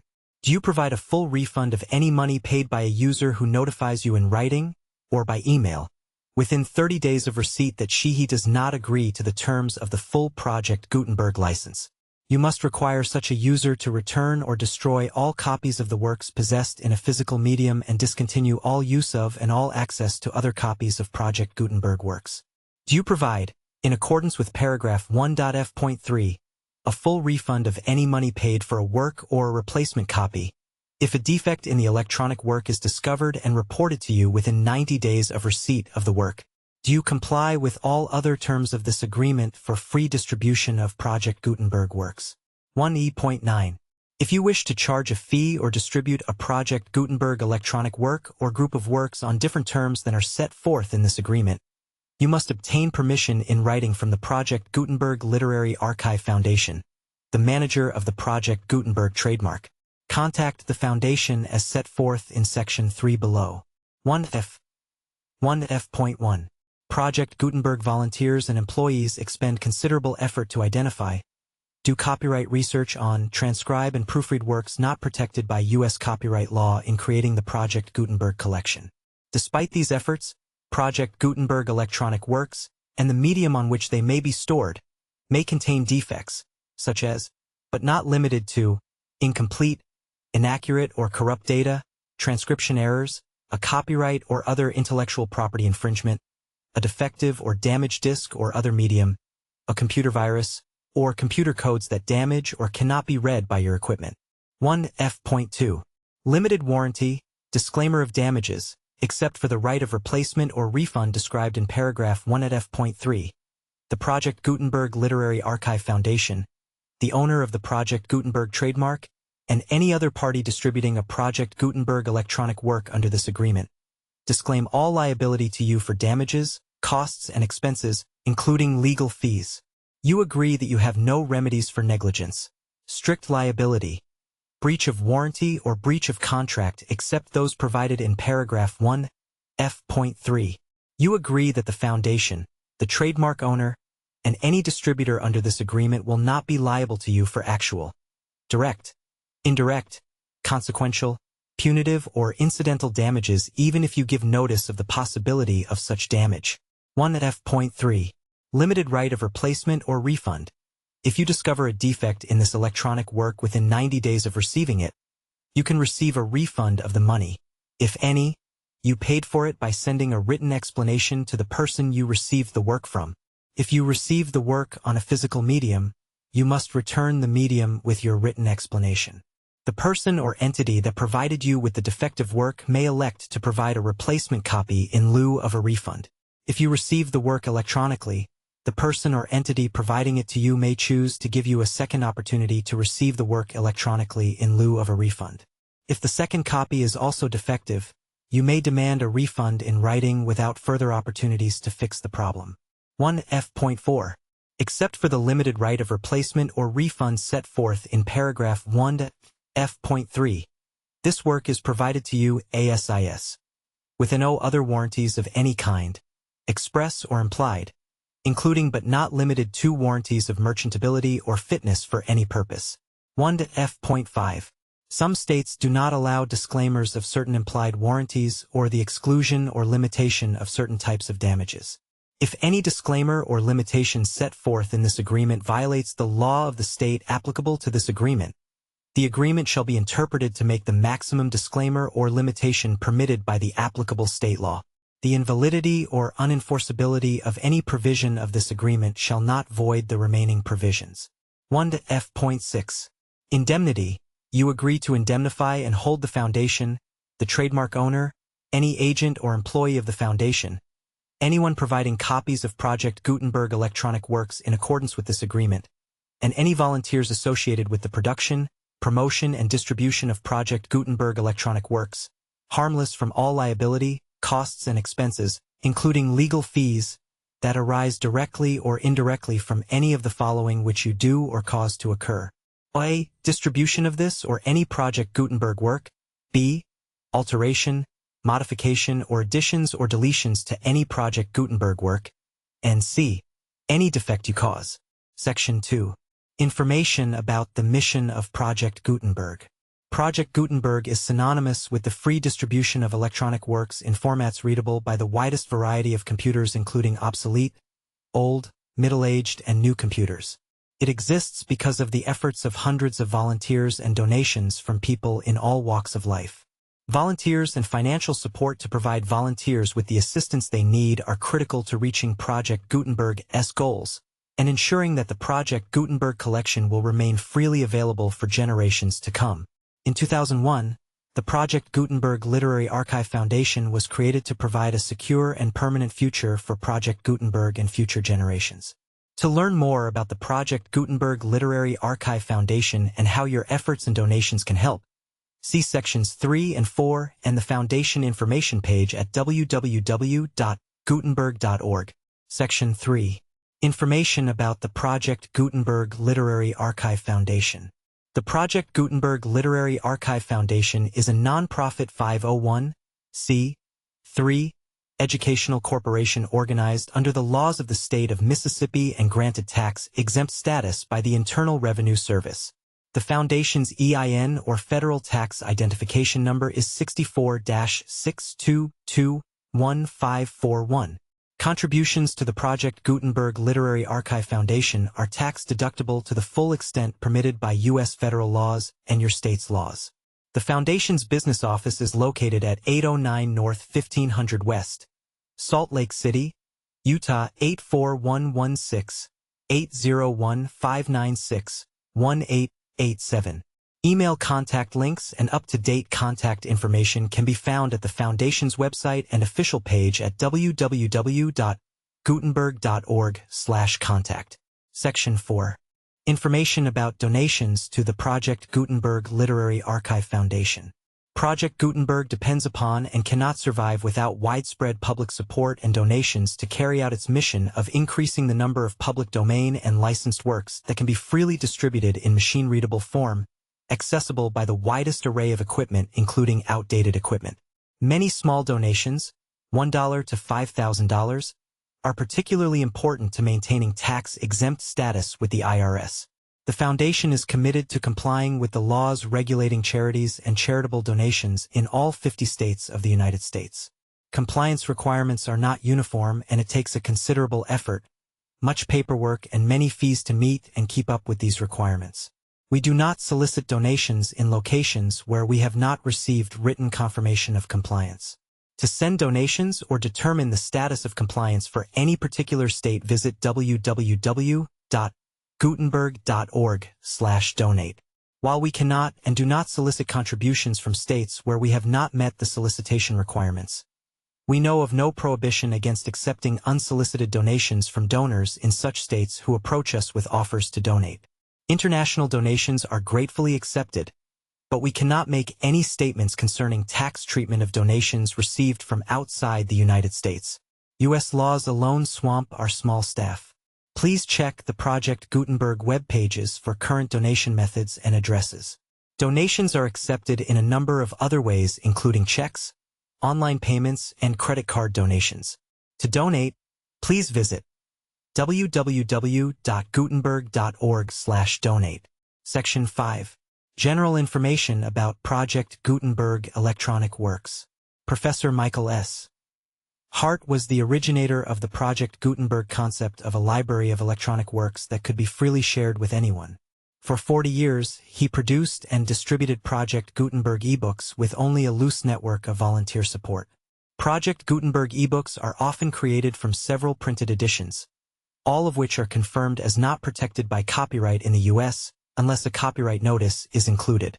Thus, we do not necessarily keep ebooks in compliance with any particular paper edition. Most people start at our website, which has the main PG search facility, www.gutenberg.org. This website includes information about Project Gutenberg, including how to make donations to the Project Gutenberg Literary Archive Foundation, how to help produce our new ebooks, and how to subscribe to our email newsletter to hear about new ebooks.